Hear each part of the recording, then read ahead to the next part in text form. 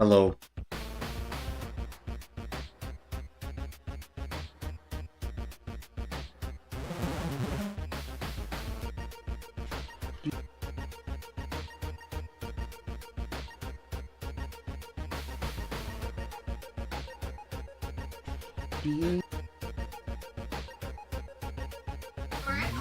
Yo.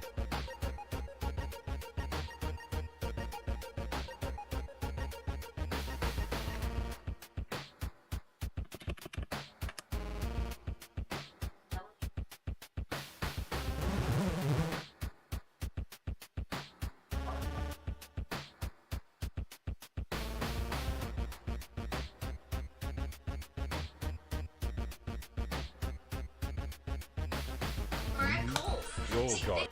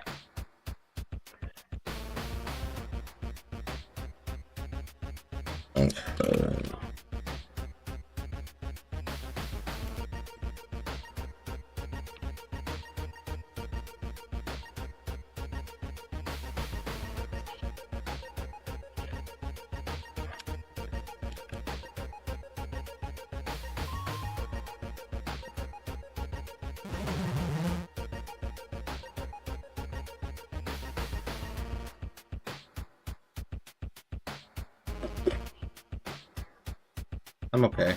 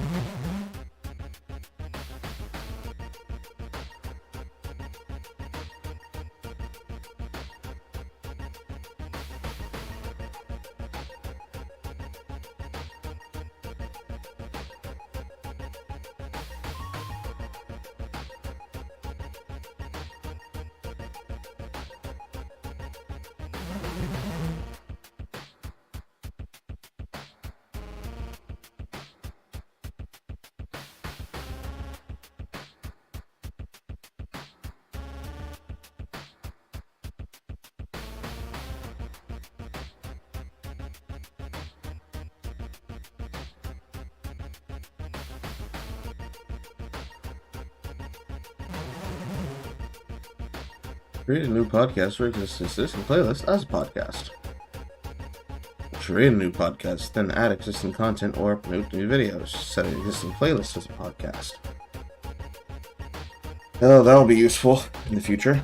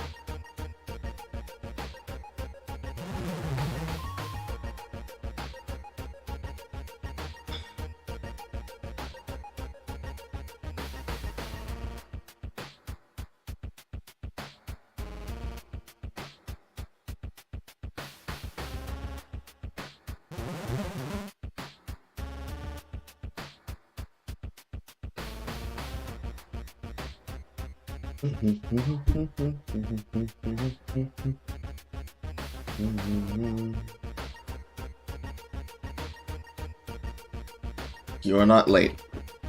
That is a countdown.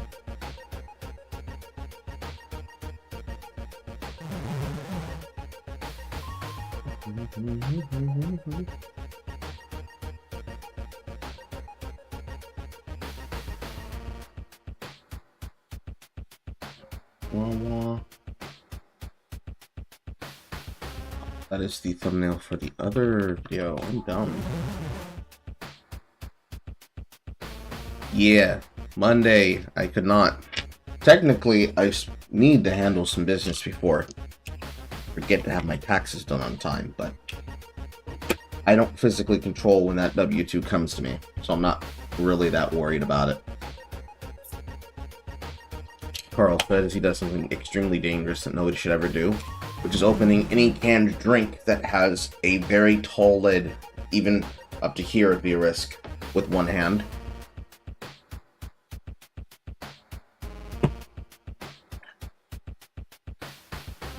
And yesterday was D&D. I lost the bag of holding.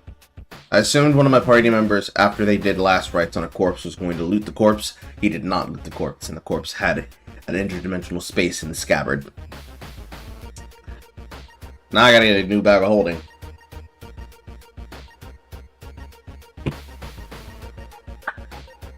Consequences.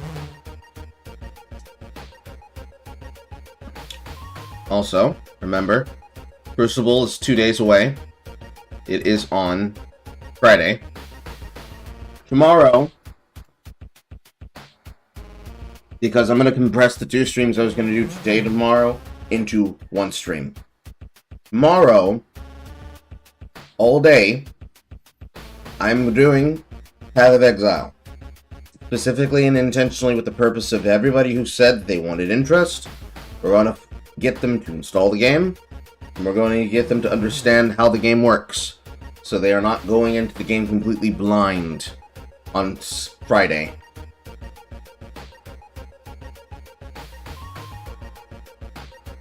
It's not necessary for you to play the game if you want to be involved.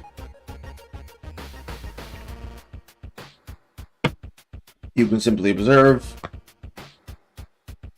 But those of you that want to play the game on launch with me, it will be beneficial for you. Take on a PoE University event. Now that I've got my shoes off.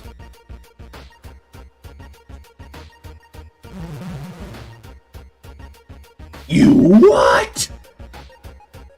What did I say that was offensive?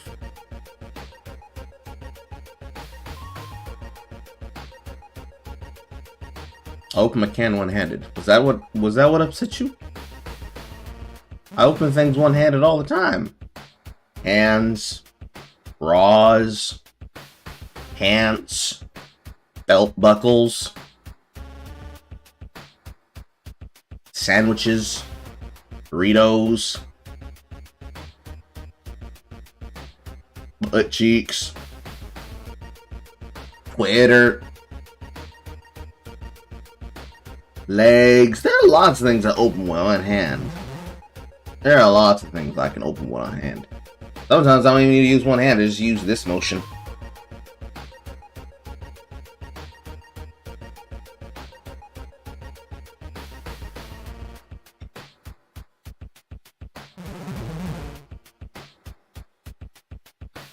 Wah wah. Wah wah. Wah wah wah wah.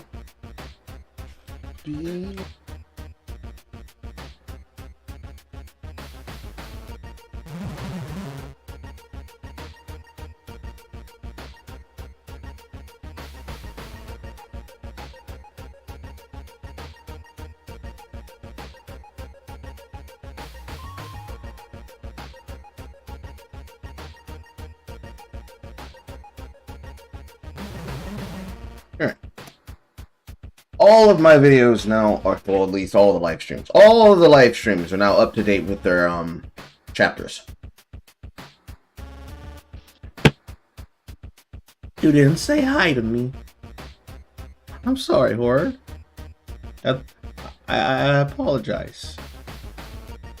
Hi, Wheezy.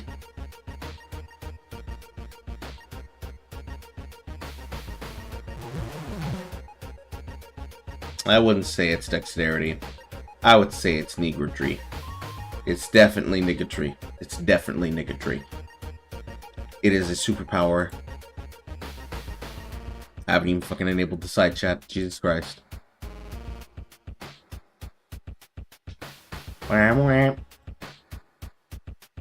You say you kid, but I don't kid.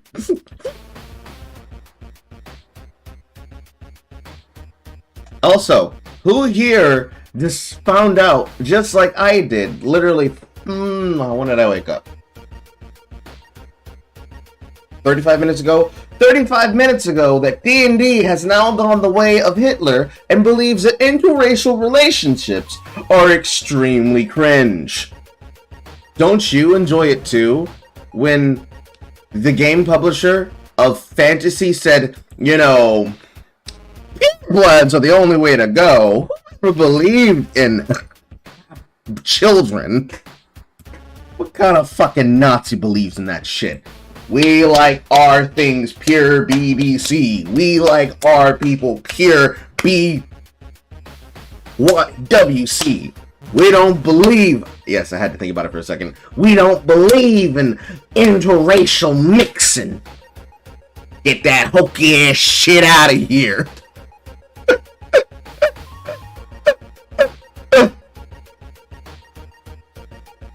I physically am sick. I did not intend to see that when I woke up. But I did. And I feel ill. I feel physically ill. Because there's no reason for them to be like that. But they be like that. For some reason.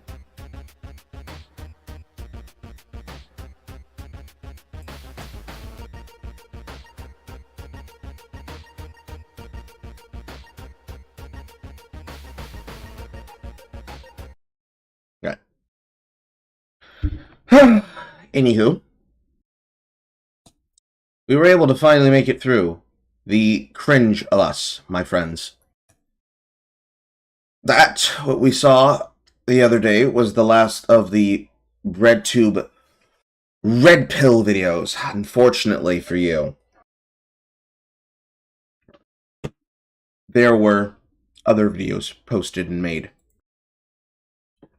So I'm going to have to watch them.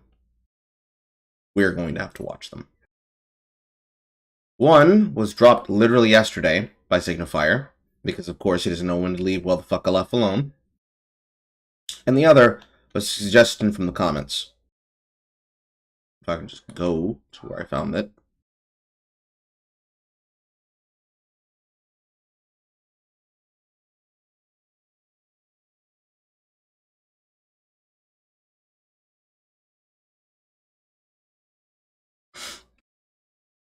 So we have the video from a content creator called Municat.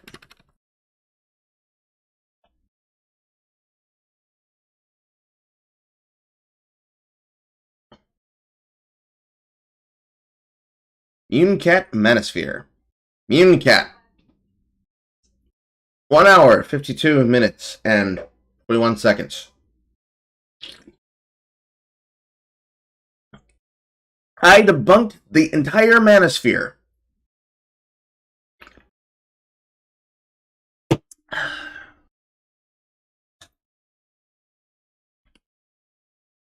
Post-wall dating coach exposes the entire Manosphere. So, a woman, that's this one right here, made a video similar to what he did. What's red pill? That depends. Are you asking what red pill the phrase means, or what red pill the philosophy in dating means? Because to answer one, you need to understand the other.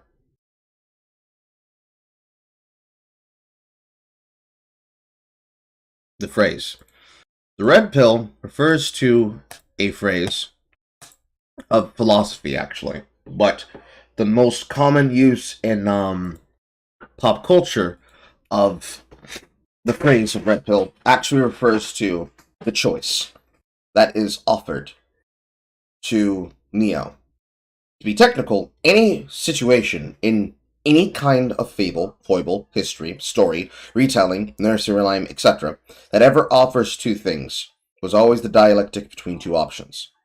One, I give you something for the pain. Two, I give you something for your wisdom. You know, one pill makes you larger, one pill makes you small. In this case, If you take a red pill, that pill allows you to become awoken, to see, to become woke.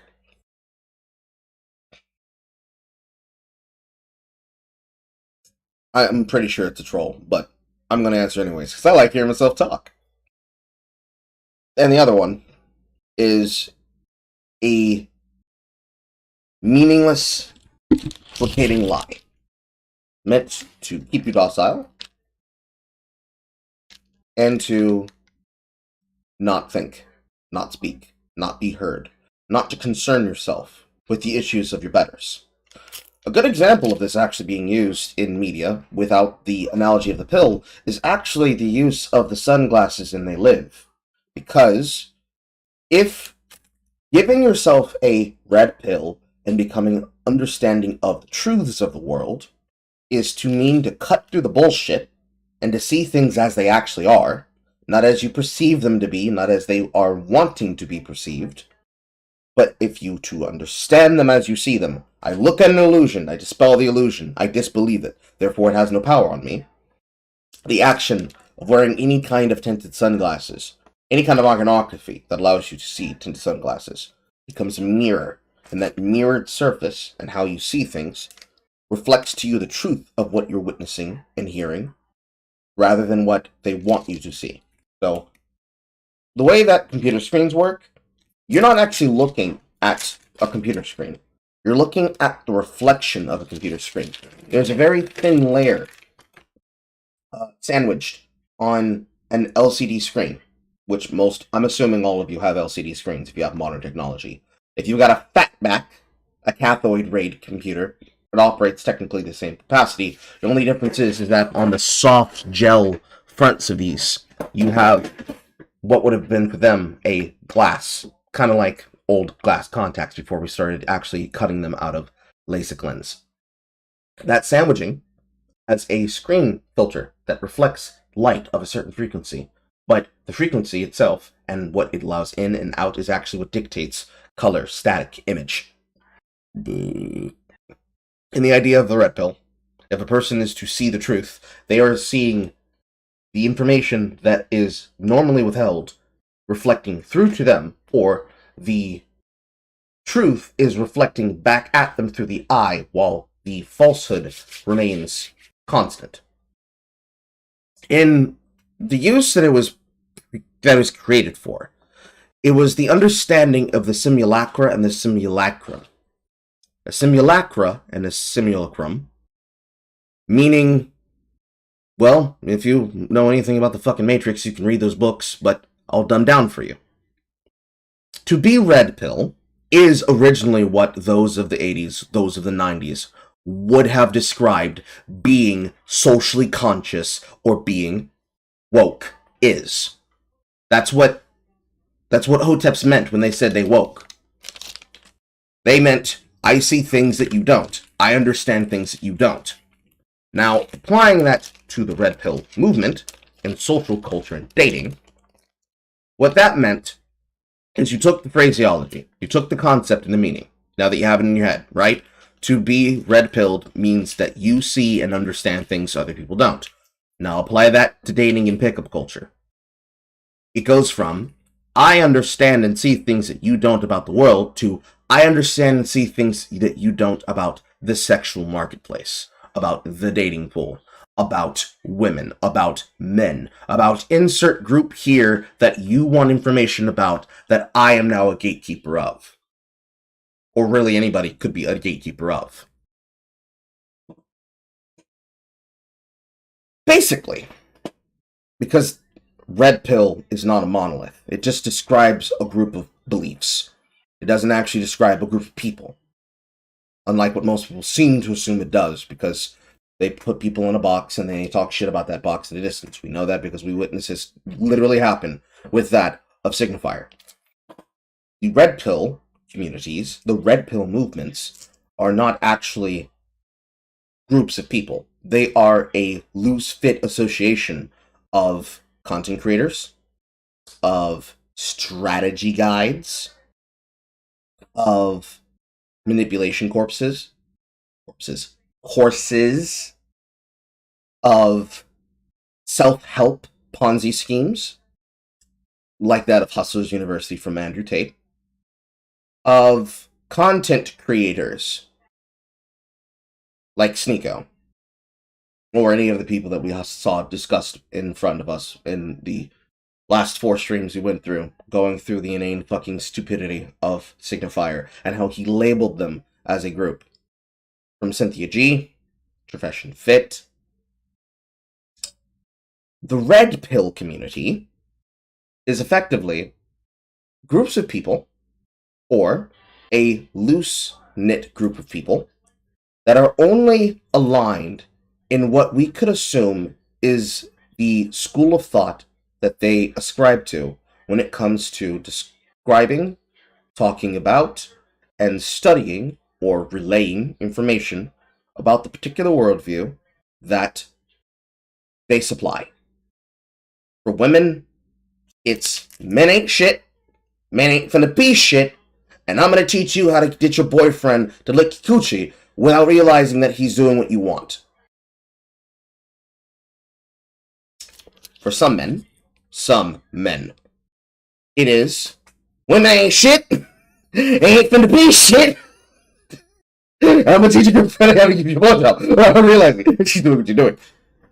For some, as we witnessed from the last streams, it is men are dead weight, they don't have a place in society, their children have no purpose of existing, we will use them for our purposes, and they only have the purpose of bringing us pleasure and when we want them to be fathers to our children.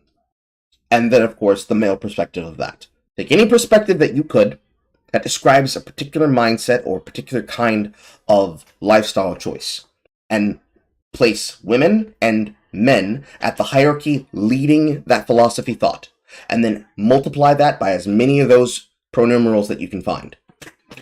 What you'll end up finding is a factor of multiple worldviews and multiple lifestyles and multiple philosophies that basically stand counterpose to normal people. When we describe something that we call an incel, for example, maybe use a trash can, what we are usually talking about is we are describing a group of people who are involuntary celibate. Now, the problem with a phrase like involuntary celibacy is that when we call somebody an incel, you're not calling them an incel. You're calling them involuntary celibate. It's a shorthand. Incel does not mean virgin, for example. Because if they were an incel, it means to say that they are so toxic, that they are so crude, that they are so poor of a dating option, that they have absolutely nothing about them that makes them desirable to the other person, to another group, to another class, that people actively would rather not fuck them than fuck them. There you go. They would rather actively not fuck them than fuck them. And what that means, if people do that, is that when we call a person involuntarily celibate, what you're saying, what you're claiming, when you use it as an insult, is you are so undateable that you're also unfuckable. Nobody will even get drunk to have sex with you. You are so undesirable, nobody ever wants to lay down with you that you aren't paying them for. Just if you want to be realistic, when you call somebody an incel, you're telling them they are involuntarily celibate. Sex work is involuntary action. So if somebody's willing to fuck you, but they have to be paid to do it, it means you have to pay them. And when you say this as an insult, you're saying to people, you couldn't even pay me to have sex with you. It's that undesirable. The opposite of Game of Thrones, for example, when Podrick goes to the brothel, and all the women fuck the dog shit out of him. I don't want to just face this way. And all the strippers fuck the dog shit out of him. And Tyrion and Bronn basically ask him, so what the fuck did you do with all this coin? They didn't have sex with you? They had sex with you, but they didn't take the money? Really? Damn. Like, damn, fam. You don't have to tell us what the fuck you did to them, because that was some shit. It's like that. Compose this to the opposite of what virgin in this mindset would mean if you use the same terminology. Effectively, it would mean that virgin isn't incel, it's volcel, voluntarily celibate, otherwise known as celibate, otherwise known as single.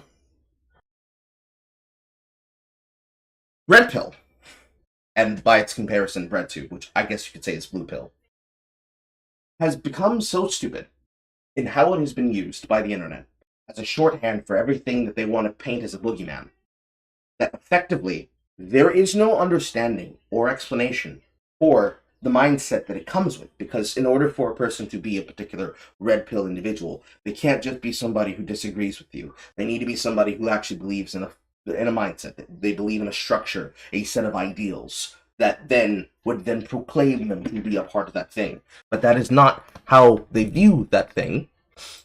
The way that they view that thing is always filtered through a social lens. It is literally filtered through rose-colored glasses. So, on the results here in this window, what we might see inside of the first video might not be the same thing of what we might see in here from the replay of Hassan's chat as he grifts this fucking content to stream on Twitch.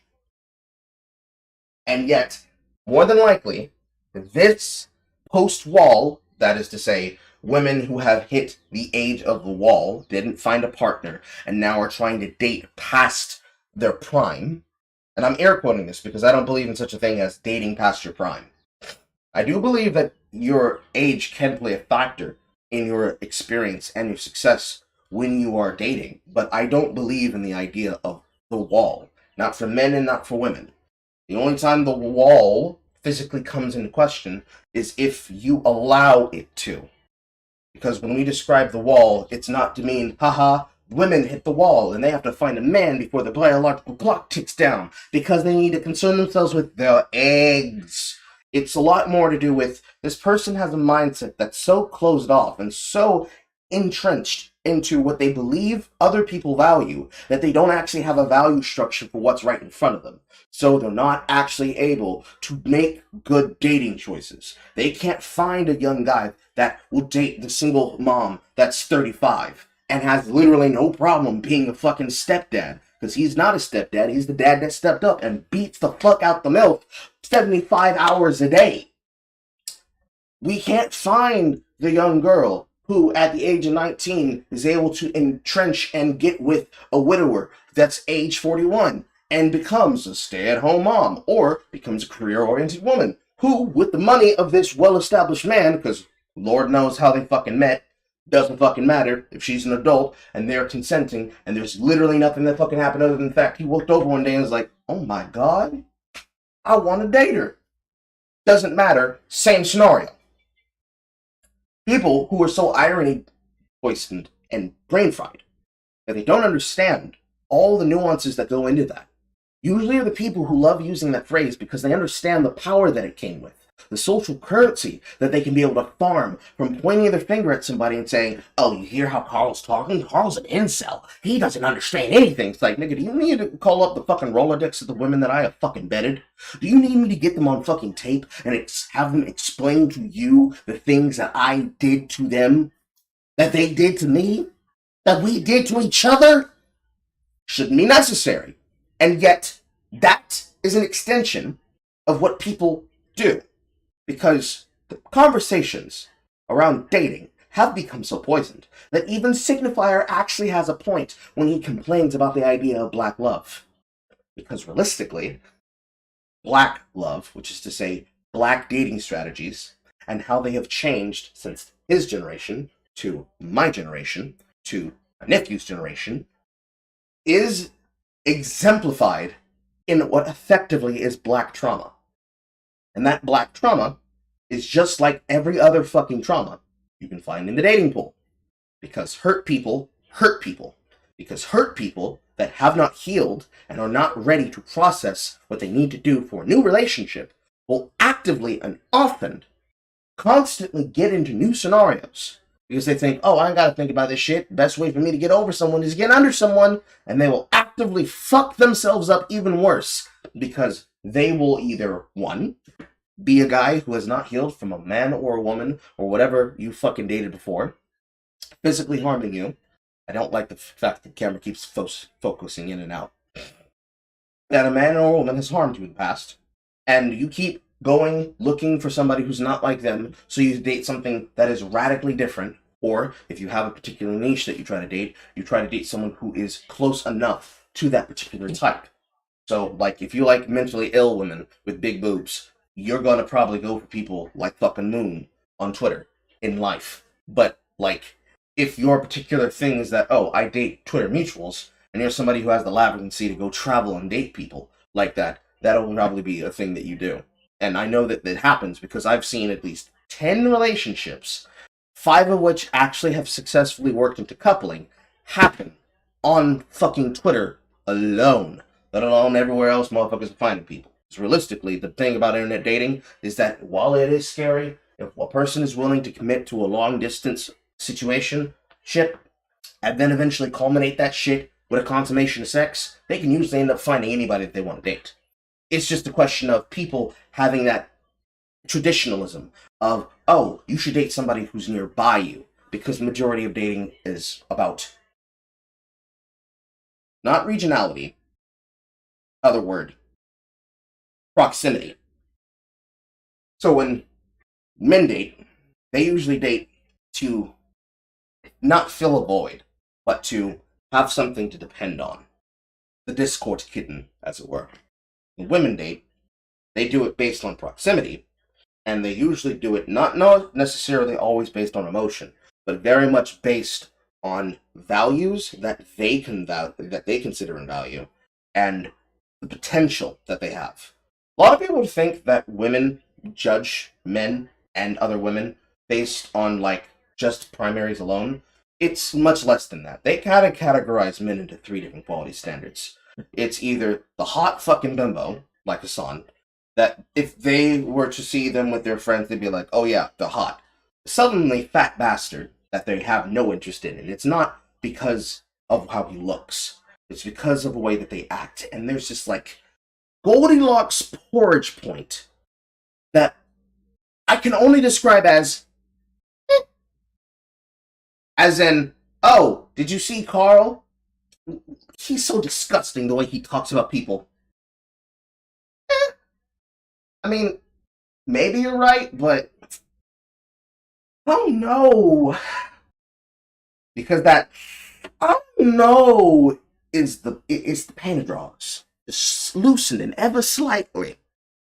The reason I say that is that you don't need to be hot.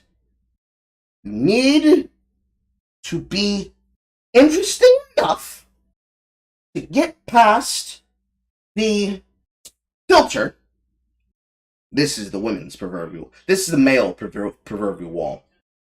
You need to get past the proverbial dating filter of most women and the superficiality so that your innate personal qualities can shine through. You ever wonder how motherfuckers like me with Roger Rabbit energy, Bugs Bunny energy, autistic Riz, this motherfucker's retarded energy are able to pull men, women, and extreme baddies? They don't let us hit because we go to the gym. They let us hit because we goofy. I made them laugh. And laugh and laugh. And laugh and laugh. And laugh and laugh. And then they took their clothes off. That's realistically what happened. They didn't get with me because, oh my god, he can fucking bench press my body weight. They jumped into my arms one day and then realized, oh shit, he can actually pick me up. And then I jumped into her arms, made her carry me around. Oh, Simba! Shit like that. I need to pee. I'll be right back.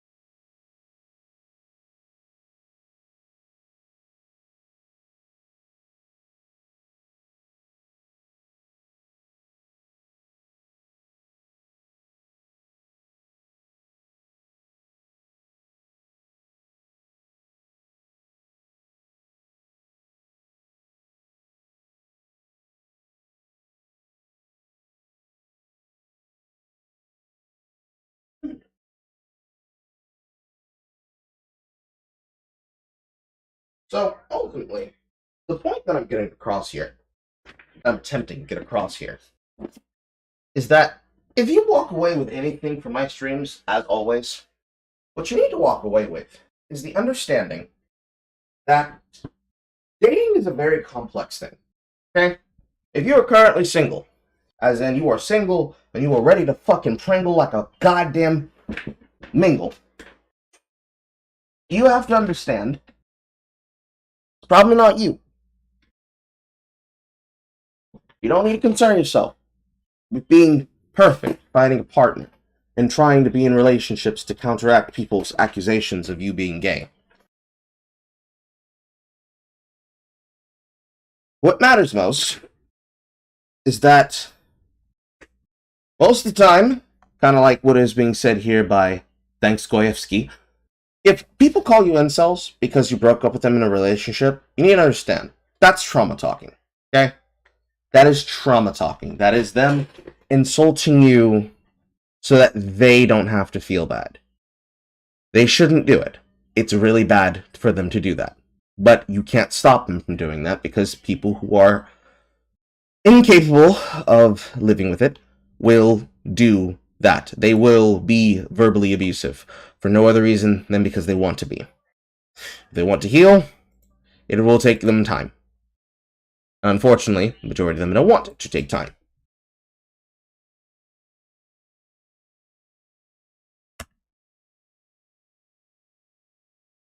Motherfucker. Motherfucker, come on.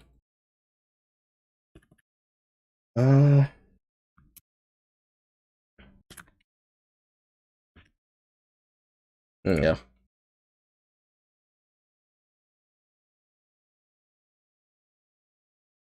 Let's see here. Truth Black Conservatives. Where's the one that I saw the other day? There you go. So we have that. And we have this. So, to help with today's programming, we'll be watching 3 videos.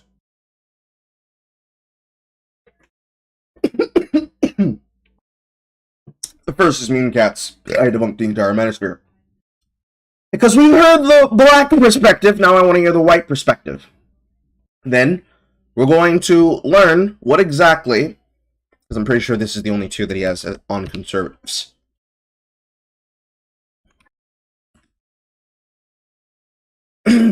Yeah, it's the only change that's recently made by conservatives. We're going to learn why particularly they're hyper-focusing on this concept. This video is... Of course, the video is sponsored by Sheriff's Block. Of course it is. Just need to make thing 40. And let's begin. This video is sponsored by Surfshark. Hello, and welcome to the Hardman Good Times broadcast. My name is Coach Diesel Stick, and It would be great if you guys would not do these kinds of skits, because it makes it seem as though that you really don't understand what it is you're criticizing. If you make criticisms of that, you can't talk about Fresh and Fit.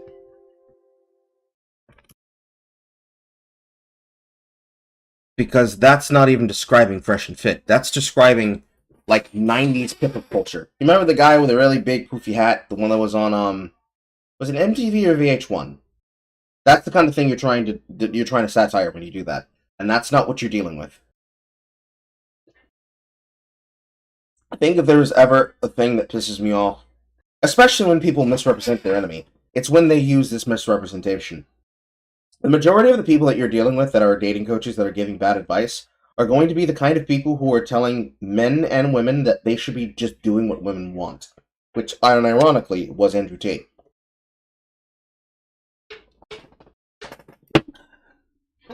And they don't look like that. They don't act like that. They don't sound like that. They don't speak like that. They actually make fun of people who are like that. Did I watch the Thick Peace Drive video about black conservatives? No, and unfortunately I don't think we'll have enough time.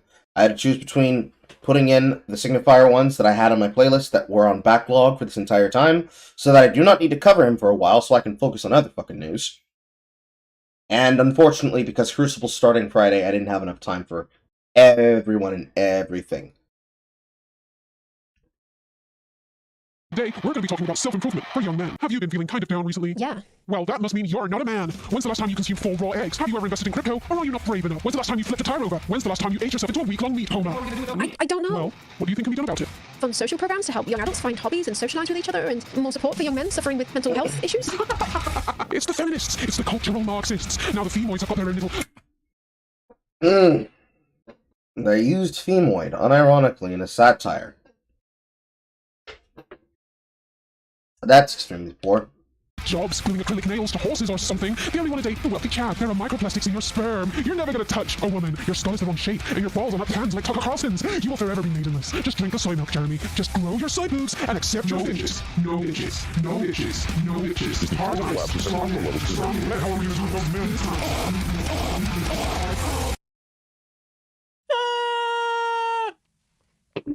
Hello, woman here.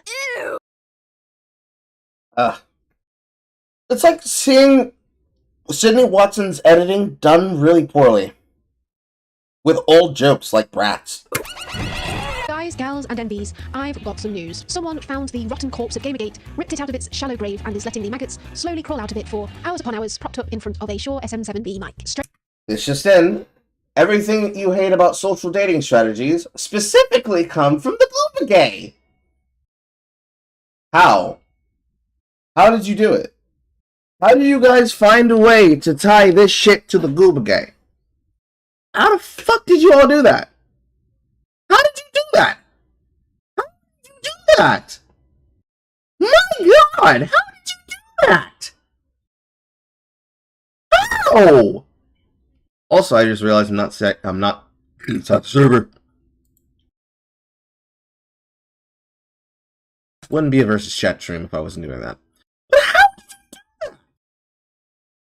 How the fuck did you find a way to tie Gamergate to social dating strategies? What about video game journalistic ethics has anything to do with getting a golf alternative girl to suck my dick? What the fuck? What the fuck? Straight men are having a crisis. If you'd like to have a laugh and an aneurysm at the same time, I suggest you check out the Incel Wiki to read up on some theory. There, you can enjoy The straights, which include the women, so men and women are suffering, and it's funny to you. reading up on peer-reviewed concepts such as female sneakiness. They've even provided us with a picture of Eve with bare boobs, eating the apple, even if told not to. And you can click on the word boobs there if you're not. This just in. Talking shit about a wiki that is not actually tied or seriously considered by any real movement, and saying it's the same thing as talking about your enemies, passes for content. Sure what those are. They even provide helpful citations, such as the music video for No Scrubs by TLC, to demonstrate hypergamy, even though their idea... That literally was hypergamy. Three female stars at the time write about how they don't want to talk to a guy who has no fucking money. They themselves not having any money. Oh God, that's. But they had status, Carl, and they thought that was enough. It's always. Well, I shouldn't say it's always about status. It's more so about. It's a multitude of things. Oh yeah, but in that situation, it's yes, we are hot shit, so we're not going to deal with certain guys. I'm like, all right. Yeah. Recite with me, chat, as you can read on the screen. A scrub is a guy who thinks he's fly, and is also known as a buster, always talking about what he wants, and just sits on his broke ass. Literally, the song is about women saying, I don't want to be with a man that's broke.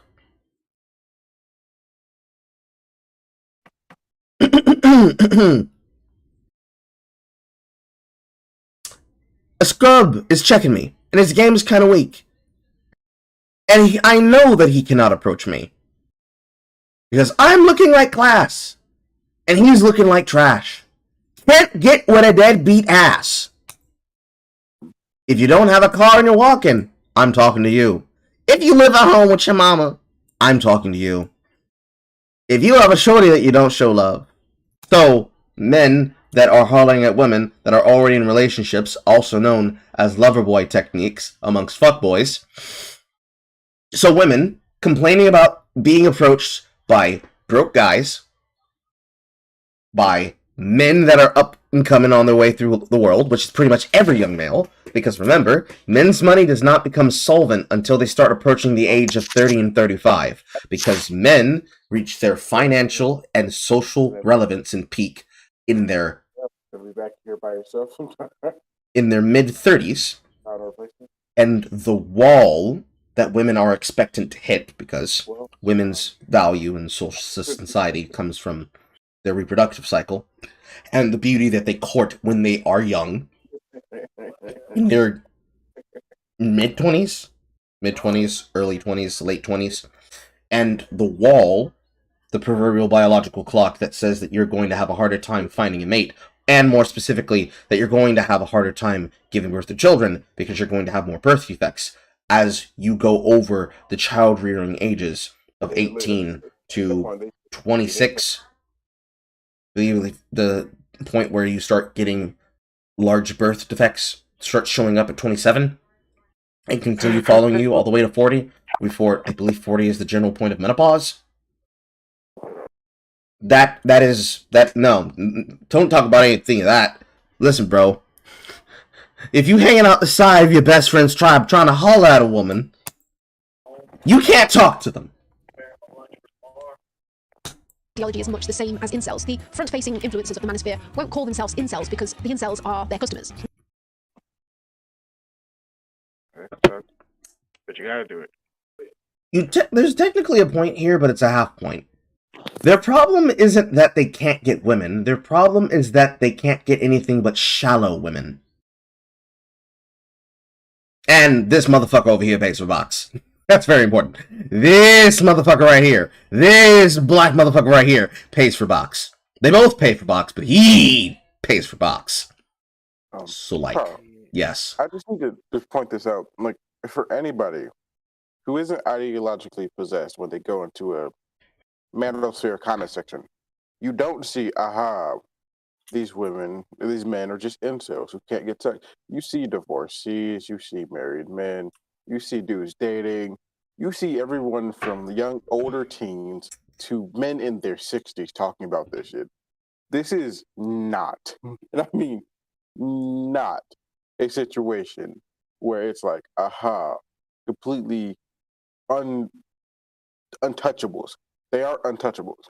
As much as they want to say this, they're not untouchables. A lot of them have actual good lives. They're just not great. They're not what they believe they could be, which is what makes them go down the plot, like the mindset of what we would normally, if we weren't ideologically possessed with this phrase, would just call undateable. There's a social fabric that says that if a man is alone, that there must be something wrong with him, because people would flock to an attractive person and would want to be with them. And like I said before in the kidology video, what men and women who are incels believe when they hopefully look at the dating choices of their peers is they look at the men and the women that they are selecting and choosing. And much like a fat young woman could look at herself and see the people who are being discussed and described, she could look at those choices and realize, oh, these guys that are making these choices about how they are and who they are and what they're doing, they're making choices that are apropos of me. I don't look like the thing they're doing.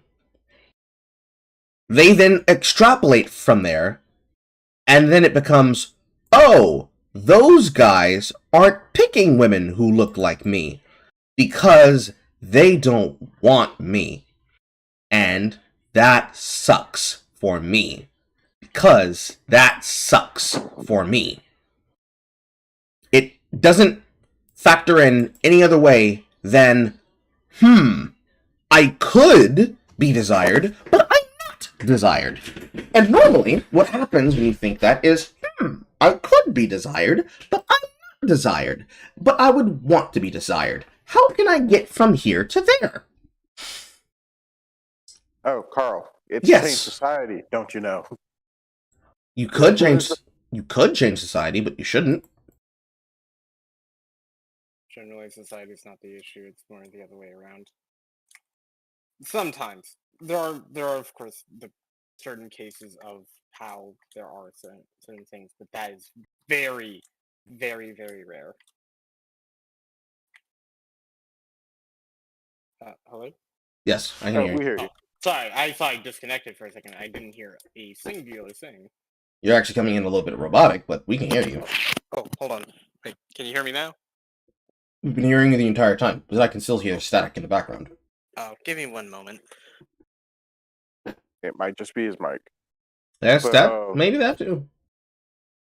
Yeah, this whole thing. So, like, if you want to just talk about the subject, I have a weird personal experience that could highlight, like, not only how the culture ended up where it was, how it how it's kind of obvious it was going to end up here.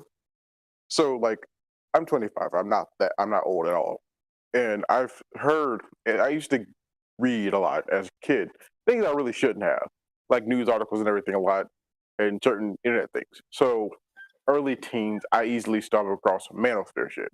And the thing about this is, I don't have, like, one. I'm not raised by my mother, even though I was with her for a brief time, I was raised by my dad.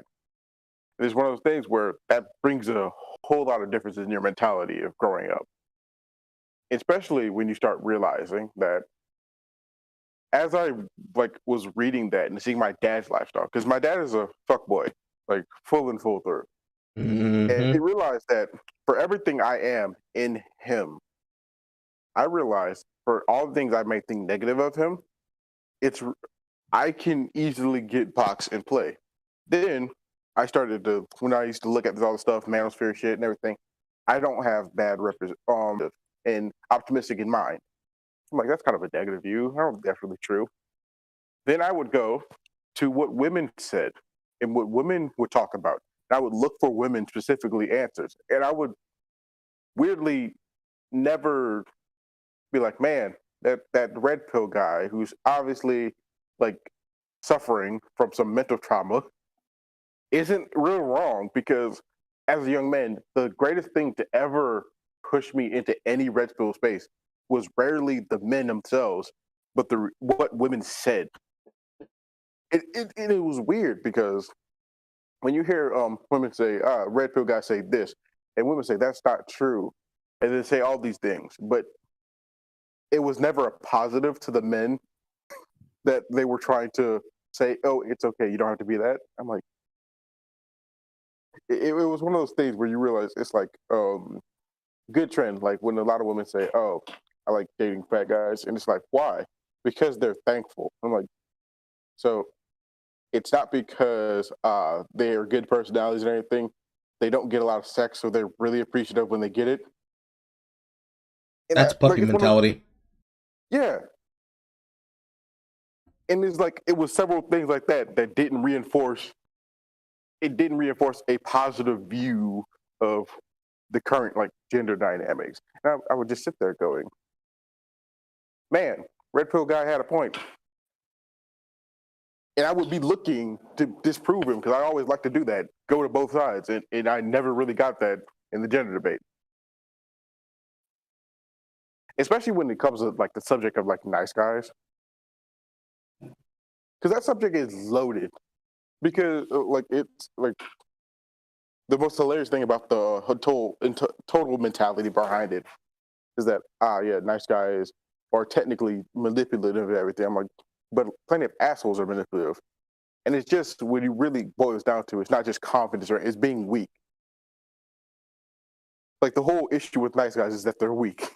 And nobody wants to be blatant about that. Carl? Yes, I'm listening to you. We're No, I get listening. it. Yeah. I just wanted to get your opinion on There that. are two sides. Speaking as a fuckboy, the first problem is with the people. Because when women seek out men that they believe are puppy material, the fat men who haven't had a lot of sex or haven't been the apple of someone's eye before, so they fall in really head over heels, and they basically groom them into the perfect yes man. That is probably one of the most tragic things that can be done with the feminine wild that has yet to be punished. It needs to actively be punished. Because it is them effectively demonstrating that on their terms, they will do to men what women claim they don't ever want men to do to them. And it's disgusting. And as much as we could say, but he's happy, he's not. He thinks he's happy. Until he gets beaten by that woman. Because the women who do that are usually propensively looking to control. And when they lose control, they become physically violent. Or emotionally violent. It's both, but it's usually physically violent first. They become physically violent, but then they realize, oh, I'm hitting this very big mountain of a man. What happens if he starts hitting me back? So then it goes to emotional violence. They start physically, and they'll beat the shit out of them when nobody's watching. But in public, emotional, verbal insult and slander cuts deeper than any fucking knife. And it's usually done through the format of pride and shame. Because behind every single man that is broken, there is a woman who psychologically beat him. Doesn't matter if it's his mother, doesn't matter if it's his middle, younger, or older sister, doesn't matter if it's his female friend upon who he is platonic, whether he does or doesn't have unrequited feelings. Doesn't matter if it's an older woman, especially in the black community.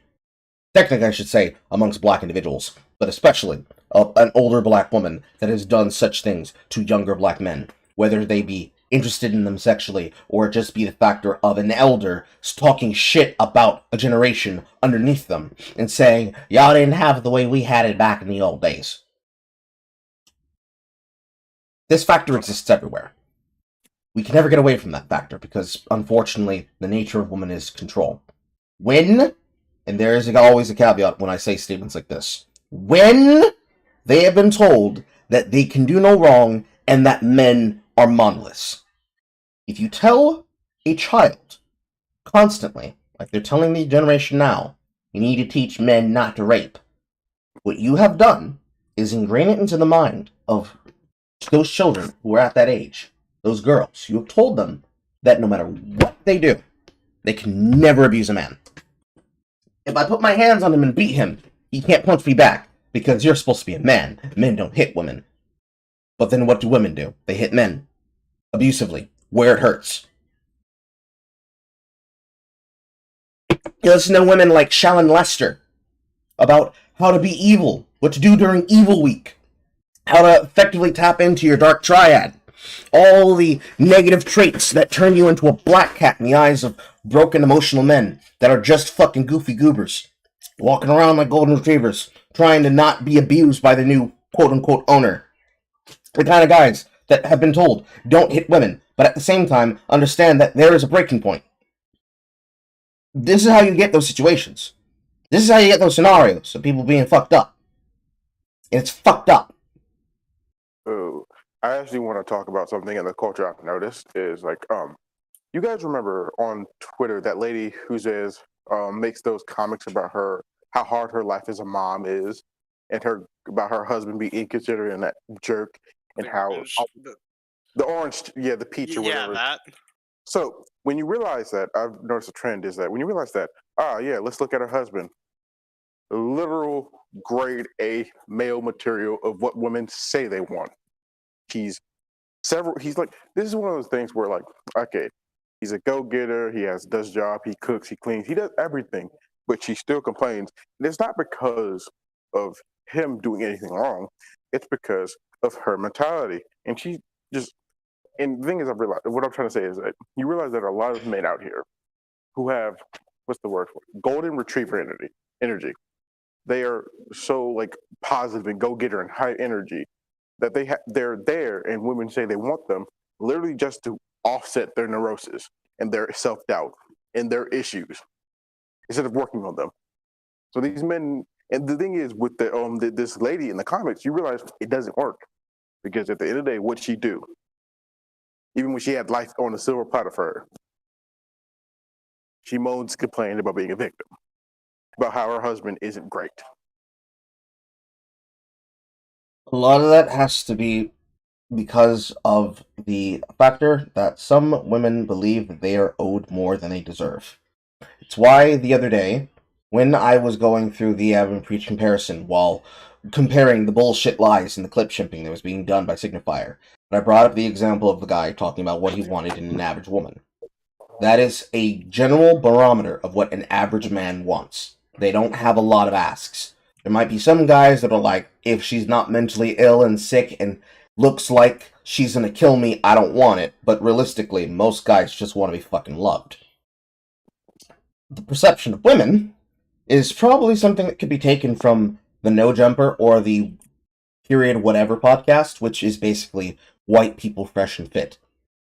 Two white guys, an Asian woman named Angela that I actually know on TikTok, and random women that they bring in, just like Fresh and Fit brings in random women. When you say who you're here to see, put Colin Akins, Collin. Armando isn't technically an employee, he's a contractor, so. What? I think he's talking to somebody else. Oh, I thought I covered the mic. My bad. I was so fucking confused. But Yeah, no, I kind of read on it immediately, like, oh, okay. But usually when somebody gets asked a question of how do you rate yourself, 1 out of 10, what you'll usually see on these kinds of podcasts, which, please God, stop using these fucking podcasts as barometers of people on the internet having intelligence. They are not intelligent. When you usually ask them this question, sometimes the men will rate themselves based on a general standard of average. The women will almost always rate themselves 10 out of 10 or phenomenally out of 10. And much like Ab and Preach on said video where they saw this happen, when you rate yourself something like a 7 out of 10 and you say, but women can't score below a 6 out of 10, it means that they're not actually 6 out of 10s. It means when you rate somebody 7 out of 10, you're saying they're 5 out of 10. You're saying that they're average. Because if you're saying, oh, well, I don't want to rate them an average number because I don't want to be mean, you're demonstrating that your ability to judge people is not based on actual concepts of a hard cast, ugly beauty. It's based on what you feel. So if I were to basically constantly love bomb, because it's a form of love bombing, a woman saying, oh my god, Chica, you're so beautiful, 10 out of 10, it's on my face, ooh, mommy, ay, papi. What you're effectively doing is telling me this person is mid. Because realistically, every woman could be mid, if you really wanted to be brutal enough. But the best looking person to you might be the person who put a ring on your finger, who once upon a time farted directly into your fucking mouth as you walked through a doorway, because somehow he was hanging off the door frame like a hanger, and he was like, honey, come into the room, come real quick, and you ran in, and you could just smell the tacos you had beforehand. And now you're sitting there, listening to me, laying on his stomach, being like, yeah, I did marry that jackass, didn't I? Yeah, I did. For you, that's your concept of beauty. And that has a lot more to do with the memories that you've made with them than necessarily the way they licked your coochie. Maybe they also lick your coochie good. But it had more to do with the first thing than it had to do with the sex. And ironically, because it's going to probably be a talking point that will be brought up at some point, when people usually claim things like that, when they usually say, oh, I got with this person because I realized that they rocked my fucking world, and then they just happen to be a really good husband, a lot of the time they like to cite the dynamic I just explained, and they say, oh no, well, I always looked like different, but he stood by me through thick and thin. It's like, okay, so it's not about the beauty, and it's not about what you looked like when you met him, it's about how you two grew together, and like, that's what people are missing when it comes to the dating pool. They're missing the pair bonding. And they're not able to pair bond because their social structure of how they do the marketplace of sexual value is so skewed based on fetish rather than infatuation. I'll say that again. Most of it's based on fetish, not infatuation. I think we had enough here. Let's continue. These alpha males, in fact, used to be just like you, but now they are the ones who have made it to the sex haver citadel, the top 1% of males who have hacked the female brain and fitness game, and they're there to teach you, young Chadawan, how you can get there too. You don't need to be 6'7". We're gonna take that word. This is ours now. Chadawan is ours. Chadawan is ours. Padawan? Chadawan. Chadawan. Okay, that's interesting. Have a jawline that could cut glass or inject cooking oil into your biceps. You just have to take the red pill. The current zeitgeist of the red pill are Tweedlepee and Tweedlecum of the Fresh and Fit podcast with Fresh and his little CEO bling chain that looks like it came from an incel subsidiary of Claire's Accessories, and Myron Gaines, a guy who literally named himself Admiring Gaines. Hold in your puke. We've only just started. The Fresh and Fit podcast serves as a marketing vehicle for Rollo Tomassi and his successful book and blog, The Rational Male, which spells out red pill theory with a supposed scientific backing. He's supposed to be a modern dating expert, but he's been married for 25 years to a woman who I assume is extremely adept at compartmentalizing, as I couldn't imagine having a husband who's drawn a sexual market value graph, especially one that starts at age 15. You're doing the thing that even the... Do we even dare use the dreaded three-word phrase? You did during your inability to read charts. I'm not defending this, by the As I way. couldn't imagine having a husband who's Let's compartmentalize retardation of what you're trying to push here. drawn a sexual market value graph, especially one that starts... So, on this graph that has things, this graph of the sexual market value starts at the age of 15, because what happens usually when you reach your teens? What happens when you reach teens? I mean, I think it's a question. They're pointing it out as though this is not a question. Right now. My bad. Well, typically what happens when you reach your teens is that you start becoming curious. As curious as I mean, like curious in the opposite sex. Well, you're already curious in the opposite sex typically by the rounds of age 13 or so. But you get my point. I mean, I was aiming for puberty, but... Yeah, late stage puberty. Yes. So, like, the fact that this blue part of the graph, I don't even need to see the rest of the fucking graph to know why you're fucking dumb. The rest of this graph says the peak span between these years, and then the... What's that? Computative... That's a 4-letter word. I can't tell because you fucking blurred the shit to try and impress the idea of 15. The sexual marketplace of value describes supply and demand of sexual interest. If I am horny and I am looking for a thing, X marks the orgasm. Or I guess the pelvis. So, if I, Carl, have no money, but I have a lot of prospects, and I'm going somewhere with my life, my sexual marketplace value will peak and rise, like this, until I reach a point where my marketplace value decreases. Kind of like the end of this fucking graph here in the blue. And it peaks. Like that. Men's marketplace value is an asymptote curve. It starts out with an inverse parabolic arc because we have nothing, and we are building. Oh boy, look at that. I know what 6 inches actually fits, and I have a bankroll of over 5,000. Damn. Meanwhile, women's, it technically is not quadratic, or actually no, excuse me, linear, then quadratic, then parabolic inverse. It starts out as, we don't know what sex is. Oh wait, I have boobs! Look at the shits on these motherfuckers. And now we're coasting, and we're coasting, and we're coasting, and we're coasting. Get on to college, started going to parties, got slanged around, and menopause. That's technically what it looks like. Goes like this, and then go like this, and then go like this. Because your marketplace value is the supply. The men represent the demand. The two forces are pushing and pulling in the opposite directions. Where they meet up in that X is where, oh, I met them, they met me. And granted, it looks like it's a graph, but it's much bigger. This graph is not representative of what it actually is, because it's the plateau period. There's a point in your dating where you're going to plateau, and you're going to start getting into the strings of relationships where you have no idea what it is you were doing with them. It is usually indicative of you going into there for something that you saw in them that was a potential factor that you thought that you could be able to grow a relationship off of, that you could not grow a relationship off of. And it is something that you romanticized about them that is a desire, or now an expectation, or now a new base level of value that you then stack onto your personal graph of your dating history. So let's say you started dating a woman, men in the audience. Let's say you started dating a woman with a fat ass, and you said, I ain't never dated no bitch who ain't ever got a fat ass again.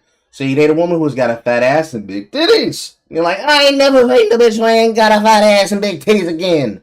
Then you date a woman who's got a fat ass, big titties, but she's a sociopath. And you say to yourself, I can't date another mentally ill woman again. I can't believe I did that. But I'm still going to date women who's got fat asses and big titties. And so on, and so on, and so on, and so on. Until your dating niche becomes so small that you say to yourself, I can't go back to what I used to. Normal women don't hit the same. I like what I like. Which is the exact same thing as what happens when men tell women, men in general, tell women in general, you have to stop dating assholes. They're not good for you. You can't get them to change because it's the same mentality. It's the same behavior. No, I love these bad guys. I love the bad boys. I just want them to be sweet to me. But they're not. So you should stop doing it. It's the same shit. When you take that concept and you basically say, listen, these guys are really fucking stupid. You know why? Because they start looking at girls as young as 15 years old! What you're effectively saying, because you did the same thing that fucking he did, is you end up putting... Female sneaky. I'm not sure what those are. Same as incels. The used to be just like you. You end up putting people... The manosphere won't call themselves incels because the incels are their customers. These alpha males, people like Fresh and Fit, in fact, used directly next to people like Kevin Samuels. A man who will actively mock you, actively would have mocked you, for even suggesting the stupid shit you just said, compared to men who only ever surround themselves, call themselves incels because the incels are their customers. These who only ever surround themselves with vapid women who would think like that.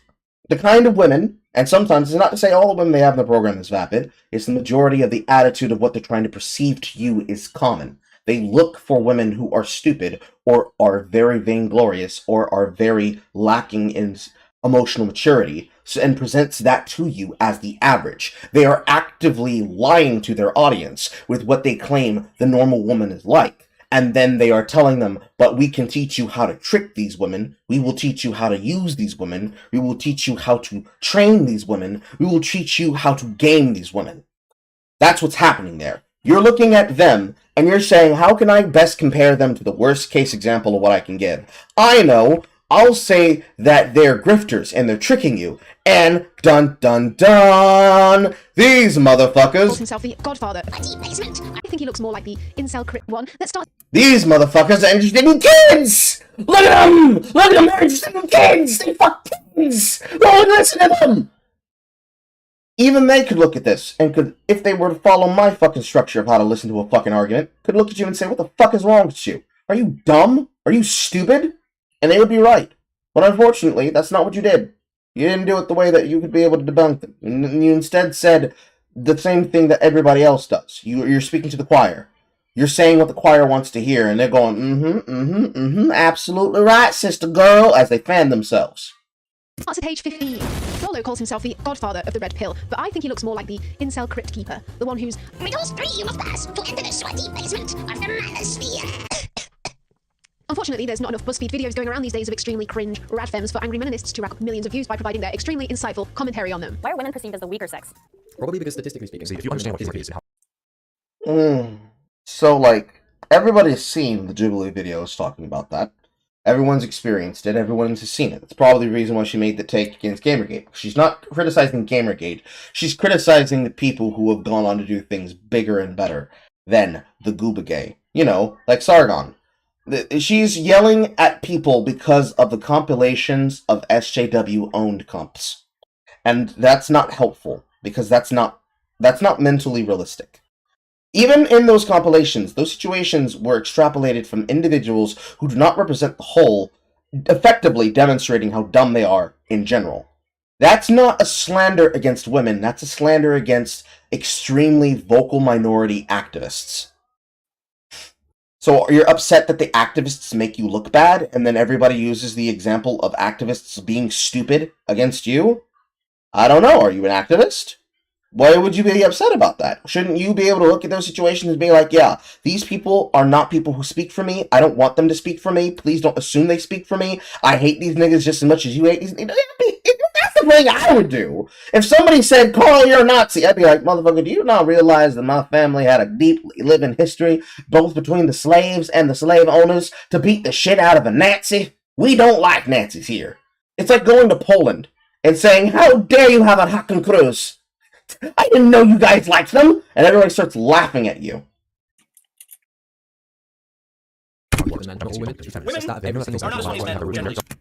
It's funny that you put in TJ Kirk there, because he's one of yours. Like, devoutly. He is devoutly one of yours. Don't know who that guy is.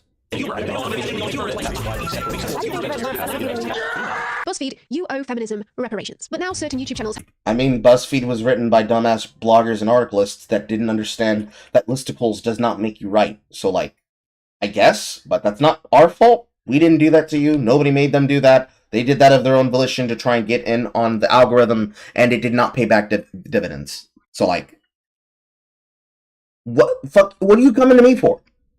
What are you coming to us for with this bullshit? Have learned that you can spy unsuspecting young men who are simply looking for self-improvement advice with a cheeky red pill via the algorithm, such as this one which uploads videos titled things like The Ultimate Guide for Young Men, How to Get Your Life Together, or 9 Strange Ways to Boost Your Confidence, and soon enough you'll have fallen into titles like Toxic Masculinity is a Myth, and... I'm pretty sure if a person's looking at this, they're not looking at this as an ultimate guide for them to get their life together. You probably put some form of fetish cartoon porn in front of me, and you didn't realize that it was. Because this image... I don't know. Maybe she's trying to fuck the kid. Maybe she's not trying to fuck the kid. Who knows? Get Your Life Together, or 9 Strange Ways. But then you see this thumbnail, like, nigga, this is porn. This is porn images. These are porn images. I think I know what it is, What, too. I actually know what that is too. What the hell? I think she unironically participated in a kink. Oh, God. I'm not that surprised, I'm gonna be honest. Ways to boost your confidence, and soon enough you'll have fallen into titles like Toxic Masculinity is a Myth, and... Okay. Wait, that's from a game. That's from the one ads. God dang it, sorry. The Dangerous Celibacy.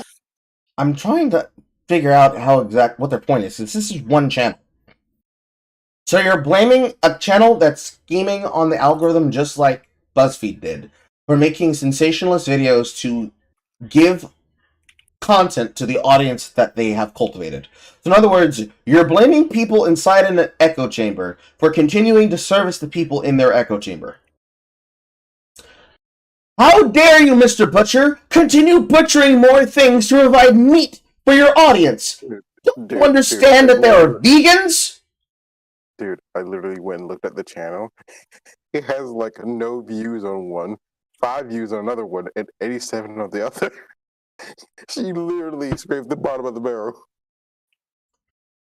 I mean, I suppose, because I had imagined the idea is like, oh, the content is very dangerous. A video from a year ago. Titles like Toxic Masculinity A video from 2 weeks ago. is a Myth, and Why 9... A video from 2 months ago. 5% of men are single and lonely, and The Dangerous Celibacy, or... That's like if I was to go to any of the BuzzFeed videos that are still public.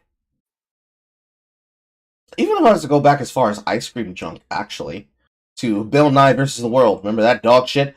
And we were to talk about Ice Cream Junk. If I was to go there, and I did the exact same routine that she's doing, it'd be just as cringe.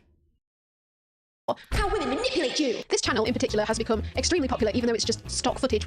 Extremely popular is 240k subscribers. In comparison, Municat, your channel is 334k subscribers. That's like saying that I'm an extremely popular and inspirational content creator, despite having 2.5k subs. That's granted, my channel has grown radically, but an expansive growth of 100% is not equal to the expansive radical growth of 36,000% increase, right? With a computer-generated voiceover, reading a script that sounds like it was written by an AI whose only data input source is the diary of a 15-year-old boy who got rejected by the popular girl in class one time and has constructed his entire personality around it. Boys do not make diaries. They post about their feelings on 4chan and then make Minecraft villages about it. 1. If you're unattractive, then don't ever try to flirt or even approach us. Whatever you'll do will automatically be considered creepy to us. Each All word the you say incel people forums. mostly I mean, I don't even go on the Incel forums anymore. And you gotta fake base shaman for that shit. He monetized Incels so much that they stopped using them. It's basically like a dead graveyard now.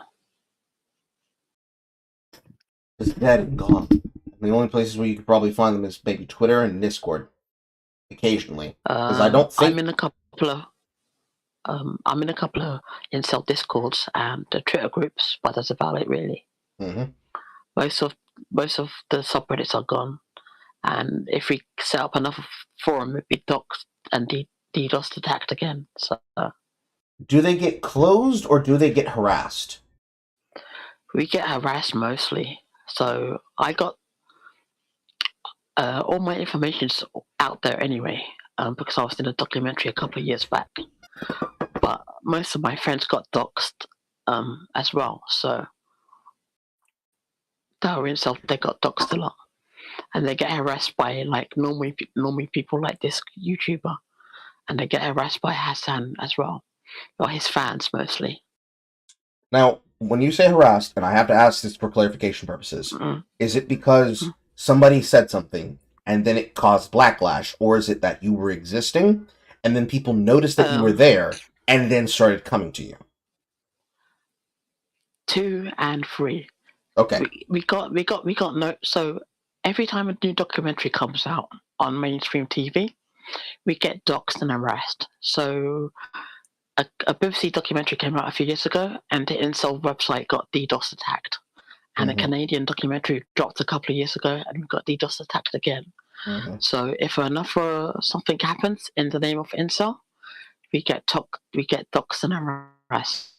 But again, like I said, all my information's out there already because I've been in a couple of documentaries and podcasts, so and stuff like that, because I'm not going to be around for much too longer anyway. So now, what I will say is that anybody who wants to be in a documentary, there is a difference between a person choosing to be in a public product for the purposes of public consumption, and people seeking out private information for the purposes of harassing and instigating further antagonization against a private citizen. It does not give them justified right to do so, and they are wrong for doing so.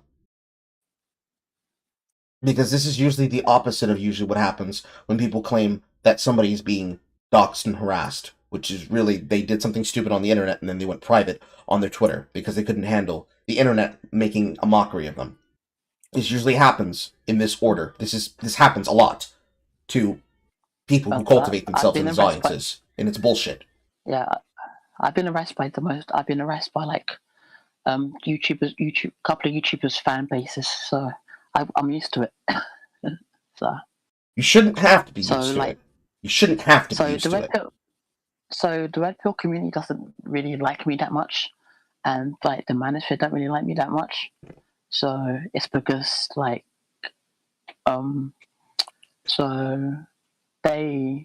because I don't really prescribe to any of the guys' talking points. So it's like very because of my can I say the R word on YouTube? That depends. Is it the hard R or just retard? Yeah, I'm legally retarded. So you have the R card. yeah, so yeah. No. Because I'm legally because I get like government like subsidies and stuff like that because I can't legally work a job. Mm-hmm. In your own words. So yeah. In your own words. Yeah. Can you describe for me how you feel seeing content of both?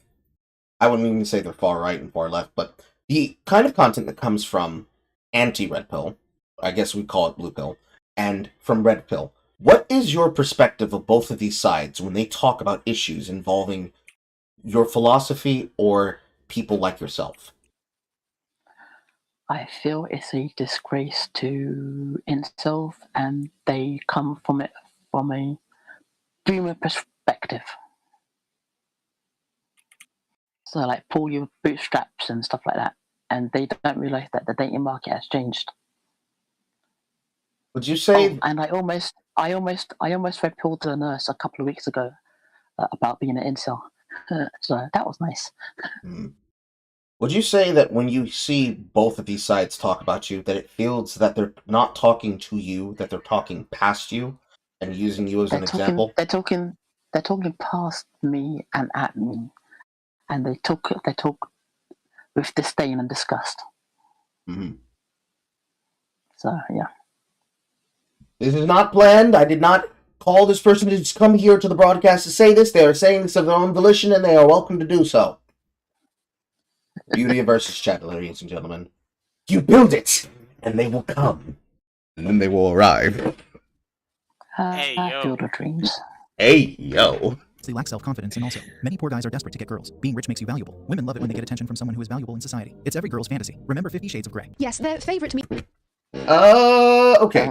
Let's rewind that for a second. There's something wrong in that. Be considered creepy to us. Each word you say makes us cute. Poor people most. Because this is supposed to be a video explaining things to do to get Diary of a women. 15. And the first example she cut out was the example Year-old boy who got rejected by the popular girl in class one time how to not creep them out. has constructed his entire personality around it. Again, boys don't write diaries. I remember some guys that had diaries, but that's because they had diaries. That's a different time period. Can I say something? Yes, please. Elliot Wood just wasn't an incel. He was a failed PUA, and the media labelled him an MOA at first. And the three so-called incel attacks weren't incels; they were outliers, and the media labelled them as much. So that had a lot more to do with using the political power that came from labeling a person that they did not like as one of the political enemies, and them actually being uniquely the thing. It was like a full year. They called him an MOA for a full year, and they didn't find the incel word until 2015. Mm-hmm. 1. If you're unattractive, then don't ever try to flirt or even approach us. Whatever you'll do will automatically be considered creepy to us. Each word you say makes us puke. Poor people mostly lack self-confidence, and also, many poor guys are desperate to get girls. Being rich makes you valuable. Women love it when they get attention from someone who is valuable in society. It's every girl's fantasy. Remember.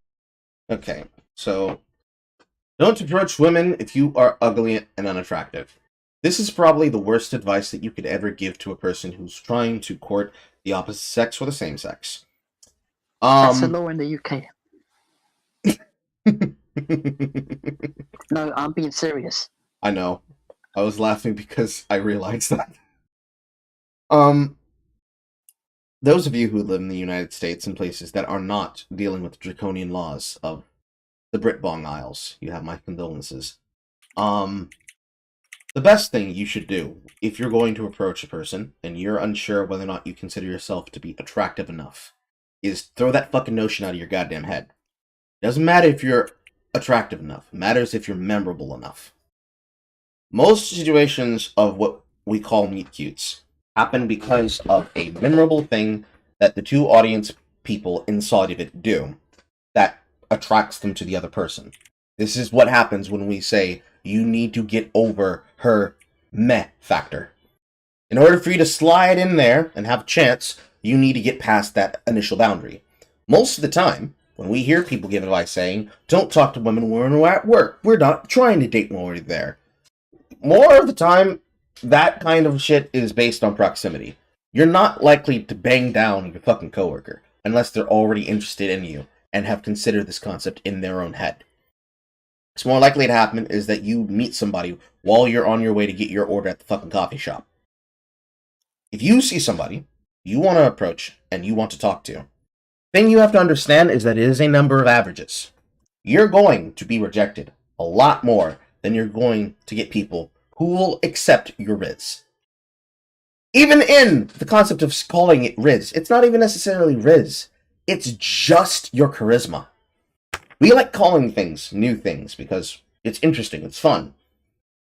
I don't even remember what the fuck we used to call it before, but before the determination of the phrase Riz, the charisma a person had to be willing to put themselves in a situation where they put themselves out there, potentially do something that may be humorous or funny to the onlookers around them, and to the target of their attraction, to the point that they may or may not get reciprocation on that attraction, and can move towards the talking stage of dating, was something that people claimed you could only learn inside of a book. But the reality of it is that the more times you try to introduce yourself to people, whether you go with the standard, hi, I saw you from across the bar, I liked what I saw, I wanted to come over and talk to you, to thinking up unique dating phrases and lines, even if you're using really old standard lines like, oh, are you from Tennessee because you're the old Tennessee, shit like that is what Riz is built from. Because realistically, the unique shit that you're hearing people say on the internet to try and pull people, or the interesting shit they're doing to try and pull people, is coming from them seeing other people do the same shit, and then doing that on other people. Some people are following the leader with examples. Some people are inventing it, like me. They are inventing these things to say, and they are saying them in like a controlled setting in the purposes of like a skit. Like, what is one of the examples I actually wanted to use for a Carl post? On the tip of my fucking tongue.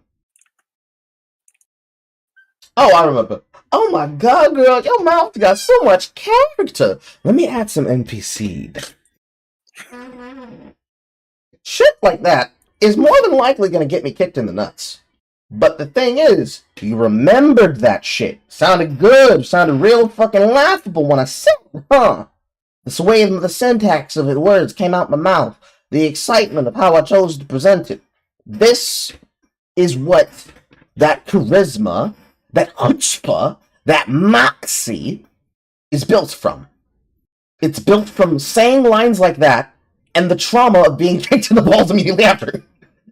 Sometimes literal, sometimes just emotional. It takes a sociopath who's willing to try over and over and over and over and over again before they have constructed either a set of lines, a particular strategy of how to approach, let alone to have the desire to get up on the fucking bike and try it the fucking in. Because if you are very, very timid, this kind of thing will scare you. Because, oh, you don't want to be impolite. You don't want to make people feel uncomfortable. You don't want to be that guy. You don't want to be the creepy guy who walks up to girls or guys that they're interested in and like, hi, my name is Clyde. Would you like to go on a date with me? There might be 1 in a million black cats that might walk up to you and say, oh my god, you're so cute. I could eat you for dinner. Come here, you're mine now. And while you're sitting there going, yay, great to me, before you eventually get pegged, 999 out of 1,000, you're probably going to either be told no, they're going to look at you and say, that's so cute that you think you have a chance. The worst thing they can say, which isn't no, it's ew, and then there's the uncontrollable laughter, and then the pointing and the finger and the laughing with their girlfriends as they talk about the thing that just occurred. To tell people the advice that they should do is that they shouldn't approach women, is to listen to women saying that they don't want to be approached and put them in the scenario that we have now invented in modern dating, where men don't approach women because, one, we don't approach them at the gym because y'all motherfuckers pull up camera phones, and if I were to ask you even, hey, you done with the dumbbells? I want to do a set. You're likely going to put that shit on the timeline, and all of a sudden I'm now one of the gym stalkers because I had the audacity of wanting to work on my fucking upper pectorals. We don't approach you in public because that's the worst place to approach you. Because why the fuck would I approach you with other people around? And I don't mean approaching you in public in a place like a club. I mean approaching you at the supermarket. Bitch, I'm shopping! I ain't in for you, I'm here coupon, bitch! Where's the macaroni and beef? Daddy's making hamburger helper tonight. The 2-for-1s are the best. Absolutely, double beef supreme, bitch! Don't you fucking I forget take it as an American thing. Yes. Yes, it is. It is a very American thing. It's basically like I a don't get the biscuits and gravy thing. No, sir. white biscuits and gravy. Because Southern people Yeah. like to eat wet flour with their dry flour. It's very unhealthy, but it's very delicious.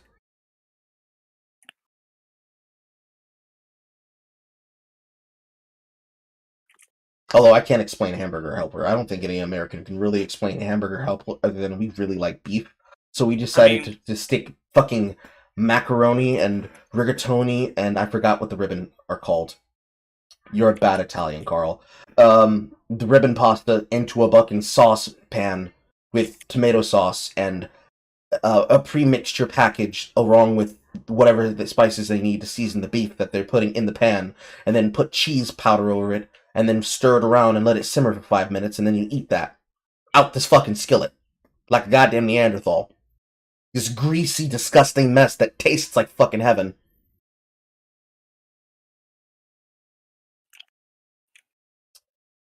Where was I? Oh, yes. We don't approach you in public because we don't want to go on TikTok. We don't approach you at the supermarket because not only do we also not want to go on TikTok, we are not there to talk to women, although this is where most meet cutes happen. We don't usually meet women at the church because if you're going to meet a woman at the church, it's usually going to be because you are religious in nature, and that is a relationship not necessarily set up between God, but because of tradition and your family.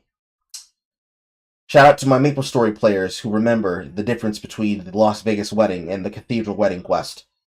You're not going to talk to women out at the club, because if she's out at the club with her girlfriends, she might not be looking for a boyfriend. She might actually be there to get over a boyfriend relationship that she was just in.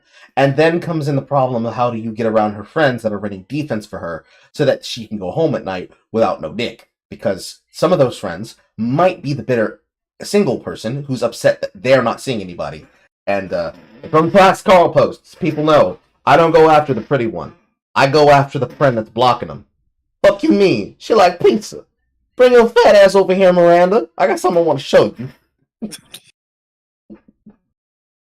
We don't usually approach women in these places because it is not worth the risk to our social standing as normal, everyday men and women. This happens to women too. Women are not the only ones in this. Unfortunately, not all women have the scenarios that people like Kidology, but it's very much the same thing. But then add the autistic factor of those women thinking, but it isn't normally the guy that does this. Take every scenario I just gave you, but then autistically put in a woman doing the same thing, and normally guys would approach for this. Sometimes women don't know what to say because they don't realize they don't have to say anything. Just stand there and look pretty, mama. That's all you gotta do.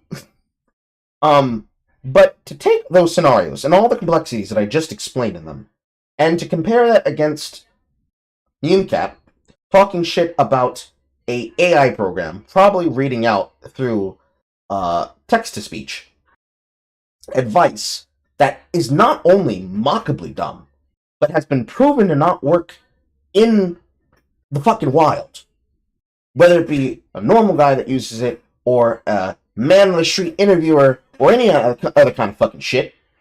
So to look at it and use that, and then say this. Remember 50 Shades of Grey. Yes, their favourite media to reference when applying generic armchair psychology to all women is the movie 50 Shades of Grey, of course, because that book was written by all women. It was actually me who wrote the line, "I feel the colour in my cheeks rising again. I must be the colour of the Communist Manifesto."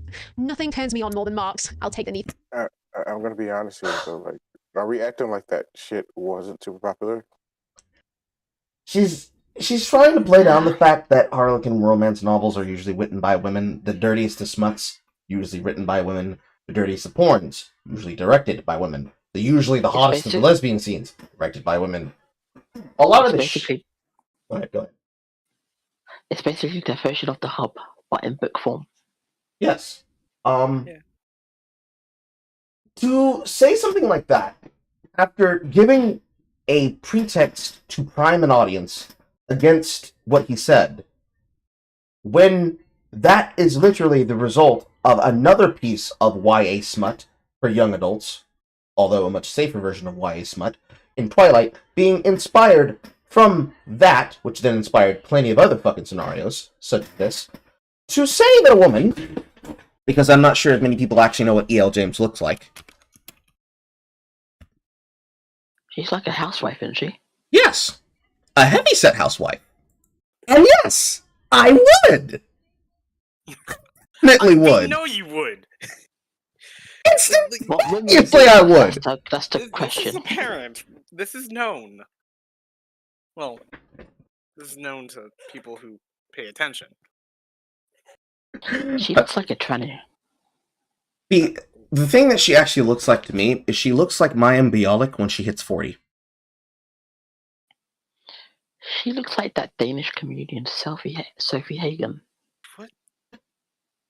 Let's see here. There is another one, but there's another actress, or there is an actress that I remember. Let's see here. Sophie Hagen. Yeah, I can see it. How old is Sophie Hagen supposed to be now? Mid-30s.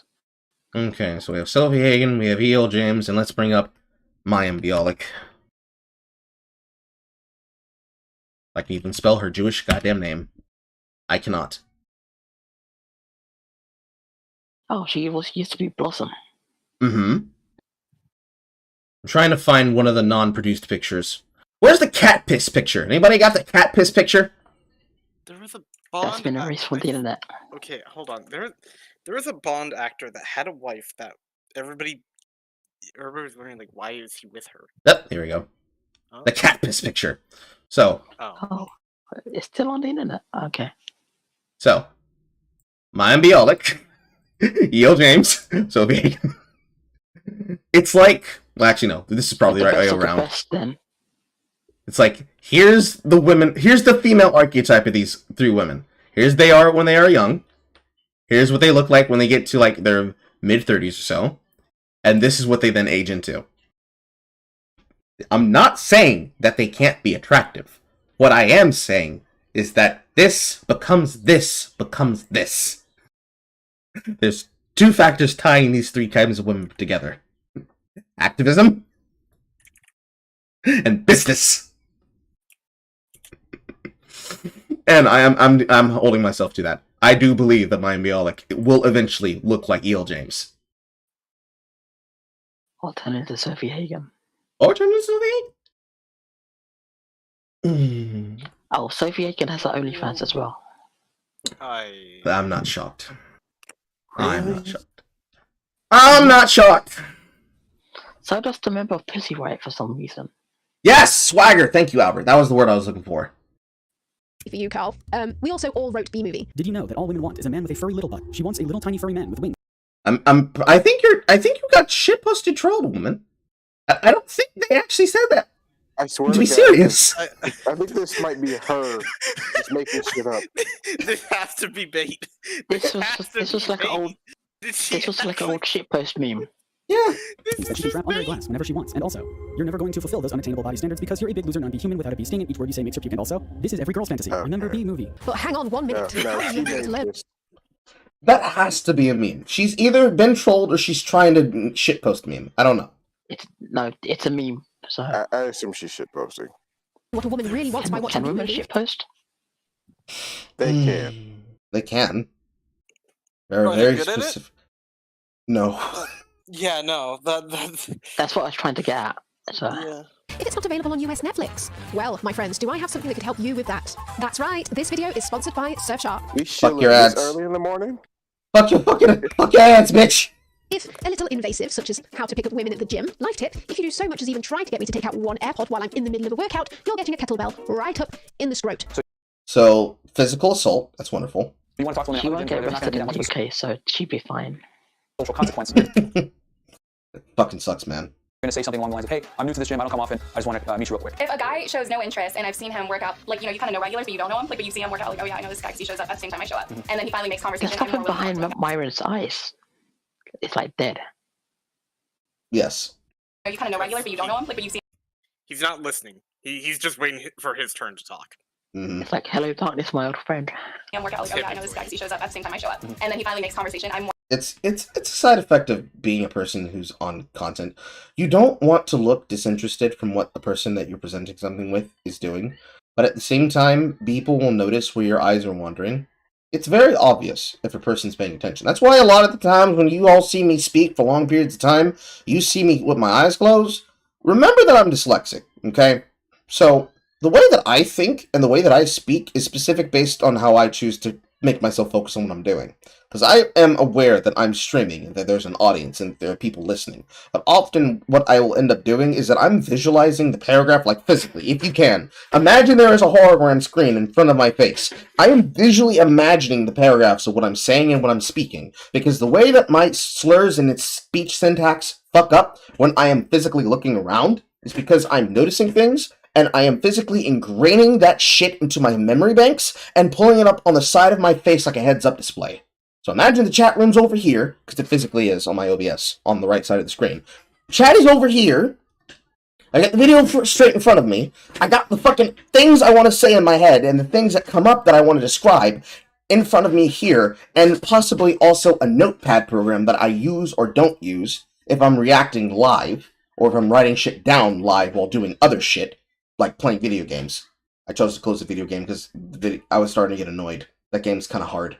On the highest level. You'll hear more about that later. And some other shit that I might have on the side as a background for research. Like the cat piss thing I just did. All of those things run context in my brain, right? So if I am doing content, I'm supposed to be able to pay attention, look at the camera and be like, oh man, look at that shit, Chad. Ain't that fucking wild? But I'm not a perfect human being. And I'm also not a robot. So it's hard to do that. And more often than not, I will just close my eyes because it's easier. And a lot of the time, the light hurts my eyes. That's why I have tinted glasses. These are not, these aren't purchased sunshades from the store. These are prescription. I've had these for years. I couldn't wear them because I had to get the nose pads replaced, but then I finally bought the materials myself. I try to stay engaged a lot, and I don't ignore people. I hear them. I just don't speak until they have tried to finish the thought, because I have been trained as a child to not step over other people's boundaries and their sentences, to talk over them. Because a lot of the time I play video games where if you did that, people will just ignore you regardless, if not outright try to squelch your speech, and then, congratulations, now nobody's listening. So it's a hard-grained, mental, what's the word I'm looking for? Tick? Mental tick? Behavioral tick? Yeah. I haven't really shaken. And if you're physically in a project, like whatever the fuck Myron's doing here for this unplugged fitness, he has to be attentive to her. He can't just be like dawdling with his hands, looking around like, bitch, make your point. Make your point, bitch. He can't do that. Because that's not helpful for the purposes of... Did I just break my headset? No, I didn't. It's not good for content. It's you don't want one of your coaches that are supposed to be there acting like, alright, bitch, I got somewhere to fucking be. Move the fuck along. You're taking too long. You're talking too much. You can't do that. So, like, doing this real close zoom in on Myron as though that's supposed to fucking help your point, it does not. It makes you seem obnoxious. Granted, he is just as obnoxious, but I am aware of your social engineering tricks. Like, you kind of know regulars, but you don't know them. Like, but you see him work out, like, oh yeah, I know this guy because he shows up at the same time I show up. And then he finally makes conversation. I'm more willing to talk to that guy versus as, like, someone who's, like, staring at me and then tries to talk to me. I'd be like, okay. Myron.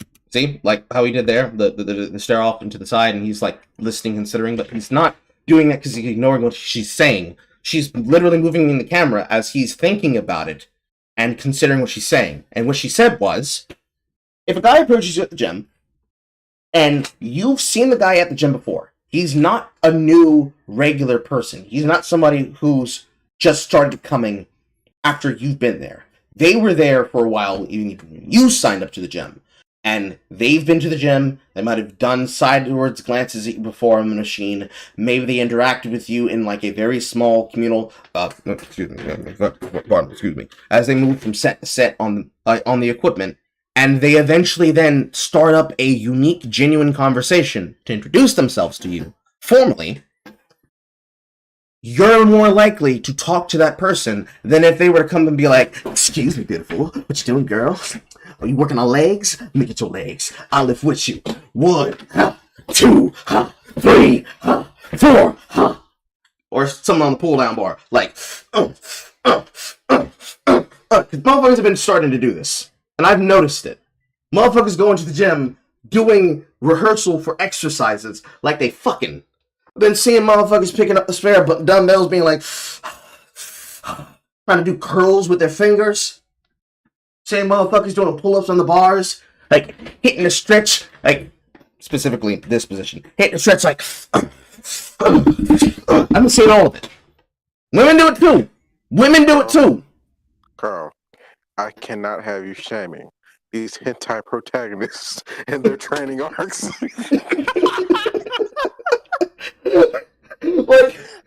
like I see it and I respect them, but at the same time, these niggas making us look bad. I just can't wait until their hentai comes out. I'm just waiting. I know it's gonna be spectacular. As long as it's not UB. As long as it's not UB. But I've seen the men and I've seen the women doing that. And I've seen the men that have tried to do it. I've seen the women who have tried to do it. I can start off the bat by just saying, if you strike out with a woman or a man, you are both equally terrifying as compared to some male or some female approaching you in the dark of night as you're going to your car. Situation and context of situation absolutely matters.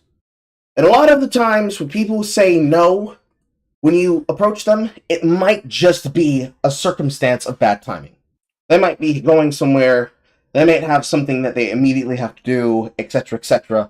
But there is no better feeling, which is to say there's no worse feeling, than when you work up the courage to do something and, shit, they can't hear it right now. They've got a serious life crisis that they're working on.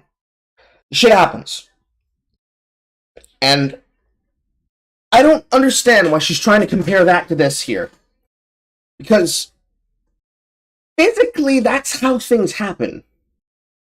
Things happen in the moment.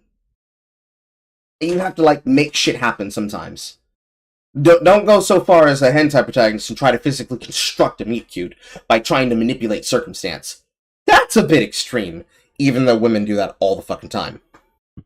Conversation, I'm more willing to talk to that guy versus as someone who's staring at me and then tries to talk to me and be like, okay. Myron, you had editorial control here. You could have cut that bit out, the bit where she completely destroyed all of the advice you gave. But don't forget to sign up for his free dating and fitness advice ebook. Make sure to get my free ebook. I'm going to share content with you guys that I otherwise probably wouldn't be able to share on YouTube or Instagram because it's not safe. Well, I've been on Myron's email list for a couple of months now, and I am yet to receive these hot tips and tricks that wouldn't be allowed on YouTube. He says that they wouldn't be allowed on YouTube, but he links to videos that are hosted on YouTube. Myron hits all of the usual scammy sales funnel tactics. Sob story about getting bullied in school, fake secondhand testimonials from Scott and Giuseppe, a story where Myron himself saved up for ages on a minimum wage job so he could pay $6,000 to his mentor, and how much that changed his life. So you are softened up to the idea of paying him $250 for a 10-minute call, $500 for a 30-minute call, or $897 for a 1-hour call. Myron says in his ebook that after unplugging from the matrix and realizing what women want for himself, they became attracted. Can we not act like this is new?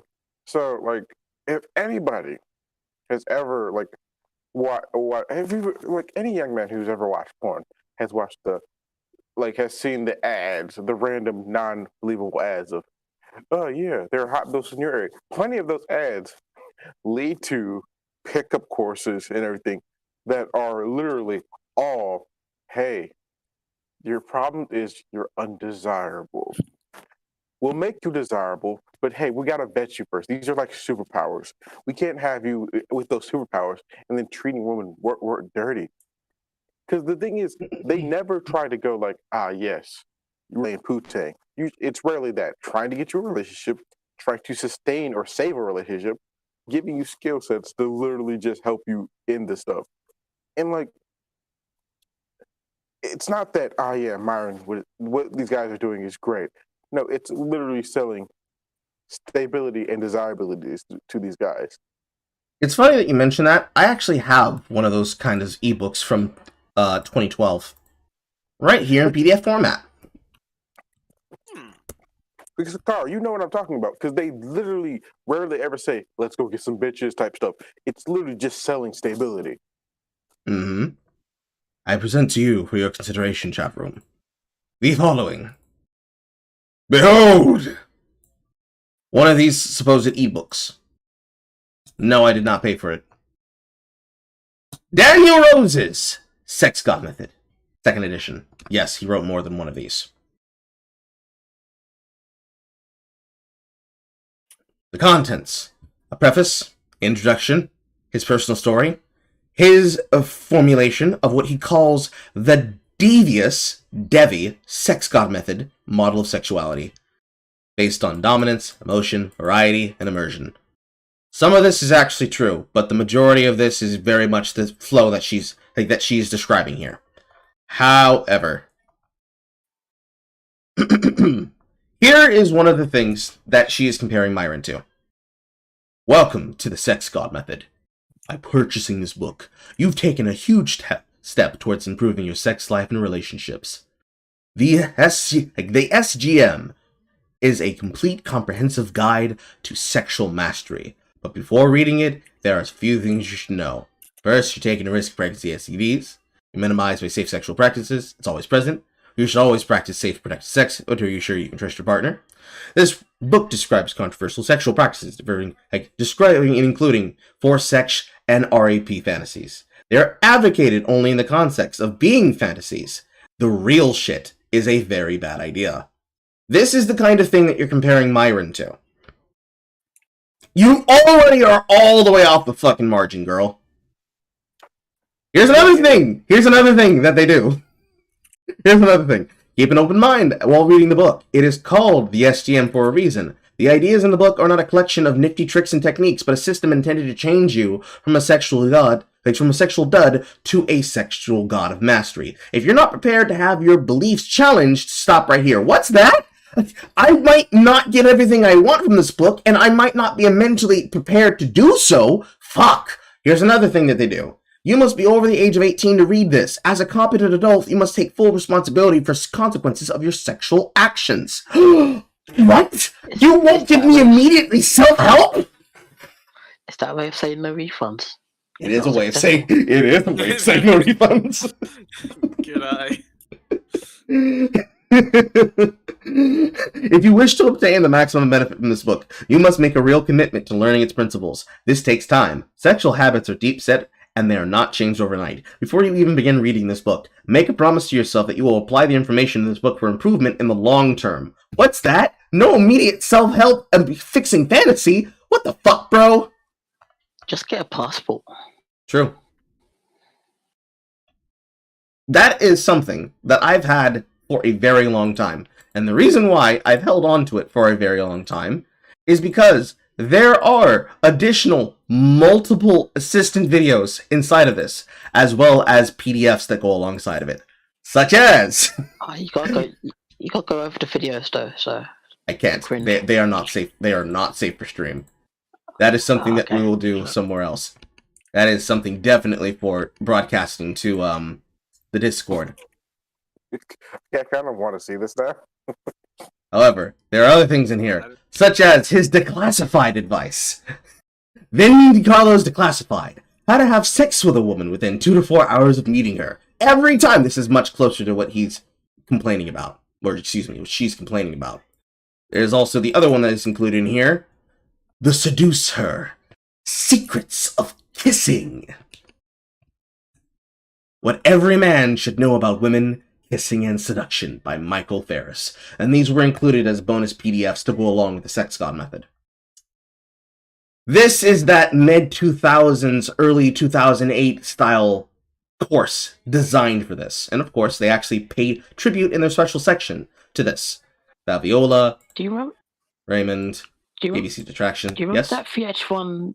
Do you remember that VH1 reality TV show about pickup artists? Yes, that was exactly the show that I was talking about earlier. Yeah. The one with the big poofy fucking fuzzy hat.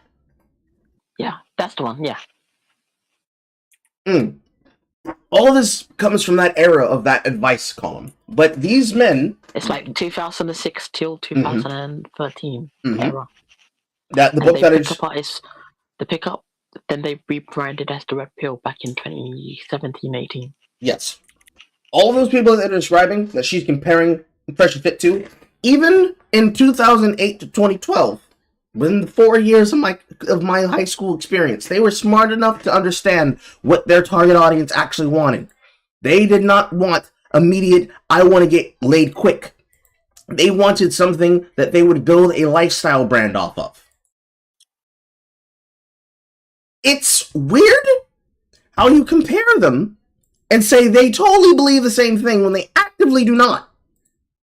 From their own words. Just want to make sure you have that out there. We will definitely go over this at a later date, however. It'll probably be a fun stream that will be done in the Discord. Attracted to him like bees to honey, bees to honey, bees to honey, bees to honey. He says bees to honey 4 times in this ebook. I'm starting to think he finds bees sexually attractive now. Also, this analogy doesn't even make any sense. Bees aren't sexually attracted to honey. No, bees are attracted to honey since it's a thing that they make, and that they will take honey from any hive in order to feed their larva to the queen.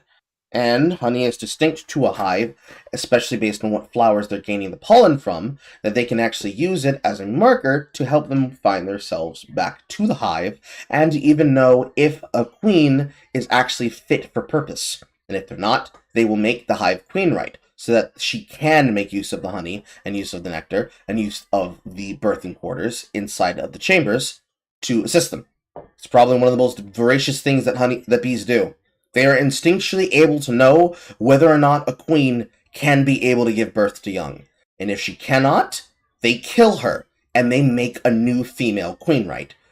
Which, if you don't know what that is, because you have no idea what bees do, the way that the bee reproductive cycle works is that all of the male drones fuck the queen, orgy style.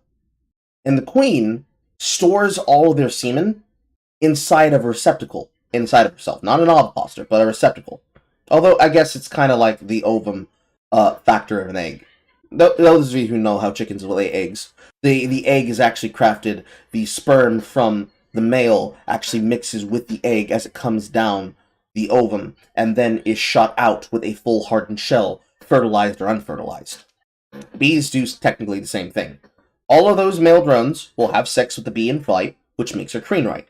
When she now has enough semen to be able to provide the genetic material for the next generation, that's when she gets really fat. I'm laughing because I'm imagining, like, somebody acting this out in a porn scenario for some reason, and it basically being like, you get a young actress and then you get a BBW actress, and it's like a before and after. you start transitioning her in a fat suit. As the scene goes on. Weird Al Yankovic. Yes! Yes! Yes! I'm fat. I'm fat. Really fat. She mates with all the drones in Queen Flight, and after she's made Queen right, the Queen begins becoming the giant hulking fucking fat baby factory that she is, and she gives birth to all of those eggs by laying by using the genetic material that she stored up after years of getting fucked by I say years, but technically it's like days, if not a week, from the drones, to give birth to a new generation of drones, and potentially the generation of queens that may or may not replace her. This is the difference between normal honey and royal honey, because the kind of honey that the queen produces and makes is the kind of honey that can then create the genetic markers that allow for the next hive of drones or queens to be made. That's what they mean when they say drawing bees to honey. The bees are drawn to the honey because they instinctually understand that they need the honey to make queens, because the queens need to give birth to the children. The better idea would be saying that he's using the analogy of bees to honey because he's sexually attracted to fucking eggs. That's what you're saying there, Mutant Cat, and it's kind of fucking weird. Also, you're supposed to be a post-wall dating coach. Wouldn't it actually be good that you understand the difference between bees being drawn to honey and understanding it's actually no, the bees are drawn to the flowers that can make the honey? Like, you're just kind of stuck on the bee movie right now. Bees I don't know make why, honey. Unless but I, for some reason, thought while you were talking about that, the porno, I thought, man, what if the bee had, like, the bee actress had the same voice as, the Monarch's wife from the Venture Brothers? That would be hilarious. Yeah, I'm just sitting there going like, dang, that'd be funny as hell. Somebody needs to find a female to male detransitioner who's willing to get fucked on camera. They must be pre-op. Somebody can call Ryan Barnes. I don't think Ryan Barnes had the surgery. Although I would prefer if he/she would fuck. I'm pretty sure she goes by she now. I would prefer if she would stop changing her goddamn name. I think she now goes by Supervillain Salty. They started with Ryan Barnes, then they changed, like, what was it? Fucking Chaotic something? Then they changed the Salty Ulti, and now it's just Supervillain Salty. And I know that because they dropped a video the other day about the transgender shooter. Yeah. Somebody get the books for that. Somebody get the books on that.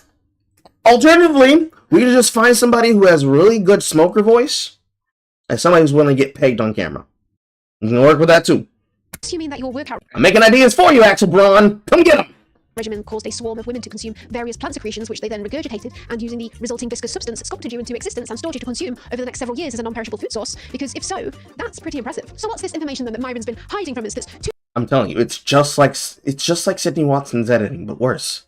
hot for YouTube? In an email called Fitness Industry Lied to You, Truth Revealed, we get to the truth about losing weight. I bet you're all dying to know. I filmed an entire YouTube video for you on this exact thing. Check it out here, breaking down the truth on fat loss. These truths are often seen as controversial, so this video could be taken down at any time. We'd better click on the link now. What are these controversial secrets, Myron? So for weight loss to occur, guys, calories out needs to exceed calories in. Holy shit, this is Susan! So, to his credit, he's probably got a lot of things on this map here, explaining things. So, we see things like supplements, we see carbohydrate fats, we see self-monitoring, exercise, which he sub-quoted as lifting serious, protein and fiber, calcium deficiency. You got red text here over the bottom of this fucking pyramid, so I can't see what that says. And he's explaining that what weight loss is when you have calories in versus calories out, whereas weight gain is calories out, calories in. You're gaining more calories than you're losing, and you're losing more calories than you're gaining. And that would be a very dumb, basic block way of explaining it. But you're doing that thing where you're cutting through what he's saying so that you can try to make him look stupider than he already is. And that's really fucking dumb. I know Wheezy's listening. Wheezy, if you wouldn't mind, like, giving a basic layman explanation of, like, the gist of what he's saying so that we can recontextualize it from not dumb Myron, that would be great. Because if I had to explain it, I would explain that if you wanted to do weight loss, you're going to have to do several things. One, you're going to have to watch your diet and change what you're eating. Two, you're going to have to stay away from trans fats. No, that is not an evil slur versus transgender fat people. You need to stay away from trans fats, the bad fats, and you need to go toward the good fats. The healthy fats. The healthy fats. The goth girl witch who's been trying to cast hexes on people for a while, who plays the camels. I mean, those are the healthy fats. Listen. There's good coochie in there, okay? There's good coochie in there. I ain't talking shit. I ain't finna hold you. They'll make you nut in 5 minutes. They've had practice. And that's not even a joke. Sometimes they literally are the person who gets rizzed up by the autistic guy before he starts talking to those evil, stupid fucking bimbos. Oh god, that's my fiance then. Okay, good to know. No wonder, I was wondering, like, wait, hold on, this sounds familiar, and then you just said it, I was like, oh. Carl, you just reminded me of something. When you were going on about, like, that whole dyslexia thing where you've got all these stuff that you visualize mentally, all I'm imagining is Alex Jones doing that, what is it? Minority Report control, manipulate scientific data Ship everything to China. Just a picture of woman's abdomen. That'd be the way to control men. Just project a picture of a hard fucking woman's ab into his head to be like, you do love Rhea Ripley. Yes, you will get fucked in the ass. You will take the pink pill. Yes. Yes.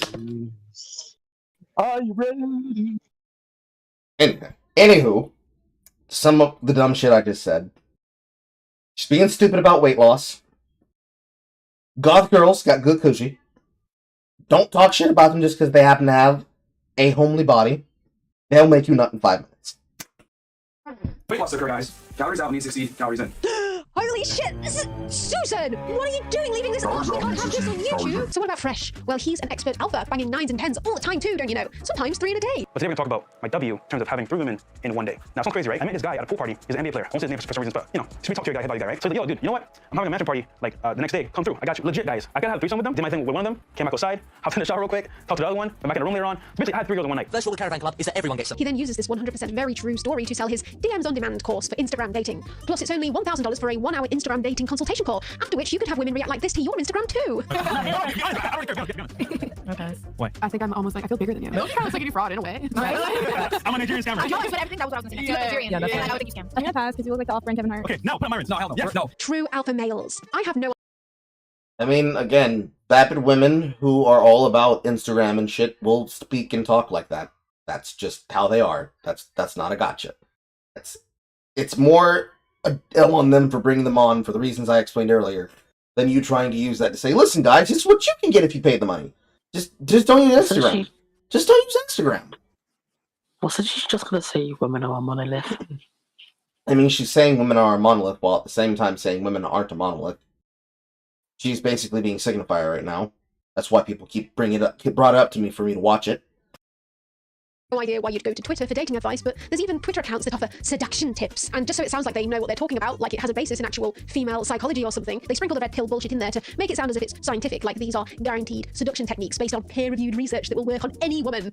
The majority of these accounts are usually made by people who took those courses. Like, even Dev covered this in his video on the topic. A lot of those guys that take these courses from Hustlers University type of situations end up going on to make their own brand of knockoff content. And it's not anything to write home about. There is always an ad for a course underneath these tweets, and if you click on the course link, the seduction devil wants to sell you, you'll apparently be doing the following in just 1 week. Skipping the line at bars and clubs, high-fiving the bouncers, and befriending the staff. Friends shocked, staring at them in disbelief, attracting 9s and 10s effortlessly without saying a word to them, entering a cafe with their girl, receiving a warm welcome, and discovering that their regular has already been prepared. Walking into any social setting for the first time, and leaving happier, smarter, and richer, having made meaningful connections. Beautiful women dropping every excuse to be around them, shooting DMs even when she's got nothing to say, finding time for them when she's busy. What a disgusting use of the fucking chat meme. For everyone else, and women will bring you sandwiches with chips, braless, not asked for, right after you've got a double kill bot lane on League of Legends. It's a tried and tested. See, that's a goddamn lie, because ain't no woman ever gonna fucking fuck you just because you play League of Legends. League of Honeys is gone for a reason. Whoa! The grifting technique of convincing men that they can externalize their self-confidence and masculinity issues and solely place the blame on women. A simple enemy is always more enticing than the complex and nuanced issues of late-stage capitalism and the social... I mean, who's responsible for the problems of late-stage capitalism? Who are the buyers and consumers, and who is usually spending the majority of that money? That is women. Stigmas of male mental health. Women, sadly, are an easy target. And who's created their own paradox in dating? That'd also be women. And feminists! If you want to be accurate, it's the feminists that gave them the sexual awakening. Their lives as equals, and then when the women are not responsive to their supposedly scientifically proven game techniques or are willing to be subservient wives, they will hate them even more, blame feminism and a woke society, and possibly regress into inceldom and or other alt-right pipeline. This I mean, you don't have to do that. You can just recognize, you know, these bitches don't know what the fuck's wrong with them. I'm gonna go inside and I'm gonna play video games. Most incels are black and East Asian and South Asian. So... I mean, I don't have to fucking speculate. You can say to yourself, when you first tried to date, when you got rejected for the first time, did you feel a burning desire and need to go shoot up a school or a mosque? No. No, because I'm not that retarded. What did you do instead? I've just played SmackDown vs. Raw 2005. So I just played on my PlayStation 2 at the time. They will hate them even more, blame feminism and a woke society, and possibly regress into inceldom and or other alt-right pipeline. This I mean, on top of that, when you say they'll blame feminism and woke society are the ones that are teaching women that structure. Here's the reason why what you said about the sexual market course was, or excuse me, the sexual marketplace of value was retarded, Mean Cat. If women are the ones who drive society, and men are both the influencers and designers of it, but they're also the fuel for it, if women demand that men teach the boys that are raised by the single women to not rape, and then those boys become sassy, affectionate black men. And those Plus boys... I'm sorry, I cut you off. What was that? Plus the women that raise like son husbands to be like the nice guy, the quote unquote nice guy that they raise, and they complain about the guy that. So the single mother will tell the son all the lies that the feminists tell them, and then they grow up to be bitter. Mm-hmm. So yeah. Yeah, I was about to describe that actually. You raise the sassy, effeminate black motherfuckers like me, and you also, those of you who are responsible for this, especially if you claim you're a feminist, you try to train your feminist son to basically be a replacement for the mistake that you believe your immediate sexual partner or the donor of your child was, to course correct for the toxic masculinity. You create the fuel for the perpetual engine of outrage that is the sexual marketplace of value. Because the men don't understand what they should value as men because they weren't raised by men. They're men that were raised by women who had to play the role of mother and father. They don't know how to deal with the women of their age because the women that were their mothers didn't tell them about the truth of female nature and how some women may be petty and not deserving of them. You tell men that they are shamed and wronged for being traditionally, quote, masculine men, but then you then lambast them for trying to be modern men in traditional situations or being traditional men in modern situations.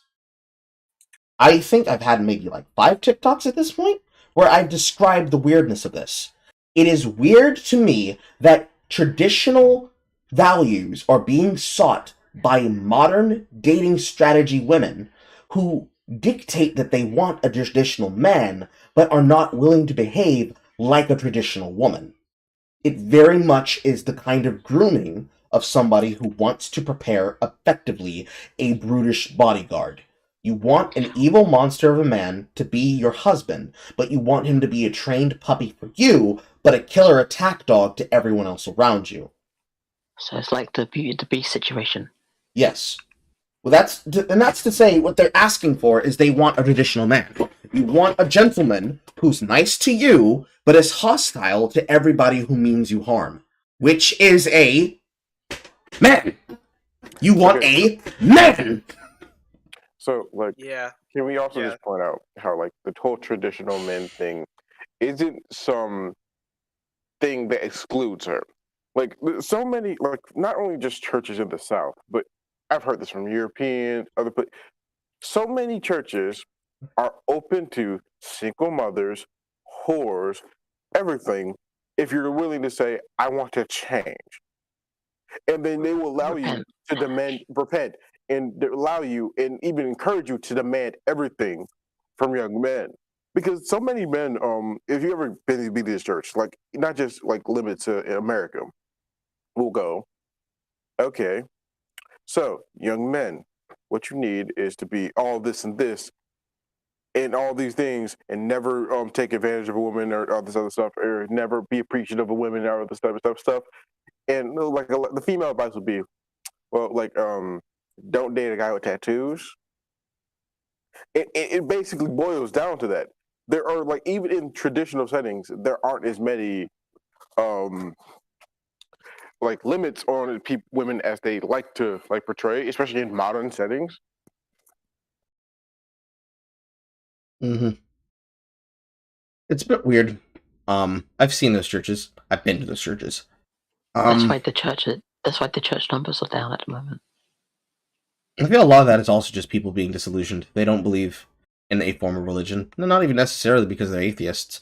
They don't believe in a form of religion because they don't believe that the problem is religious in nature. Some of them are syndicalists that don't believe that religion would be a solvent problem, when the thing that they're missing from religion isn't God, it's the parish. They lack community. For some people, if they were to be like extremely Jesus, or any kind of denomination that was extremely about their beliefs, they are lacking the social structure that comes with the church rather than the teachings of the church. And I feel like, especially in this day and age, a lot of the churches, especially the mega churches that are always considered to be the problems amongst the Joel Osteens of the world, are usually ignored, except in Atlanta. Here, well, you can be Raphael Warnock, basically. You can be a leader of a very prestigious Atlanta megachurch, and then pay people in the Democratic Party to put you on the ticket, and oh, Bob's your uncle, here you are serving in the House of Representatives. Or I think he's a senator, actually. Yeah, he's a senator. It's like that. And that happens to come with the perception of what, even specifically, if it's just amongst the black community, is a perception of believing that people that believe in the faith aren't necessarily the kind of people like those two married singers/actors that act for Tyler Perry. Like, for them, God is their life. God is their word. They do everything they do for the glory of God. For somebody like our phone, like Raphael Warnock, he is what we would imagine if we were to think of a medieval cleric or a medieval diocese of the church that specifically does things with an interest for his own personal desires in policy and politics and diplomacy, but at the same time has the ability to decide whether or not you will be executed that evening for treason against God.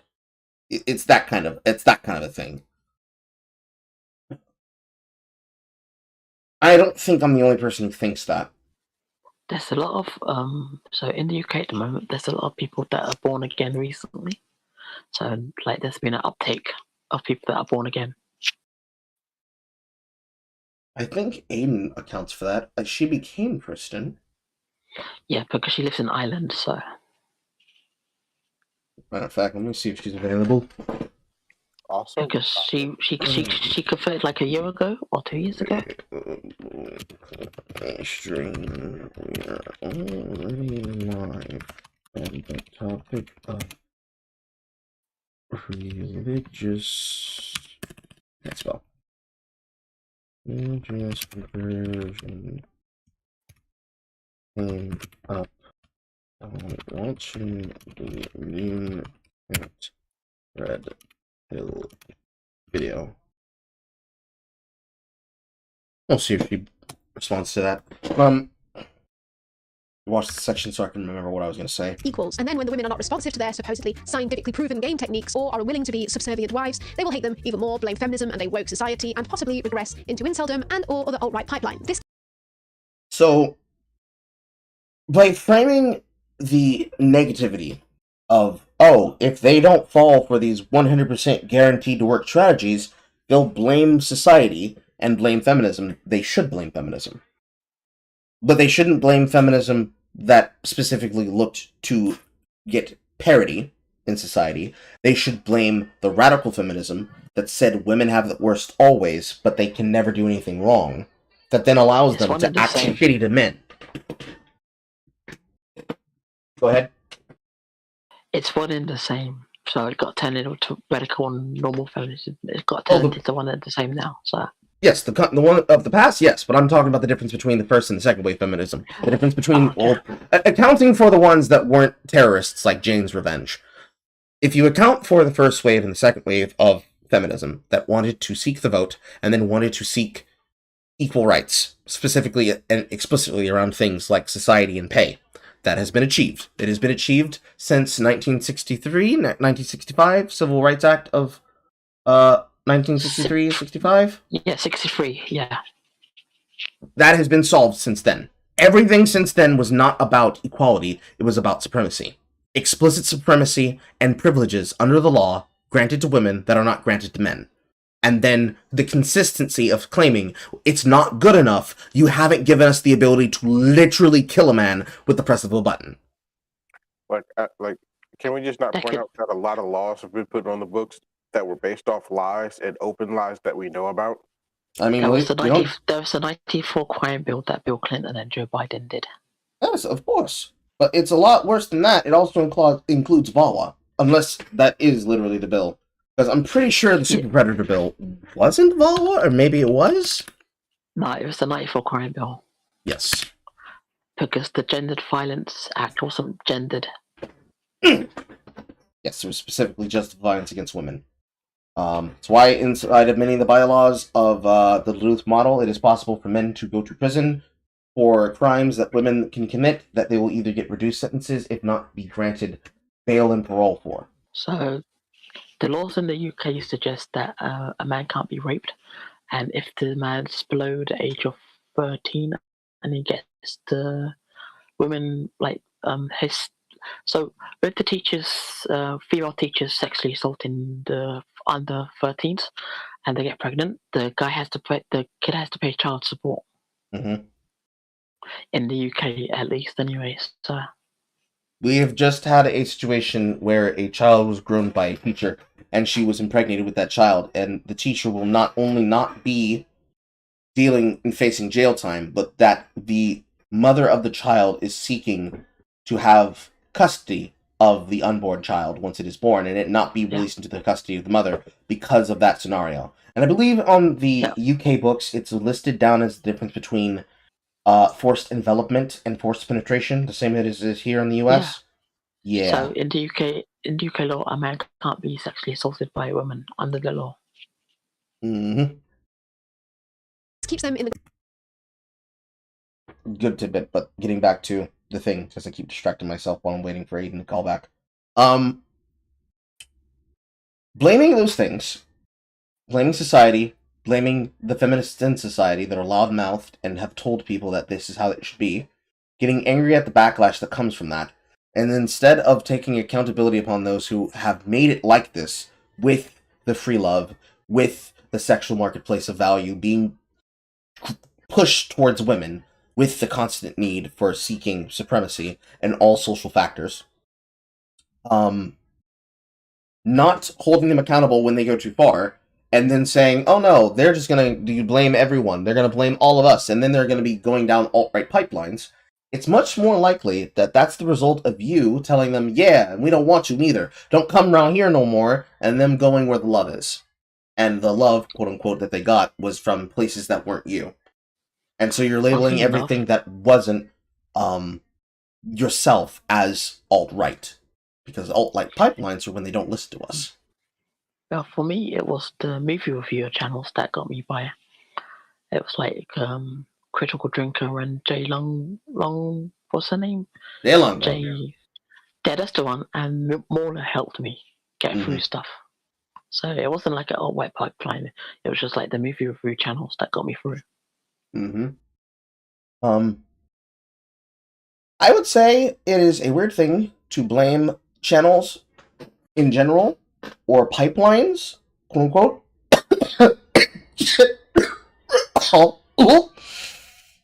for something that is the result of the consequences of actions and behaviors, both learned and socially trained, and blame your enemy because you can't find a way to bring them back into the fold. Remember from the last 4 streams, chat, how we listened to Signifier in his interview sections with his fellow breadtubers, them explain how they used mockery to shame men into abandoning these movements. Basically the same way that they got Pig Puncher, now known as Xanderhall, to leave the right and become a member of the hard left. Control left. It's the same problem, but this time it's from the other way around. When it works the way that they want it to, they go from being Sneeko to becoming Xanderhall. When it doesn't work the way that they want it to, they go from being internet anons to being people like, what is your name?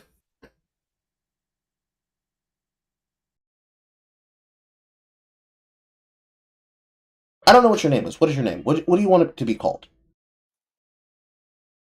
That just dropped. Man, it fall out. No, you're here. You're here.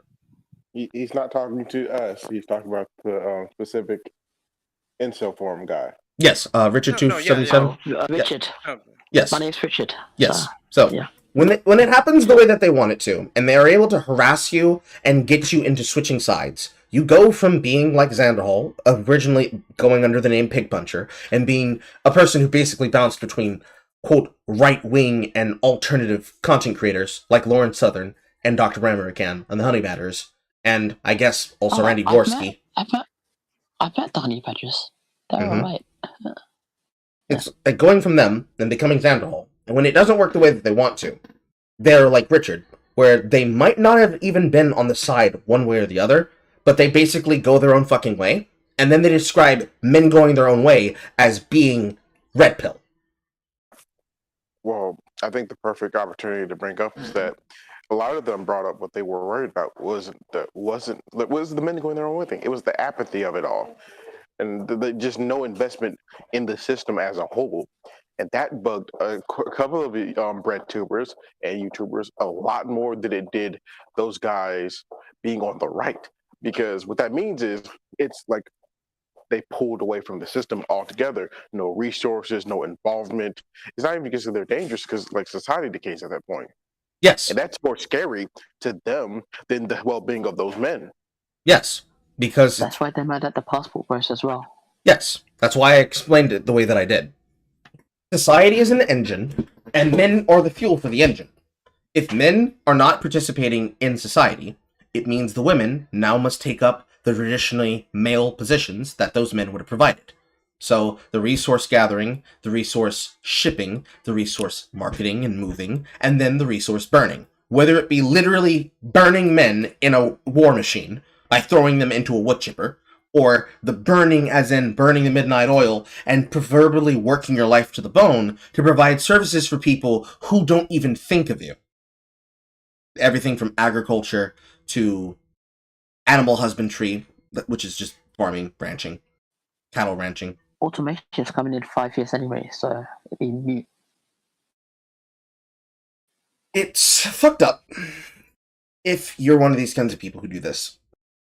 To blame people for looking at their choices and for them to do the healthiest choice that works for them, and the only thing that you can think of in comparison to that healthy thing that you chose to do, whether it be to divest and go fuck a Brazilian bitch, or to go find themselves a Thailand femboy that is either pre or post-op, or to go to Hawaii, although I suggest you don't do this because you're more than likely going to get sex trafficked if you do. Try to go to a place like Waikiki and try to go to one of those Nuru massage parlors, which are usually ran by locals that will give you happy endings if you pay them enough.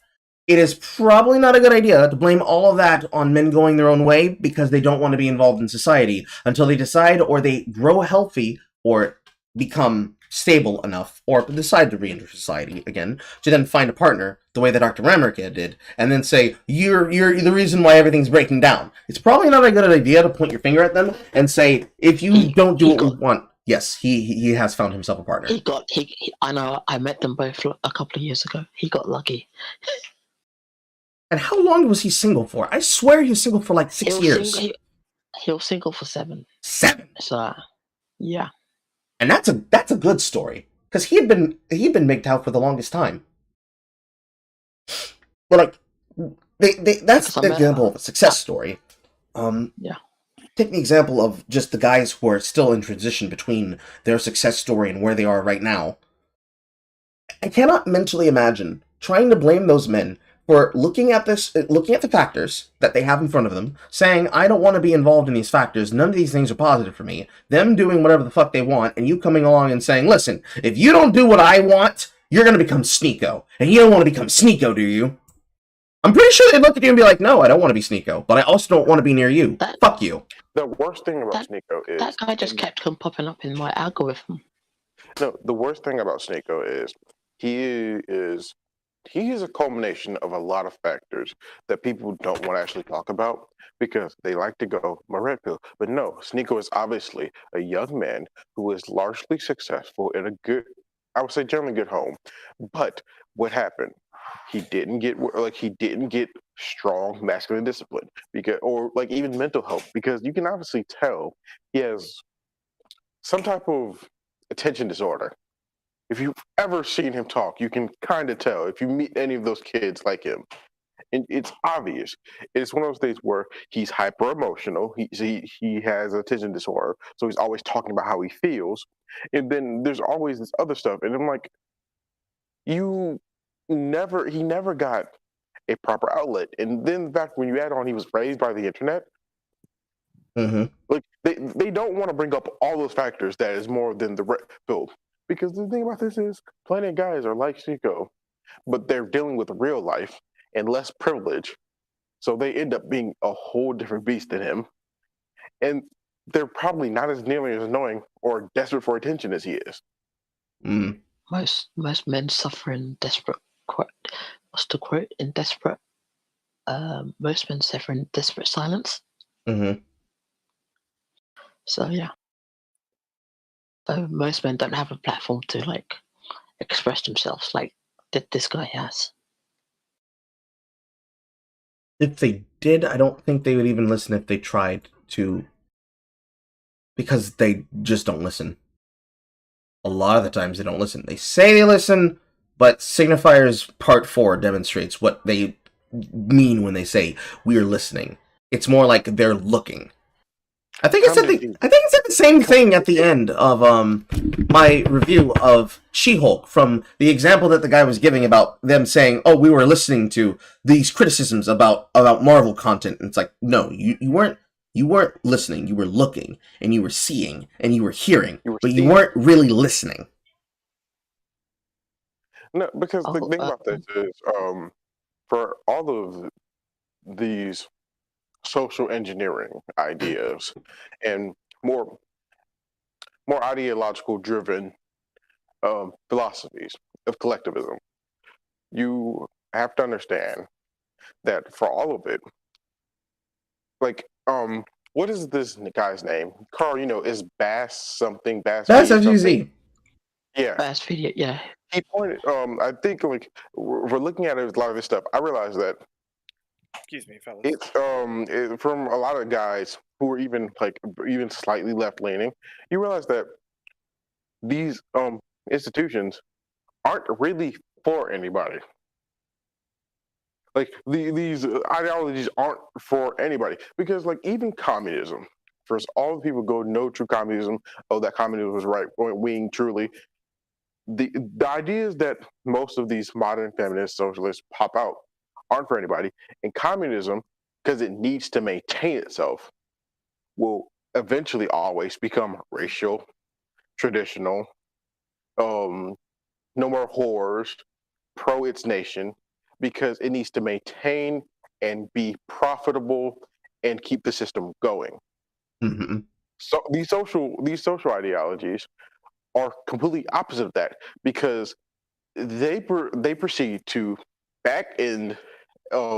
They wish the first society to be very top heavy, and don't want it to crumble, because they think the base needs to just get right. And it's why it's vanity. The whole ideology is vanity.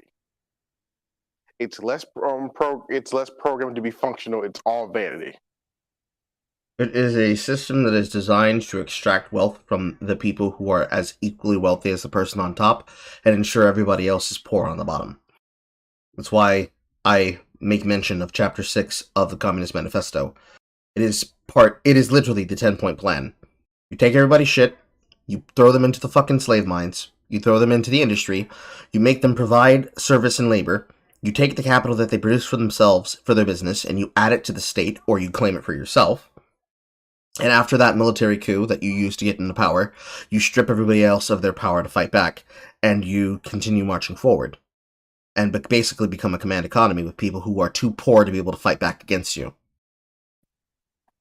Also, it's also bringing up the Communist Manifesto. You actually understand by dealing with them. They have messaging and optics, no principles. It's the reason why, with the recent shooter in Nashville, that they have to say, everybody with every other shooter would go, mental health, this, and man, maybe people didn't push them that far. When everybody else did that for those people got angry, reasonably so. But everything on this end, it was wait, we can actually use this because it's a good golden horse. It's a hill we're willing to die on, and it's about how politics, especially politically driven ideologies like this, are. They don't actually have principles that inform their ideology. They have ideology that informs the optics they use to approach reality. Yes, that is correct. The majority of them were people who use it as a scaffolding framework to arrive at the position that they finally then justify as their viewpoints for their religion. So, like, every single comment is just jackass. They want somebody else's shit. And they use the justification of no ethics of consumption under capitalism to justify being power-hungry dictators. Because they're power-hungry people. Not because they are power-hungry because they're communists. No, they're communists because they're power-hungry. It's like the statement, there's no such thing as a moral billionaire. And I'm like, really though? I understand in the modern system with all the slavery and everything, you could argue that, but no such thing. Like you could literally top down, have a great system and somebody just gets $1 billion.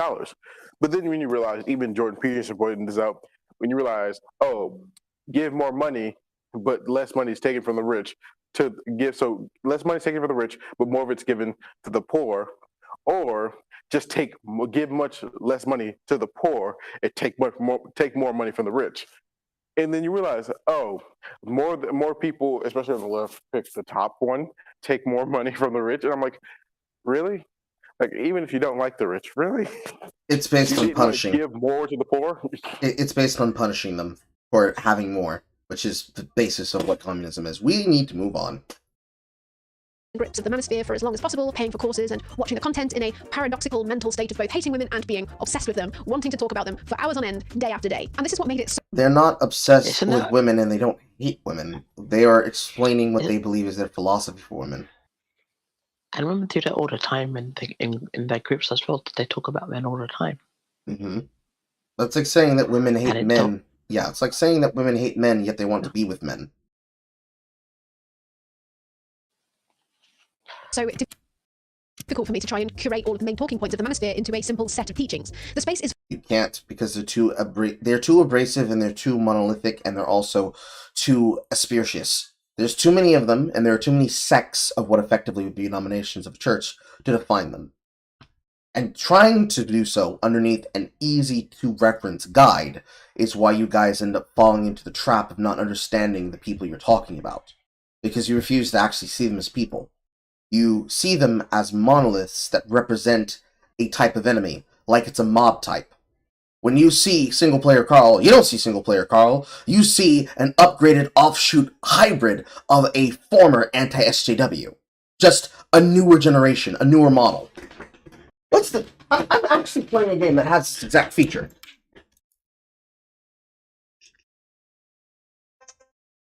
Turn the sound off, because I don't want to get sued by Nintendo, as I accidentally put it back into safe mode.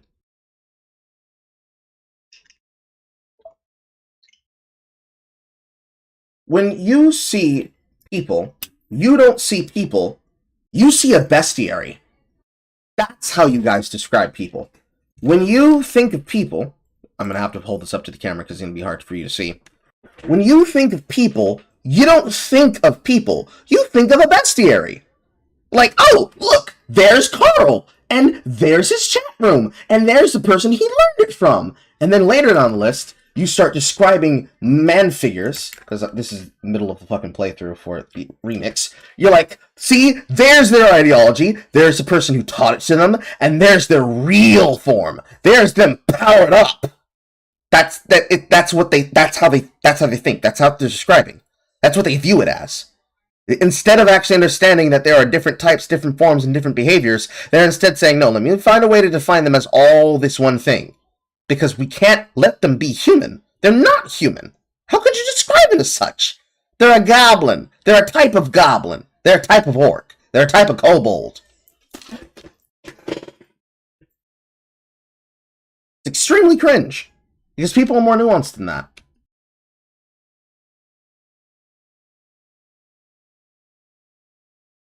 Yes, that is why I do that non-applicable. It does mess with my thought train. Nothing anybody else did. It's just something I do to keep myself on track.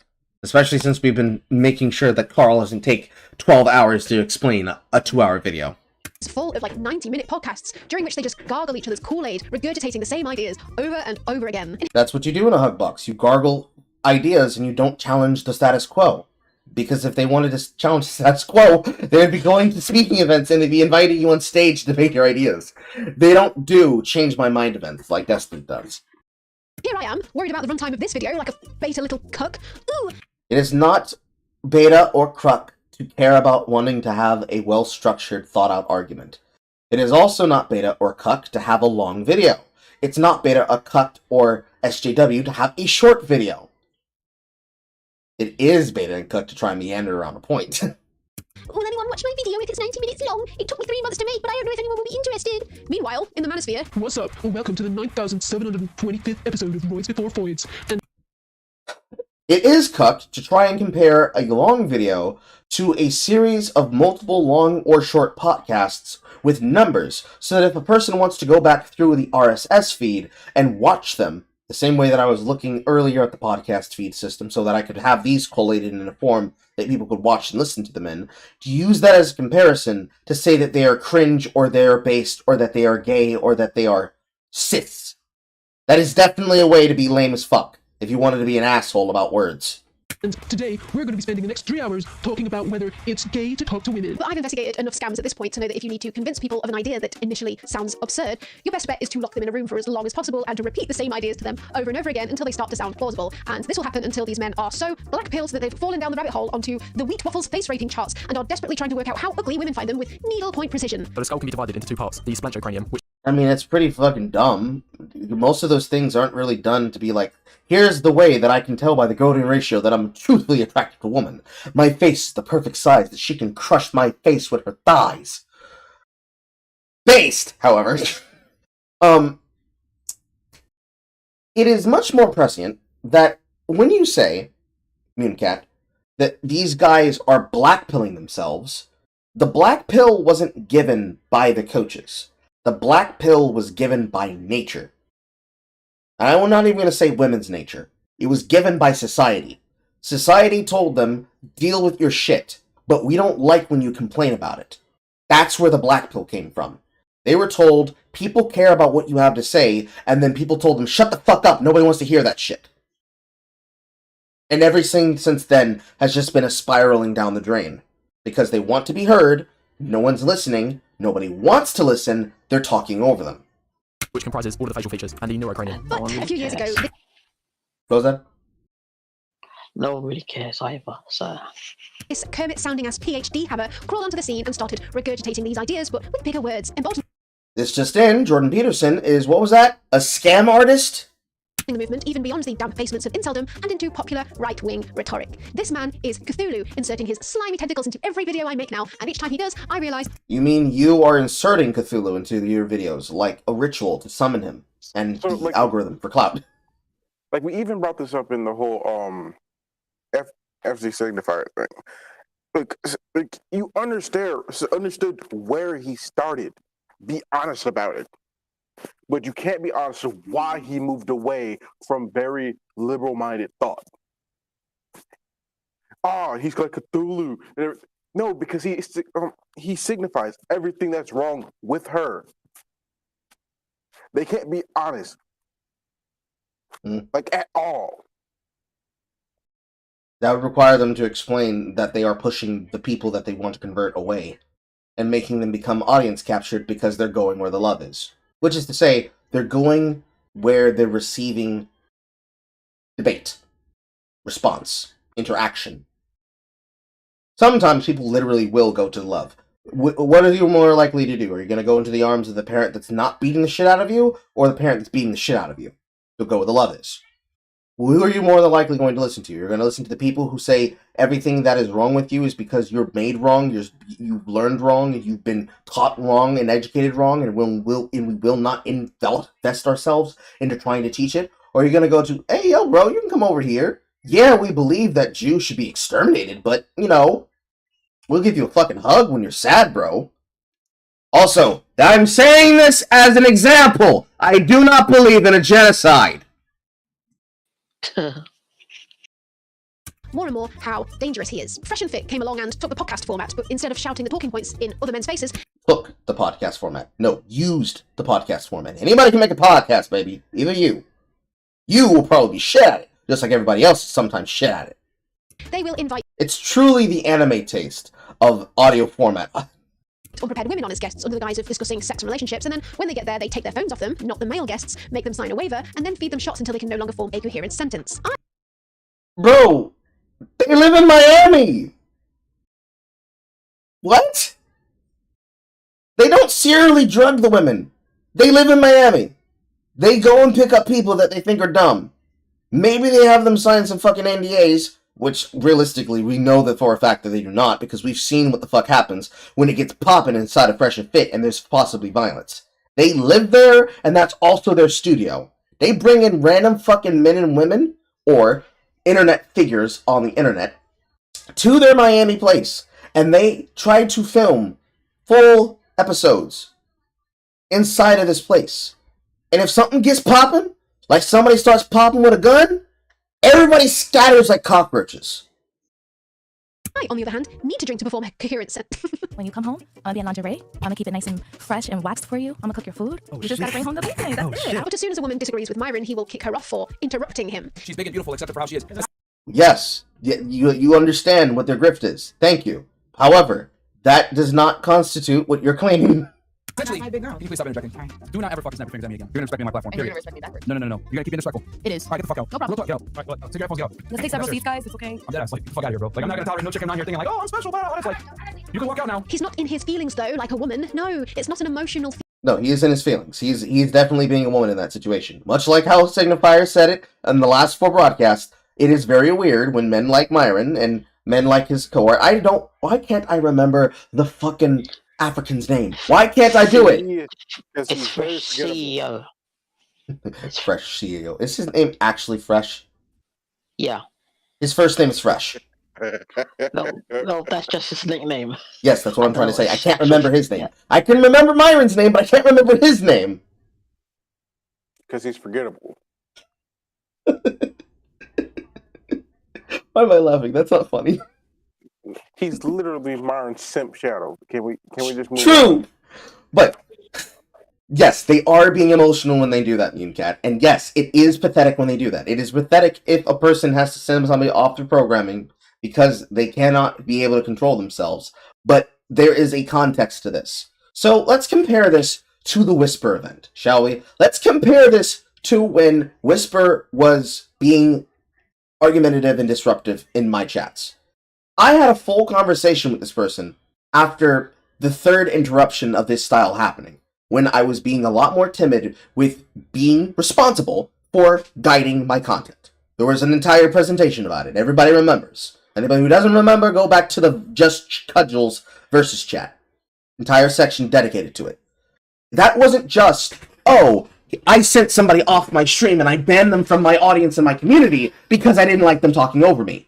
No, this person had a desperate need to try and control conversations and push them where they wanted, and believed that they had a privilege to do so because they had the right to push the content where they wanted to, and believed that they would use my audience and my platform as a way to talk about German politics all the time when Aiden was a guest. I talked to this person and said, bro, I do have something to run. I'm paraphrasing here. Bro, I do have a program to run. And yes, you guys are meant to be able to interact in this content, but that does not mean that I am your slave and I do what you want like a good little audience-captured content creator.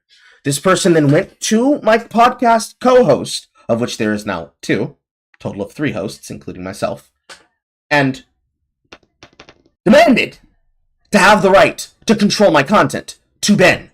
And then I had Ben present these to me. I didn't ask him for it. He came to me saying, bro, I've been told by an incredible source that there's a fucked up thing. And I'm like, bro, what are you talking about? Because from my perspective, I had a conversation with the guy. I'm like, listen, I understand you want to talk to Aiden. I understand. She's probably one of your favorite content creators. There's no problem. But this is actually a problem, and I'd like to talk about this. What I assumed was a full heart-to-heart. Come to find out later, from my perspective, an hour later, I then get shouted down by my podcast co-host saying, Carl, you're being an authoritarian. You're being a dictator. I'm like, nigga, where the fuck is this coming from? And he's like, oh, I was contacted by Wits. I'm like, can I see the logs? And then I get logs upon logs upon logs of innate rambling where it's someone trying to describe my mental worldview, antithesized from my actual behavior and how I communicate. Which is why I now have the rule that if niggas are going to start talking shit, we finna do shit live. Because you're not going to lie about me.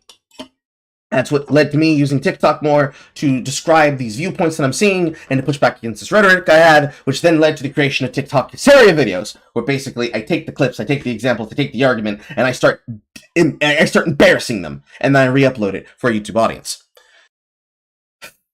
It is strange if you take these examples and say, if you ever show anything like a spine or a backbone, that means you're a grifter. That's weird. You have the right to say no as a content creator to someone trying to push you in a particular direction. You have the ability to say, bro, I'm not here to bash on your enemies. I'm here to have a conversation about these ideas. I'll make fun of some shit when I see it, but if I see some good advice nestled in with some bullshit, I'm not throwing the baby out the bathwater. We've got to talk about it. Because that's what they never do. They say they'll talk about it, but they don't talk about it. They just mock everything that they dislike and they throw it away. And they say, well, now it's great that we never discussed that idea. Now we'll never have to discuss it again. Unless the algorithm allows me to exploit that person for clout again. I hate it. It's the most useless thing you can do when you describe topics and ideas. It is much more interesting to frame how these people behave in those contexts and compare them, because you find out that these guys, even though they could be on the same spectrum but on opposite ends, usually mirror each other's behavior, but what they call cringe, they call sanctified and devout. And what the other calls sanctified and devout, the other one calls cringe. And you usually meet in the middle. You usually realize that these guys are left-wing and right-wing authoritarians that believe in different worldviews, but they do believe in concepts like control and compulsion. Female reaction. No, it's a fact reaction. No, you just got like super mad. No. It's rude to cut people off. Bye. Okay, bye. You gotta respect the platform and not cut people off. That's an emotional reaction. No, listen, it's a fact reaction. But this isn't surprising, really, when he literally thinks women should be silent. Okay, I'm gonna offend some people, so I can't wait to meet you up there. How dare you sign? Women are seen, not heard, bro. How dare you? You know what I'm saying? Especially if I bring you to a function, shut up and don't speak unless people speak to you. Are you triggered, Myron? Each episode goes a little bit like this. I mean, yes, but you're not usually... You're not doing anything right now, me and Kat. You're just riffing. It's fun to riff! Where's the substance? More and more single mothers with mental disorders and all of their kids are criminals. It's all feminism's fault, guys. I'm sorry, it's not because of the wage Why gap. did you guys feed me so many shots? Because the wage gap is a myth. It's all down to women's choice to earn less. And Also, it's weird that you keep saying that they're drugging women. Do you have a source for that? A single source? Like, multiple sources. Video evidence. I think it's literally that they give them some alcohol, and so all accountability goes out. They give them a lot of alcohol. So I mean, if they drink and they don't say no, that becomes Myron's fault. That's basically what she's saying. The women are allowed to drink. We offer them alcohol. They take it. They drink it. Therefore, we drugged them.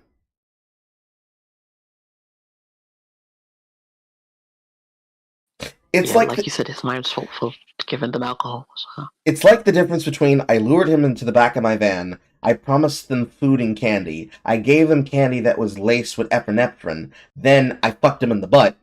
Again, this is a scenario. This is not real. I am not suggesting that these things be done or happen.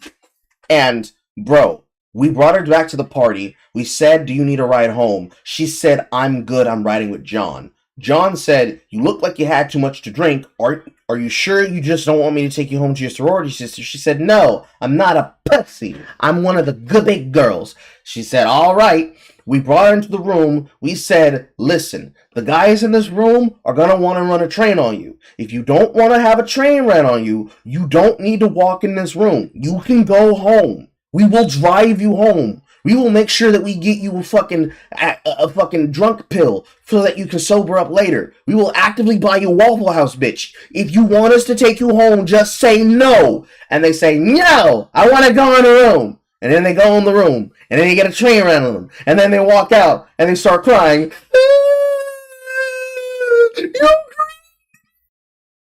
And they're like, bitch, we have ourselves on tape saying hey, did you want to go in? If you don't want to go in, you don't have to. If you don't want to go in, you don't have to. No, you groomed me. That's what she's accusing them of. It feels like I'm taking crazy pills. I want to point that out. It feels like I'm taking crazy pills. Rape culture is also a myth, okay? We have the studies and the stats to prove it. It's all there. It's just facts. I'm sorry if you can't deal with it because you're in your feelings, because you're a female, but that's just the way it is. It is what it is. I totally agree. See, she gets it. We love it when a female tells the truth on the Fresh and Fit podcast. I don't think what he's saying is right. I mean, why not? It's the facts. It is what it is. Are you just in your feelings? She's in her feelings. No, it's because... Don't interrupt me. And another thing. Did you know girls only have 2 holes? Yeah. The third one is just a myth. The females say that there's a third one down there just for attention.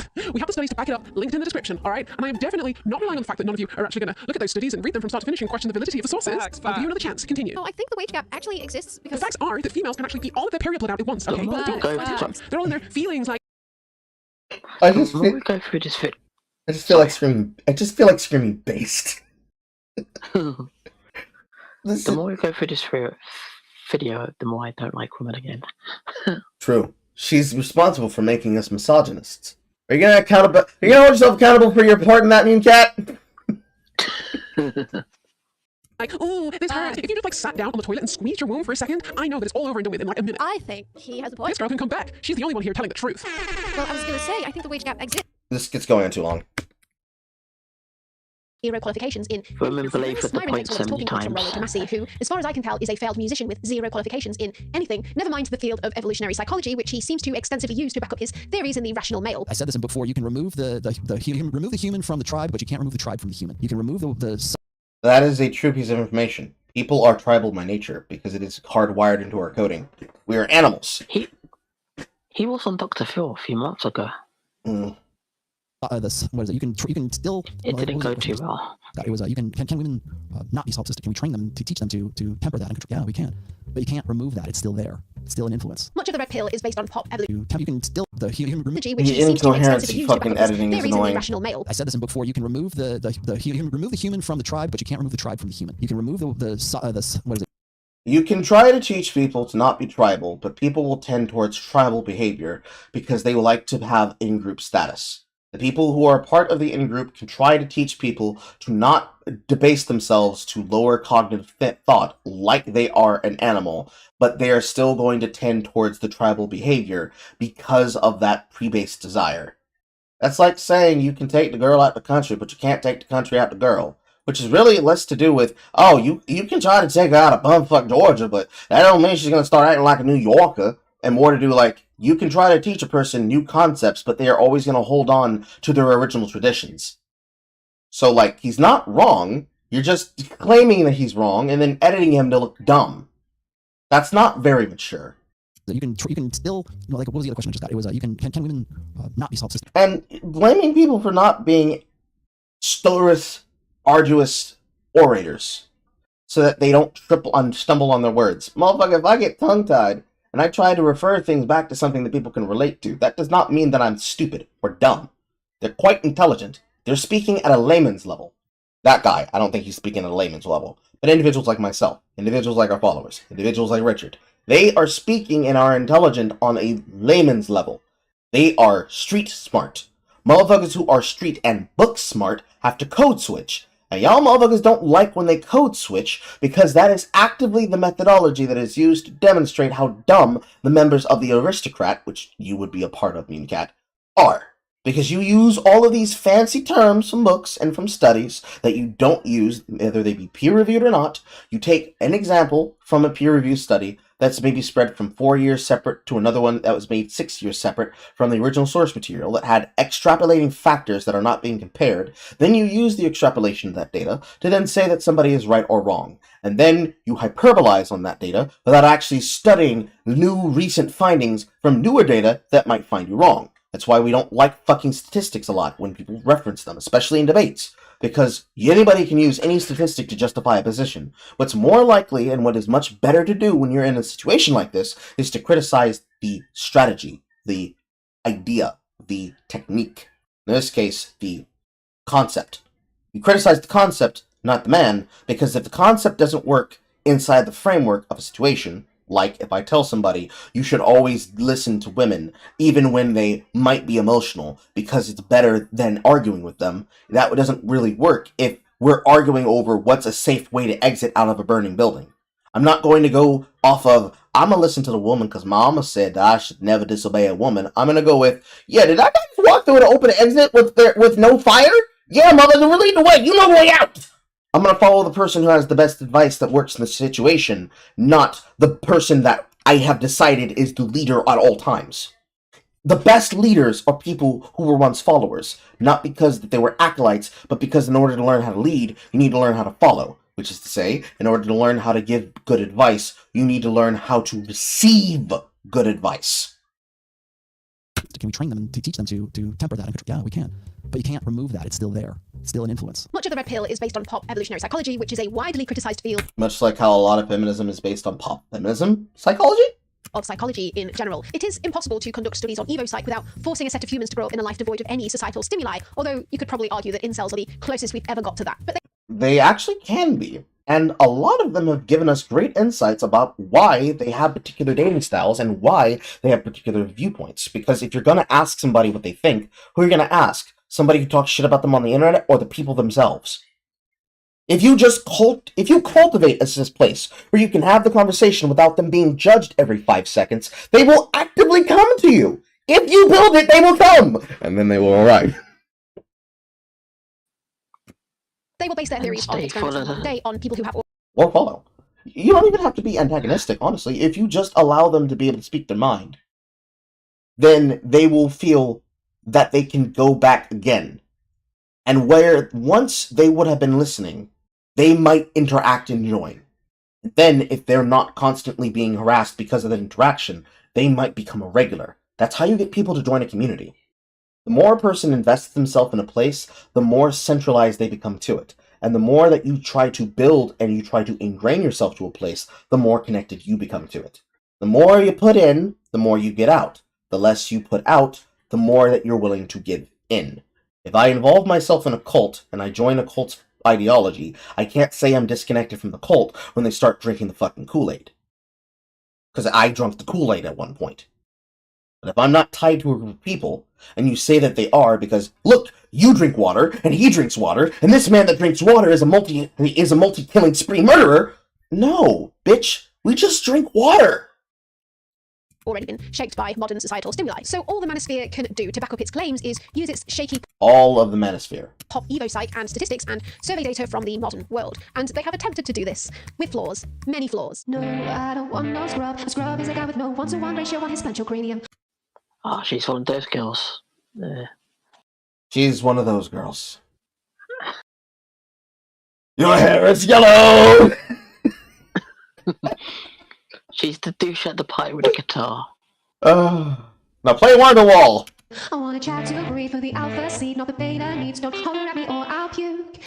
Now here's an actual interesting thing, Kat. If instead of doing what you just did about the fucking sputum, you instead wrote a parody song talking about these ideas and you set it to a track and you did something similar, like fucking what does Mike call his musical playlist? Speedball crack? Yeah. Something speedball. If you were to write musical jokes based on these concepts, you would be able to connect to an even wider audience than the people that you already are projecting your views to. Because this is only really consumable by RedTube. Because this is what they require. The bisexual lighting, the tongue-in-cheek and very poorly constricted humor, the play button viewable in the background, the hair dye, the clothing choices, the rhetoric, the editing style. This is only consumable to that kind of audience. A satire and a spoof that takes parts of the things that you do and then spoofs the things that they do and packages it all in a humorous place without ever needing to put any kind of rhetoric on top of it, it would get more views than this. It'd be funny. It's not funny. It's just bitter and pretentious. Many flaws. No, I don't want no scrub. A scrub is a guy with no 1-to-1 ratio on his ventral cranium. I want to chat to breathe for the alpha seed, not the beta needs. Don't holler at me or I'll puke. Citation needed. First of all, And I'm totally not saying that because somebody paid me $30 to basically make one of those things. That's totally not something I've been studying the last month as I put together Thief Lasagna. I promise! We're all talking from experience. We don't talk from experience here. Just make shit up as we go along and use funny voices. Ain't that right, chat? So it's basically the feminism thing. You don't really... So you talk about a thing that you haven't experienced. I mean, I'm joking when I say that, but yes, that'd be the point. Let me take you through the entire theory of the red pill. Fasten your seatbelts. So back in the 50s, most women were happy housewives who didn't bother themselves with man things like joining the workforce and stayed at home to care for the children. But in the 60s, the contraceptive pill led to the sexual revolution. This meant that due to the decreased pregnancy risk involved in casual sex, people did not get married as young, but this also caused an increase in accidental pregnancies out of wedlock, causing an uptick in single motherhood. Single mothers are not capable of raising a child properly on their own, causing the children to become criminals and join gangs. I liked how they used the black woman as that single motherhood. Yeah. That's, I think that's, like, how many scales on microaggression do you think that is, chat? Place your votes. Vote 1 to 10. How many microaggressions is that? You did a chud thing! You did a chud thing, Muse! You can't do that! Also, thank you for the super chat. Thank you, Scapegoat. This is a white woman, so I have to give it a 10. Carl. It's an English white woman, so it's like a 10 out of 10. True. Like double 10. Carl, why are you playing The World Ends With You on the Switch and not the DS, you pleb? I own both. I own both. And the reason why is because it was one of the many games that I actually could be able to find for my Switch that were affordable at the GameStop. I only had a certain amount of money, and when I went to go purchase SMT3 Nocturne HD, that was one of the games that I picked up while I was there. GameStop still exists in 2023. Yes. I have 4 GameStops and an EB Games nearby me. They're basically the same company, though. Okay. All the mom and pop shops that used to repair all of our consoles for very cheap prices went out of business. There was like I used to go to like a swap meet in Florida, and the guy used to fix PlayStations, but he's out of business now because you can't really fix PlayStations no more. I mean, I imagine that the thing that really put it out of business was the ability of being able to emulate, because realistically, I can be able to get an emulator that will play the game perfectly. I could even get a USB to PlayStation DualShock insert converter and play using a native controller on my computer or even a laptop, because most emulations don't require a lot of technology. At least I would say up to PlayStation 2. PlayStation 3, you're going to need a little relative amount of power. The game I would like to play on emulator is the 50 Cent game that came out ages ago. 50 Cent Blood on the Sands? That's the one, yeah. Why the fuck do I have that written into my biology code? Why are you black, nigga? I never played that game, and I know that immediately off the top of my head. I even remember the mean mug that he did for the fucking game camera. It's like the meme was bitch better have my score. Just don't play Neo. Yeah, I didn't buy Neo. When I saw what they did to the translation for the localization, I was like, yeah, nah, I don't need to play Neo. Realistically, the reason why they put The World Ends With You on Switch is the same reason why they brought over Metroid Prime Collection. There's no reason why they should have been lost to time on the Wii and the Wii U, or in this case, when I say lost to time, there's no reason why they should have left it on the DS and not remade it for DSi or the 3DS, but I guess they didn't have it in their plans to do so until they decided they were going to make a sequel, and so they did the same thing that they did with Nocturne. They used H3 Nocturne as a platform to then push from Apocalypse and the re-release of 4 and 3 to then bring on 5 and then have a way to go from there, because they also did the same thing with Tokyo Mirage Session. They used Encore to prepare people for Nocturne, to prepare people for 5, and so on and so on. So they did the same thing there. I know for a fact that Neo's going to be garbage, because it's not The World Ends With You. It's not the same characters, so why would I care? You know? It's one of those things. Single mothers are not capable of raising a child properly on their own, causing the children to become criminals and join gangs in order to replace the missing. That is true, though. A single mother is not going to be able to keep her... Because the father was there to protect the children from the mother. That is actually something that people tend not to know. The father's Because job. usually, without the father there, the mother will usually kill the children. I wouldn't go that Out far. of anger. I wouldn't go that far in my explanation, but allegedly. In a household structure, the mother's job is to care for the children and to defend the children from overly toxic masculine and feminine traits. The job of the father is to also provide for the children. And if we want to go by the 50 structure that you just started there, your words, not mine, mean cat, we take the structure of the men provide, the women care and provide at home. The men have the job of protecting the children, not just from overly toxic things, but also preparing them for the world. Women provide comfort from the dangers of the world, but men provide preparation for how to deal with the world. That's why one of the worst things you could do to a child is to try and train it to basically cry at every provocation. Children are a lot sturdier than you would think. So if a child falls down, you shouldn't react like, oh no, he fell down. You should instead let them figure themselves out, let them right themselves, and let them figure out if they are actually hurt. Because if they are hurt to the point that they are bleeding and they don't realize that they're hurt, yeah, you should be fucking panicked. But if your baby is trying to walk and they bump the stairs and they fall down on their butt, you shouldn't train them mentally to start crying, because then they'll cry at everything.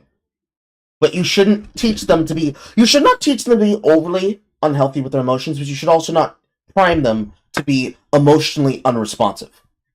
There's a healthy medium between knows when to cry and what to cry over versus never cries, isn't emotional, is emotionally detached, might murder you in your sleep, might choke you for the fun of it while you're having sex. There's a healthy medium between these two extremes. Now, if it's your kink to be one of those things, that's completely different. But we're not talking about the people with the kinks. Masculinity present in their childhood. Bear with me. Over the next few decades, the feminism movement has also allowed women to enter the workforce, which is actually against their own wishes, even though they don't realize this. Due to their biological ticking time bomb, they actually prefer to be using their most fertile years to bear children. Well, that's coping right there. Women do want to have money of their own, but if they want to then settle down and make a family, they are going to be challenged to do that while they are on maternity leave. And if they want to spend more time at home, it means that they work less hours at a job. And if they're working less hours aggregately at a job because another man or another person, whether it be a lesbian or not, is providing finances, they're going to tend to have less hours paid because they have worked less billable hours. It's a lot less about the wage gap and more about the accountability gap and the choice gap.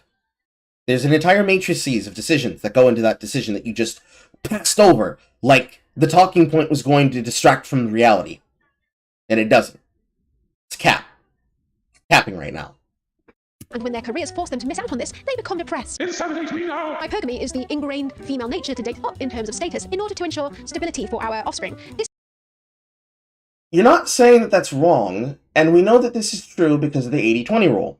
You're actually showing this. If people who were 10s went after 10s, it'd be like being in a caste society, where the 10s go after the 10s because the 10s go after the 10s, and everybody on the way down goes after those because they are. But what you're showing here, on the scale here, between 1955 and 2015, is that the lower value men, so what is this, 5 men, 10 men? Out of 10 men, the top 3 will have every kind of woman looking at them because they want what they value as a high value man. Everyone else, by factor of not being that choice that they make, are endemically by response of that decision being marked by them as low value men. That right there, the image on the right, is a literal visual example of the sexual marketplace when it is healthy and the sexual marketplace as it operates. The ones that are making the decisions are the ones deciding what is the supply and the demand. It's actually interesting that you leave an arrow that goes from the top value woman not across to the man of her comparison, because that's actually a realistic thing that happens. Women who are so high maintenance that they believe even the top value man isn't enough are the kind of women that we describe when we think of the women with the idea of the department store comparison. Anybody who doesn't know what that is, imagine you're in a department store, male or female, and in this department store, there is a single rule. You can go up the escalator to the next floor, but you cannot go back down the escalator from the old floor. And when you get to the final top of the escalator, you must exit the building, and you cannot shop at the place again, either for a certain amount of time or never again in your life. It is an allegory for the sexual marketplace. If on the first escalator, and we compared it to this graph here on the left, at the first escalator, now arriving, marketable, marriageable, and won't beat the shit out of you. It's alright, but I want the extreme. Go to level 2, now at fuckable fuckboys that know how to lick your coochie right. Alright, but I want even more. Now arriving at level 3, Harlequin romance novel protagonists that will inseminate you on demand. Alright, but I want even bigger. Now arriving at level 4, nothing. You deserve nothing. Please exit through the gift shop. The point of that is that if you're that woman who is not even interested in the man of your comparative value, you're saying, yeah, this is good, this is great, it's not the bare minimum, but I want more, but I want more, and I want more. Eventually, when you want too much, you're not able to settle for what you have in front of you, so you won't even take what's of good value to you, because your value system isn't primed in the way it should be, and isn't formulated in a way that it should be, that you're willing to take the good, viable chances and opportunities in front of you. Because to you, hypergamy means I want somebody as a 5 who's a 9, but as a 9, I wouldn't take another 9. Bitch, I don't want a 9, I want a 100. That's what that is. That's fucked up. That's fucked up. Neo is a time travel spaghetti game. Ew, that sounds disgusting. Hypergamy is the ingrained female nature to date up in terms of status. It's not an ingrained female nature. It's an innate animal behavior. Men can display hypergamy, women can display hypergamy. The reason why we usually associate it to a female trait is because in society, females are able to court for resources based on their appearances and their looks alone, and men and women value beauty. And so, if a woman values beauty, she is playing a game where she says, I will trade my beauty for your finances, and I will be here for as long as the finances give. But if I find someone with more finances than you, who's even hotter than you, I will monkey branch to that guy. And that is a social strategy that has been dictated by women. And men! It's literally the hierarchy of how we used to marry off our daughters in formation of monarchies. I will give you my childbearing daughter, and we will unite our houses together to form a strong union and bond, and our children will secure our legacy for a lifetime. Lifetimes. Dynasties were made off of that philosophy. But the way that it applies to the current modern age is that monkey branching is, oh, I like this nigga got money. But have you seen that other nigga? He got money. I'm gonna use this guy for his bankroll, but I'll get pregnant by the other guy because even though I like both of them, my top tier pick is better than my number 2 pick. That's the whole of it right there. In order to ensure stability for our offspring. This is something that we cannot shake. It's programmed into us. It is causing young and fertile women to only select the bad boys or the alphas, leaving all of the young betas without any sex, as the top 20% of chads sleep with the top 80% of women, leaving 80% of men fighting over the bottom 20% of women. This is a Pareto principle in the dating marketplace. So once women have had all of their fun and hit the wall at around age 30, meaning too many other young women have entered the sexual marketplace. The wall is not at age 30. The wall is at the age of reason. Or I should rather say the age of shame. I've talked about this concept before, but I don't think I've explained it. So people have heard me use the phrase a child when they have hit the age of reason, rather than when a child hits the age of puberty or the age of consent. It's a similar concept to the age of consent. When we talk about the age of consent, we usually stylize that down to the age of 16, 17, or 18 based on the states where you live. Technically in Japan it's 14, but they have redactively raised the age to 18, because who the fuck is a goddamn adult able to make decisions for themselves at 14? When I say a person reaches the age of reason, or a person reaches the age of shame, the age of reason is the point upon which a child, or an adolescent, a growing adolescent, somebody who hasn't truly become an adult yet, reaches the point where they are capable of making rational reasons and choices for themselves and understands the ramifications of those consequences. It's like saying this child is an emancipated adolescent. They're able to make decisions, they're able to cook for themselves, clean for themselves, live for themselves, work for themselves, and they have a key into their home. Usually the word we used to use to describe that is what we call a latchkey kid. But the age of reason is where I can say you are a reasonable, able-bodied adult. You understand what's going on in the world and you know how to care for yourself. Right? When it comes to the concept of the wall, the age of shame is where we would think if a woman was still talking the way that Muntak is talking, if you're at the age of 47, talking like a 27-year-old, saying things that somebody 20 years your junior would be saying about men, and you don't feel some level of shame, you have hit the wall. You hit a dead end in your progression, and you aren't moving past this point emotionally. Maturity. That's not a word. There's a word I'm looking for here. You haven't passed this wall emotionally. You haven't passed this wall maturationally. I think that's actually how you say it. You haven't passed this point of maturity. You haven't passed this point of insight. You haven't passed this point of trauma that you haven't healed through. And you will not emotionally develop past this point. You are stuck at this psychological and rhetorical dead end. Everything past this point ends in a thought-terminating cliche or a thought-terminating argument that you say as a catchphrase to justify your inability to move past this point.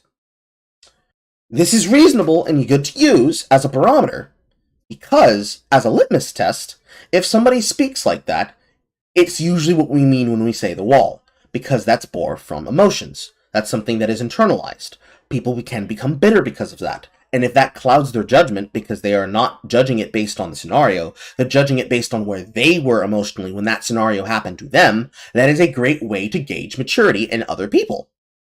Because it takes a certain level of maturity to think of somebody else and consider what that would feel like if it happened to you. It takes even more maturity to be able to think of an abstract or to look at a situation not happening to you and prescribe a form of empathy and sympathy to it to better understand what you would do in that scenario. If you lack that level of maturity, it's something that is usually ingrained with your inability to relate to people, or you might be sadistic. Something along those lines. Stop me if I confused you, anybody. Is that what the wall is? It's what I frame the wall as. Realistically, you could say the wall is your body's biological clock stopping you from having children. That's why I thought. I think That's a why I lot thought of the people. wall. That's what. No, Sorry. well, I think it is the biological reality, but it can change from person to person. Yes. So when you're hitting a biological reality and life is catching up to you, you have to acknowledge reality and reason. Mm-hmm. So I think that's what it is, because like you can't even say it's not a thing because women do it to themselves and say they do it all the time. Yes. And the thing about that is the whole point of like the wall, and the reason why the men use the wall is the fact that no man should wait till you have to acknowledge reality to say to get you. Yes. If you want to look at it in terms of biological reproduction, you want to be completely scientific and sterilized in your perception of dating. The wall isn't a thing that you use to mock people who have already pair bond, who have found a person that they're with, and she's 70, she hit the wall, she's 40, she hit the wall. No, that woman didn't hit the wall, growing old with her partner.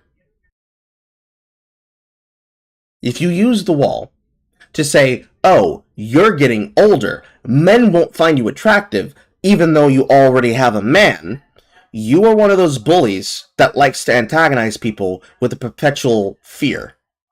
You're the kind of person that says, oh, you better settle for some dick, otherwise you're going to be old and lonely, and ain't nobody going to talk to you except your many cats. You're the kind of person that Mooncat has trained to be her target. You both are thinking and describing each other, and you're verbally abusing each other in a hope that your cope beats their cope, basically. So what happens if you post no meme X? What do you mean? Is that the same thing as saying you're gonna die alone with cats? Pretty And you much, I post, guess. Like no meme X to a person. I guess, I suppose. If you type no eggs to a person, or if you make the joke that people make at June, Showinhead, whenever she talks about dating and birth, when you like, one egg left! The Mojo Jojo meme. That's based on the fact that whenever she dates somebody, she picks up the personality and she picks up the ideology of the person she's dating. And when it came to her dating Gregory Fleur, the Armored Skeptic, she basically became a member of his DDGL relationship and the fantasy that they had between each other. But then when he broke up with her because of COVID, the distance led to him discovering Kiwi Sunset, who's basically her but younger, and she got angry about that. People mocking her for that before she then got with her. I'm pretty sure he's not alt-right, but he is a right-wing. I wouldn't even say he's a fascist. A right-wing crypto bro. Not crypto as in cryptocurrency. Crypto is in crypto-fascist. Which is to say, he likes the paraphernalia of the Black Sun, but he doesn't actually believe in the Azov Battalion. If someone were to say, you have no eggs, they would do the Stephen Molyneux thing to somebody who's female, and there was a female equivalent insult to say to the men about reproduction, because for them, it's literally calling them scrotes, calling them incels. If they were to do that, it's basically, yes, that's the comparative thing. And if you wanted to be very sanitized in how you approach that, if you supposed that for men, they view women as hitting the wall when they no longer have the ability to give birth to healthy children without extreme birth defects, because usually when women have children later on in their years, when they start approaching the age of 40, like I said, when I said last stream, when they approach the age of 40, when they start having birth defects and you start having Down syndrome children, which is usually what happens. You usually end up having children with Down syndrome when you get old. That's what happened. That's what happened to me. So. Or the increased chance of autism and all these other things. Yes, because that's how your biological works.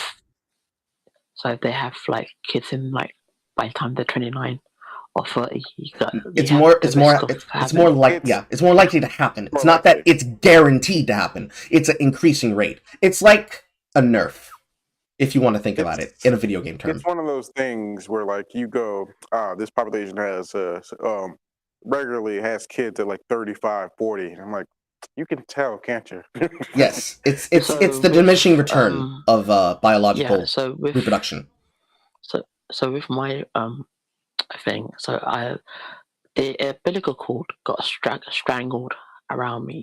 That would do when it. I was a baby. Same thing happened to me. So I'm missing like 10% of my brain. So because I didn't have enough oxygen. So. You could be able to say, I'm only using 10% of my brain. Imagine what would happen if I used the other site to call you cringe. And plus, and I died in the incubator as well. So yeah. Thank you for sharing. Mm-hmm. But if you want to look at it... That's how I'm like a hard R, so... I see. If you wanted to look at it from that purely medical point of view, that's technically what the wall is. But socially, people use the wall as like a proverbial ticking time bomb, approaching wall of doom, that says that if you haven't found a person to date, not even just people to have kids with, a person to date, someone to love you by this age, you'll be old and alone and a spinster. I just find that rhetoric to be annoying. The spinster economy is growing anyway, so... The spinster economy is just a stepmom MILF economy. Prove me fucking wrong. Alphas, she will find a wealthy, beta nice guy to settle down with so he can provide her with the children and the stability. The most sneaky females, though, will get pregnant by an alpha and then get her beta to provide for the child. But women joining the workforce and the ingrained hypergamous nature of women means that the That is very true. Like, even Jordan Peterson, like, even in his very liberal days, had to co-sign a paper that researched that from one of his students, and that's literally, like, women dating strategy. Chase Chad, stay in a stable relationship with the dude. Like, it's So are you saying that incels, that we were right about that?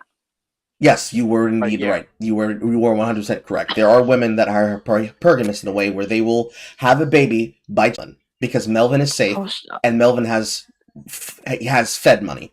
But Chad knows how to fuck her and break her back in. Yes, I was just checking that incels were right about a thing. So I mean, that was just it's basic. just because it's a basic observational reality. Yeah, that's just basic observation.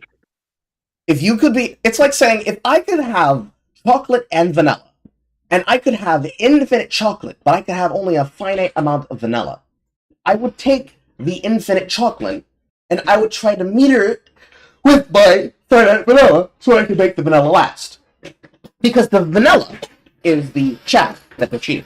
If I can be able to have these men run my ass fucking through, and I can have all the sexual experience that I was promised to have because of the sexual revolution, but I wanted to still have safety and stability to fall back on.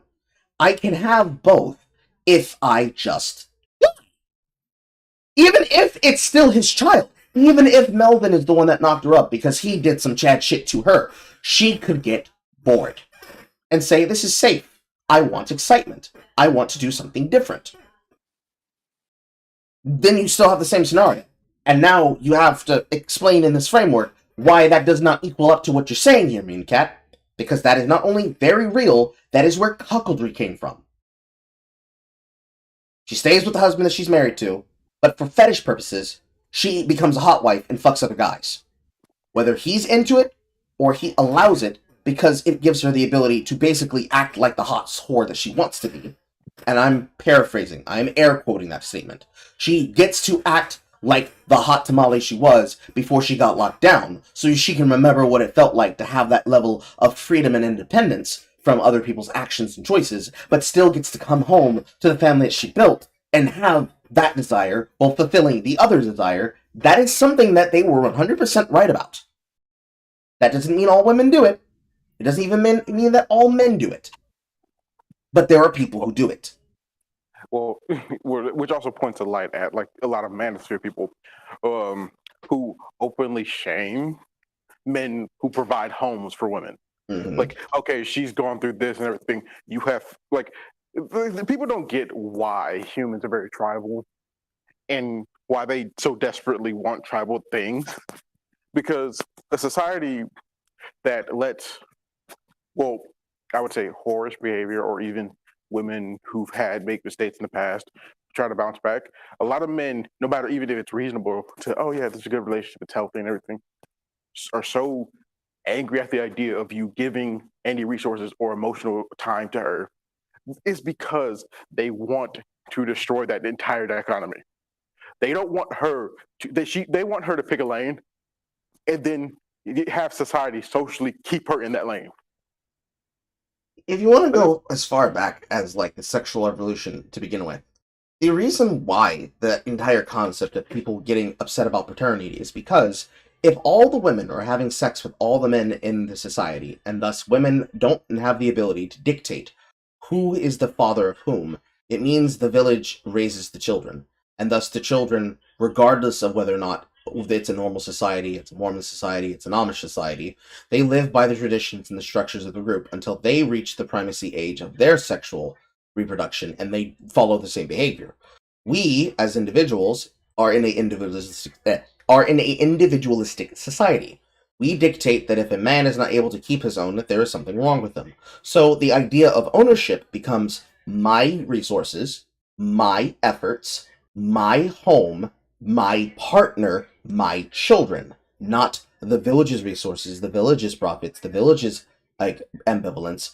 the village's elders and the village's youngsters or foundlings, or whatever word you want to use to replace the children that will represent our future. If I want to ensure that my bloodline continues, I would like to know that my children are my children. If the children are not my children, what is now the more concerning thing? That my actual physical gene bloodline is continued, or that my family name and its legacy is continued? For most men, this is one and the same. My children, my blood, my name. But this is then where you factor in, what about adopted children? Same thing. They still have your name, and if they aren't biologically yours, they are legally your responsibility, because you adopted them. Same thing with foster children. Well, I think a perfect example to bring up this discussion is like Genghis Khan. Because that nigga fucked everything up. No. But if you actually understand the situation around his firstborn son, that he claimed as his firstborn son, which when everybody knew wasn't his son because his wife got kidnapped, that wasn't his. But it's also debated that that's her getting kidnapped and burying another man's child is what spiraled him into all the rape. So there's a huge thing that men do not dissociate their lineage, their children, their names from their actual production, and trying to actually causes issues, I believe, personally. Because one nigga got cucked, everybody in the Southeast and Asian continent got fucked over, and now they all look like each other for over 5,000 years. Bro, that's rough. No, seriously. No, like it happened. And there's fake. There's like it even explains in a like modern. So I want to say this because the thing is, people like to go, this is so distant. But we've had enough knowledge and history on stuff where we point out, like in America, oh yeah, there have been several towns where like several people have been related. They don't know why. It's because the milkman. Like we've had insemination places where the like man who runs it uses his sperm to inseminate women. Like, there's a thing about a lot of men do not. They're too individualistic to think in the society greater context. And a child can be yours and everything, and they prioritize their lineage overall.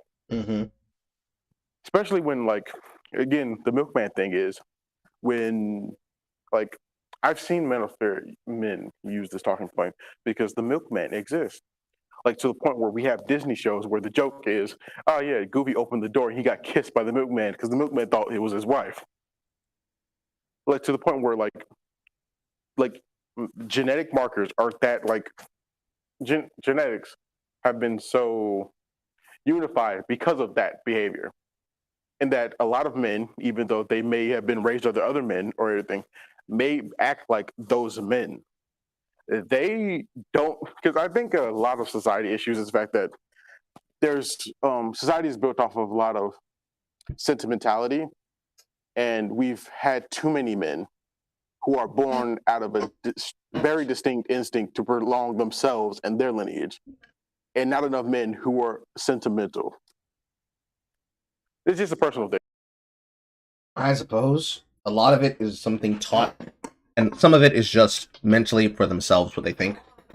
In my generation, we don't have a big tie of I want my children to be my children. It's more like if I have to adopt, if I become a stepfather, stepmother, if I am presented with a scenario where I am responsible for raising a child, I'm more focused on ensuring that the child has a functional household than ensuring and knowing that that child is my child.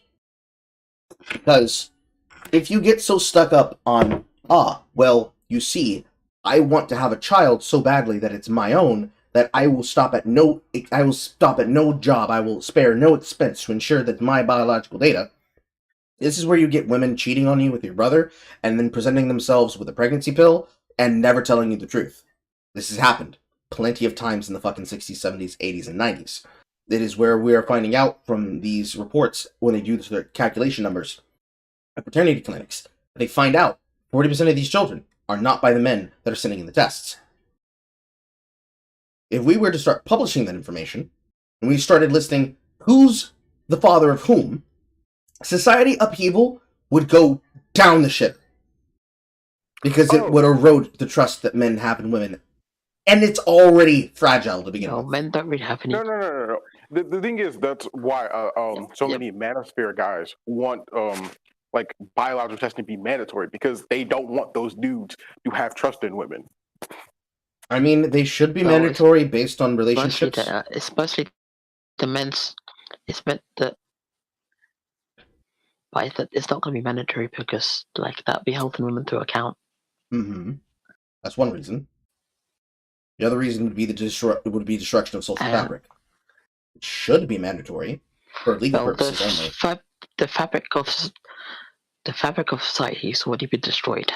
So it's the spirit of the thing rather than the actual necessation of the thing. So the problem with making sure that if a woman is pregnant, that it is mandatory that there is a blood test done to determine the father of the child is because unless the woman is a surrogate and she is carrying the egg of another woman for a couple, it is necessary to know who is the father of the child so that to determine responsibility for who should take care of it if the person does not already have someone claiming responsibility. This then leads into the problem of parental getting the word. Rights. No, not rights. Synonym for falsehood. It's the thing that happens. It's the thing that happens when women claim that a man is the father of a child when he is not and puts his name on the papers. Yes, parental fraud. It is the basis of parental fraud. You're at the hospital with your male best friend. You're pregnant by a dude that you don't even know the fucking name of. Because you need to put a name on the bill for the father of the child, since your male best friend is basically like your live-in hetero life sexual partner, you put their name on the bill. Later down in the life of the child... That happened to my cousin. Yes. Later on in the life of the child, they come knocking to your male best friend for child support, despite them not biologically being the child, but legally being the father of the child on the paperwork. This is a big problem.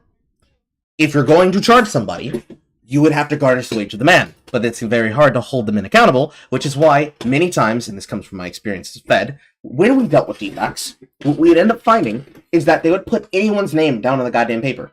Where there was a guy that they would just start talking to literally 2 days ago, they would claim them for backlogs and backlogs of child support.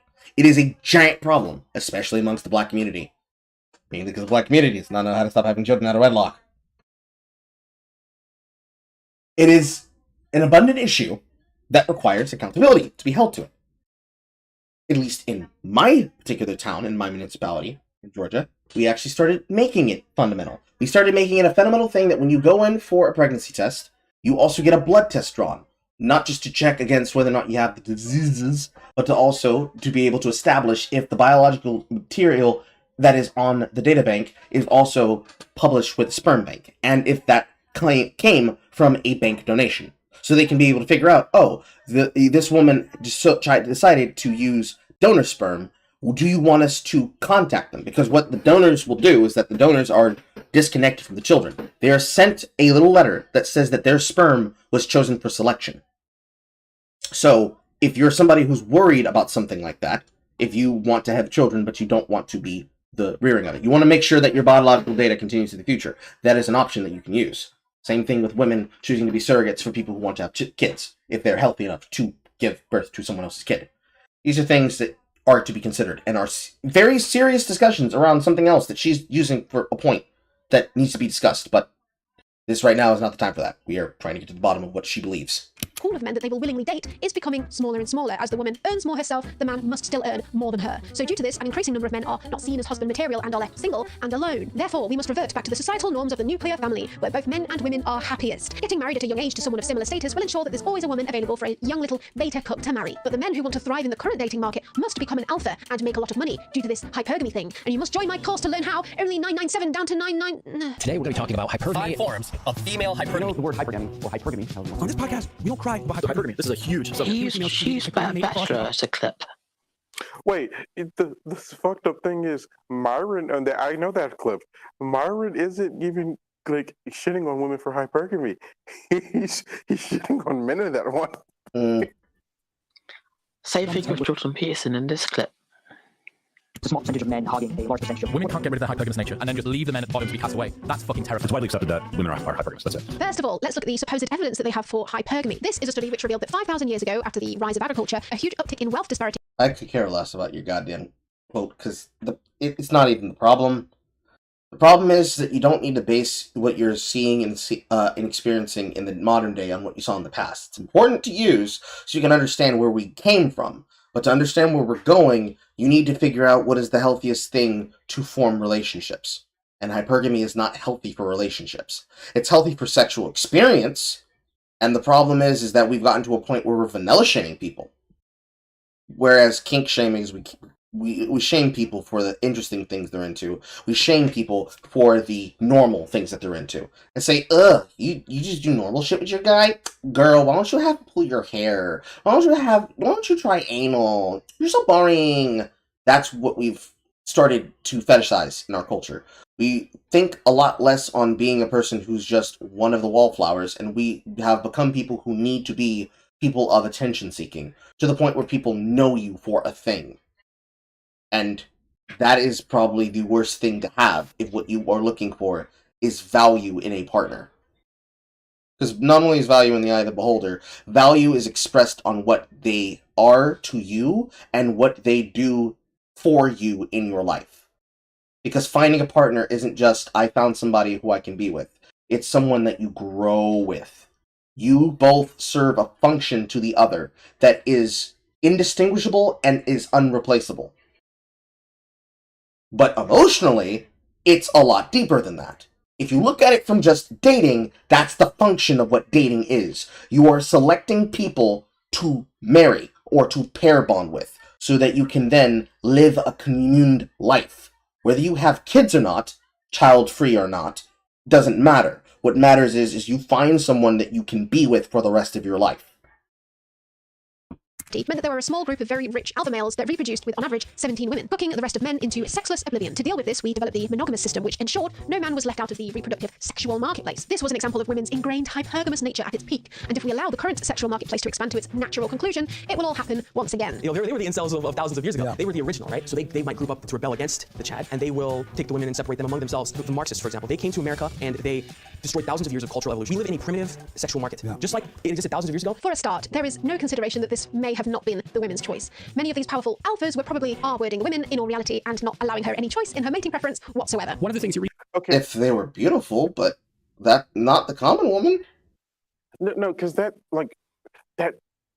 so ignorant of human nature.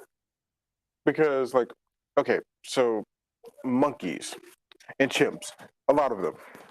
People don't tend to remember that a lot of the social structure is balanced around alphas. They keep things safe, they keep things normal, they keep all of that. So as a fact of that, those dudes tend to reproduce with women, like all of them. And we're similar related to monkeys. But when you realize that, okay, sexual promiscuity and everything like that, it happens in all chimp species, and so there would be multiple partners and everything. But this is the thing: no matter what chimp species, the alpha is the more dominant tends to get the most. We know this, but we're social creatures, so we tend to go, okay, you can get some, but I get first hit. That's how we work. There's the other factor that the thing that is being left out there in the prescription is that the alpha is usually also the sire of the generation that they're caring for. Yeah, true. We all remember the fact that keeps getting brought up as a meme on Twitter, right? That a male lion has multiple lionesses that they mate with, but the lioness is the one that dictates the social anxiety and the social implications of sex on the male lion. And if the male lion does not give them the satisfaction that they desire, they will bite his balls until he gives it to them. Yeah. Yep. research has indicated is that there is a manner in which women are attracted to people who manifest dark triad traits. Yeah, I would add a qualifier that it tends to be younger women, teenagers or women in their early 20s. There is no You mean the women who will read those Harlequin romance novels with the dark, brooding, mysterious stranger? Cream pies them? No, this is awful because what it does, especially with her coming out of her mouth like this, these are people and experts, because she just used Jordan Peterson, who know what they're talking about. Mm-hmm. They're not right-wing. They know what they're talking about, and they're explaining reality. But she's using them to explain how they're selling people lies. But don't you know, Jordan Peterson bad. He's audience captured now. That means we have to throw him away. Baby and bathwater. Out window. This is the... okay, go ahead. I have this coworker, and I'm like, bro, I'm listening to Jordan Peterson, and honestly, I'm trying to change my life up. It's like, bro, Jordan Peterson's such a pseudo-intellectual, bro. He doesn't know anything he's talking about. All right, what is he a pseudo-intellectual about? He's a trained psychologist. What is he wrong about? Can you tell me? And she's like, about his talks about society and stuff. Okay, like what? No, I understand this. It's the same thing with Andrew and Tate. It's like, what's wrong with them? Well, me and Carl can go, yeah, his lover boy tactics, all this other type of stuff. Yeah, most people can't. It's because they heard that he's... Yes, that's the reason why that happens, because of what Mean Cat's doing here. I don't know anything that's bad about him. I just saw him being used as a bad example in a video by a breadtuber or by a YouTuber, and they never extrapolated why. They gave me a fast clip that supposedly explained, and then I was told he was bad, so I kept repeating the information uncritically. Modern day evidence that women prefer bad boys, either when they're ovulating or when they're not. There's actually... This is connected to women being on their periods from being chemically pregnant, otherwise known as birth control. It affects your mating strategy because you mate based on people who have healthy biologies. Love can play a factor, but it has to do with biologies. If you choose people based on what you would choose if you were on the pill versus off the pill, you make drastic decisions that are different. I find it hilarious that the pill allows for like feminized and trans ideologies to thrive far more simply because women aren't attracted to things that would be traditional. And I'm like, that's hilarious when you think about it, that it's literally manufactured. More evidence to prove the opposite. There is evidence that women are attracted to men with dark triad traits, but one of these traits is narcissism, which correlates with physical attractiveness and extroversion. And in much the same way, men are attracted to women with dark... You mean women are attracted to loudmouth assholes? Say it isn't so! Nah, that can't be it. Triad traits, as narcissism correlates with physical attractiveness. So once the physical attractiveness and the confidence is controlled for, dark triad traits actually add nothing for either gender. Basically, you can be confident and nice, and you'll still be attractive to women and men. Okay, but this doesn't stop... But this is why so many tech artists literally point out be an asshole, because to them the cheeks matter more than the relationship. You're a whore who wants to wife you. Like, the problem with the framework there is that, oh, well, if I had control for the guys that are beautiful and have those traits, they don't add anything. Yes, they do. It's because you remember them. You remember the guy that pushed back on your bullshit and made you think, he doesn't even think of me at all. He has women on the roster. He ain't got time for me. I want him. Versus, here comes Melvin again, trying for the 27th time the Steve Urkel routine. How sad. You remember the motherfuckers that get in your head. In real life. Has the Urkel routine worked in real life? Like, ever? Has the tactic of being persistent worked for me? Yeah. Yes. I've had success being an asshole, and I've had success being sweet. Many times. With men and women. The problem is that it had less to do with where I was at that time in my life, because I have examples from my youth, and I have examples from my 20s. And examples as I approach the age of 30. It had less to do with gaining success because I was persistent, and had more to do with the particular person and the particular technique or strategy that worked on that person.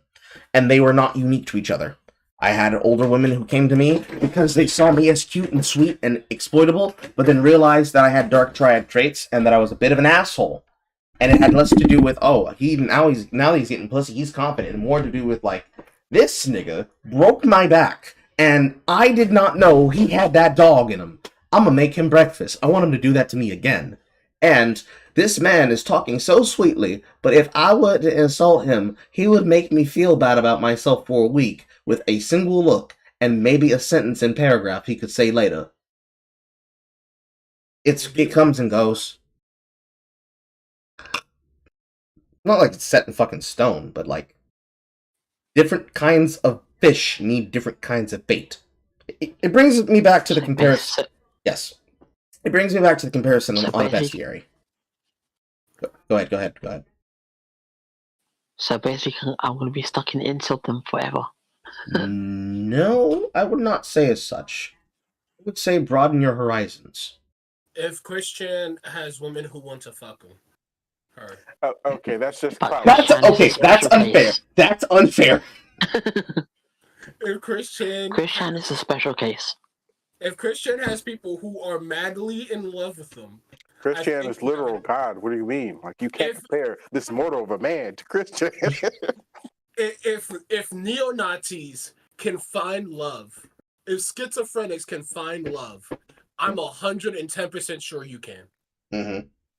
If people on 4chan, no. If Neckbeardia can find a woman on 4chan, knock her up and marry her, you can find one. I'm 110% certain. Neckbeardia found Megan on 4chan. Mm-hmm. And now they're I guess if Ethan Ralph can find someone. Yes, that's even better way to look at it. If the Ralph male can somehow successfully impregnate 2 women once, twice, and another one 2 times, you can find somebody who will want to play video games with you. And DSP is somehow married still. So. Mm-hmm. Well, also remember, dark triad traits are a tool.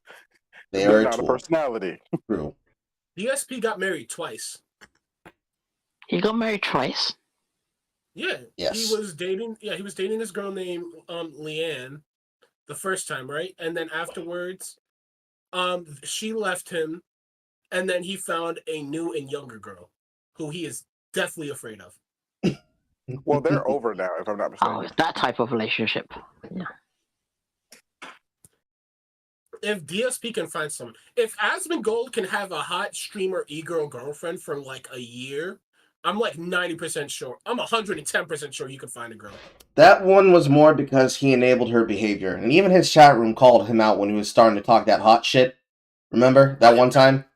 No, that's fair. It's kind of like with iDubbbz. It's manipulative and allows them to be themselves, but in a controlled way.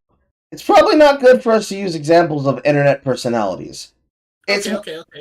It's I got one for you then. If Chris Raygun can not only accidentally pull Anissa Joma and her mother, you can get a girlfriend. Did he actually date Anissa Joma at some point? No, Did he really? No, she's actually like simping over him constantly. Not only did she simp after him, but her mother also simped after Chris Raygun. Okay, that makes more sense. Oh wow. I think the better example is if Chris Raygun at some point can be able to date and actually satisfy for a point of time Lacey Green, it is possible for you to find a woman you can play video games with. That is correct. It is possible. Also, know what you want going in, because like that plays a huge role into it. Yeah, start going on forums to play video games with people. Don't even look for a girlfriend. Don't even look for sex. Look for an experience. Look for life. Look for people to play games. My cousin is a dipshit, and through some unknown miracle of God, he has accidentally pulled bitches playing Fortnite. Please. I heard that happening in Roblox and Minecraft. Yes. That people find trouble through those games. If my cousin can pull bitches through Fortnite, and he's not no giga chat, he's a fucking man. He's 5'6". 5'6" and loud. That's my height. He's Dude, I'm not taller than you. I'm like 5'7.5". Like, you trust me. How are you calling people I'm who are? 5'6", How are you calling people manlets if they're fucking 5'6"? That's average height. I know it's average height. I like bullying my cousin. I love him to death. I like bullying him because his ego's up there. So I like watching him pop off. I'm the only person that can get him to pop off. Okay. Oh, so you gotta bring him down and neck. You gotta neg him. Yes, he is busting his balls. He's my cousin. I love him to death. We'll actually fight people for him. At the same time, I like busting his balls because it makes him do better. Yeah, you can definitely find something. You don't have to be. The point against the black pill is that you have to remember it's not as bad as you think it is. Never find a partner? That's a long time to go, man. 5 years is a long time. Even a year is a long time. But it's like if you like never, so like never is a long fucking time, bro. That's like saying Carl will never drink again. Never. No sangria for Fat Tuesday. yeah. So I'd be turning 38 next month. So I know. So I'm on a 4chan Discord server, and I'm watching like this guy who's in his 40s pull this 19-year-old girl. That's a bit concerning. That's a bit concerning. We wait no fans. It's very concerning. It's very concerning. But all they do together is like watch cartoons and voice chat for hours. If he could fucking do it, I'm 110% sure you can pull bitches. I'll give it a try. That's all we're asking you do. Hell, even Ricky Berwick has like a bunch of simps, right? But Ricky's got charisma. Technically, Ricky has fucking online platform. Ricky and what's that guy? Donovan, yes. So, they have charisma. they have internet platforms, and both of them are capable of using that. I would say, if I had to use a better example, be more like Donovan than be more like Ricky, because Ricky has his particular disablement.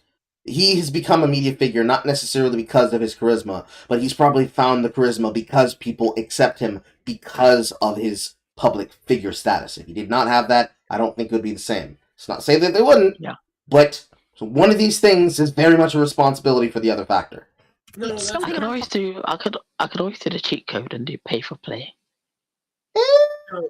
You'll be a lot more satisfied if you are not paying for sex. Okay.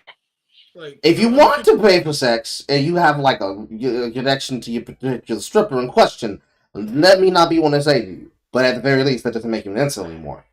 I'm gonna keep it real with you. I've seen so much fuck shit on the internet that it's almost completely desensitized me. You can find a girlfriend. If I've seen the amount of schizos I met is, and I don't mean schizo like that. You know what I mean. We mean Twitter niggas. Twitter niggas. Twitter niggas and 4chan niggas. Like, if I have seen them. I have met a dedicated incel who doesn't want to admit that he's black with a girlfriend. But most incels are black anyway, so it doesn't matter. You can find someone. My grandfather's 76 pulling 50-year-olds. He's different. But is your grandfather like a Chad? Or he was a Marine, so most likely. Got that silver hit. Fuck your grandma's coochie right. Let's make this dick like this here. You don't know nothing about this. I have women friends, but that's about it really. So I would not. The advice I'm about to say would not be go talk to your female friends. My advice would be go out and go dancing with your female friends for fun and see what happens. Yeah. Like real talk. There's a lot you could learn from them, but don't really just gauge out their personalities more. Mm-hmm. All right. All right, let's continue with the video. Podcasts talking about this like it's science-based fact. The only other evidence they have for this is the pop evo psych evidence, which has not been proven to the point of peer-reviewed consensus. Peterson will maintain that cross-culturally, women have always dated across and up. females engage in hypergamy, and hypergamy is, and this is also true cross-culturally, and it's also quite, it's just as extensive in Scandinavia, not quite, there's a bit of attenuation, but not much. Women mate across and up dominance hierarchies. Men mate across and down. Okay, well, that has to be the case, because obviously it has to work that way. If one goes up, the other has to go down. This is only half true. Peterson consistently fails to point out the hordes of studies that show that hypergamy is much less prominent in more developed countries because as an economy develops and is able to provide social safety nets and less children die at a young age, it will have less children at an older age as it is safer to do so, and they will choose a spouse later in life based on other needs, such as emotional needs. You're probably not familiar with this concept, Jordan, but people are finding other people that actually like them. So I don't know, this kind of sounds like a much better solution for all He said to the married man. genders, rather than trapping people into marriages they entered for the needs of bearing children and economic stability. How do men trap women in relationships? It's usually the other way around. I have never seen a man that isn't toxic trap a woman in a relationship. That's legitimately it. I mean, I've seen toxic men do it, but how does a normal man trap a woman in a relationship where she has nothing tying her down? Like, the only way I can, like, see it is if she's, like, homeless or in debt. Well, see, we're not including those factors. We're not using, like, destitute, not, like, comes from a bad background. Normal woman, normal man. How does he trap her? But nothing. Dick! There's nothing there. Dick! Dick. Listen, I have seen normal women throw away normal man, even with good it's wild. Dating is wild. Realistically, there's no good answer to fit in that sentence, but the only answer I could come up with in, like, she has everything she needs, he has everything he needs, they have literally no reason to not go their separate ways. Dick. That's the only thing that could trap a woman to a relationship where she ends up then having children by a man. Dick.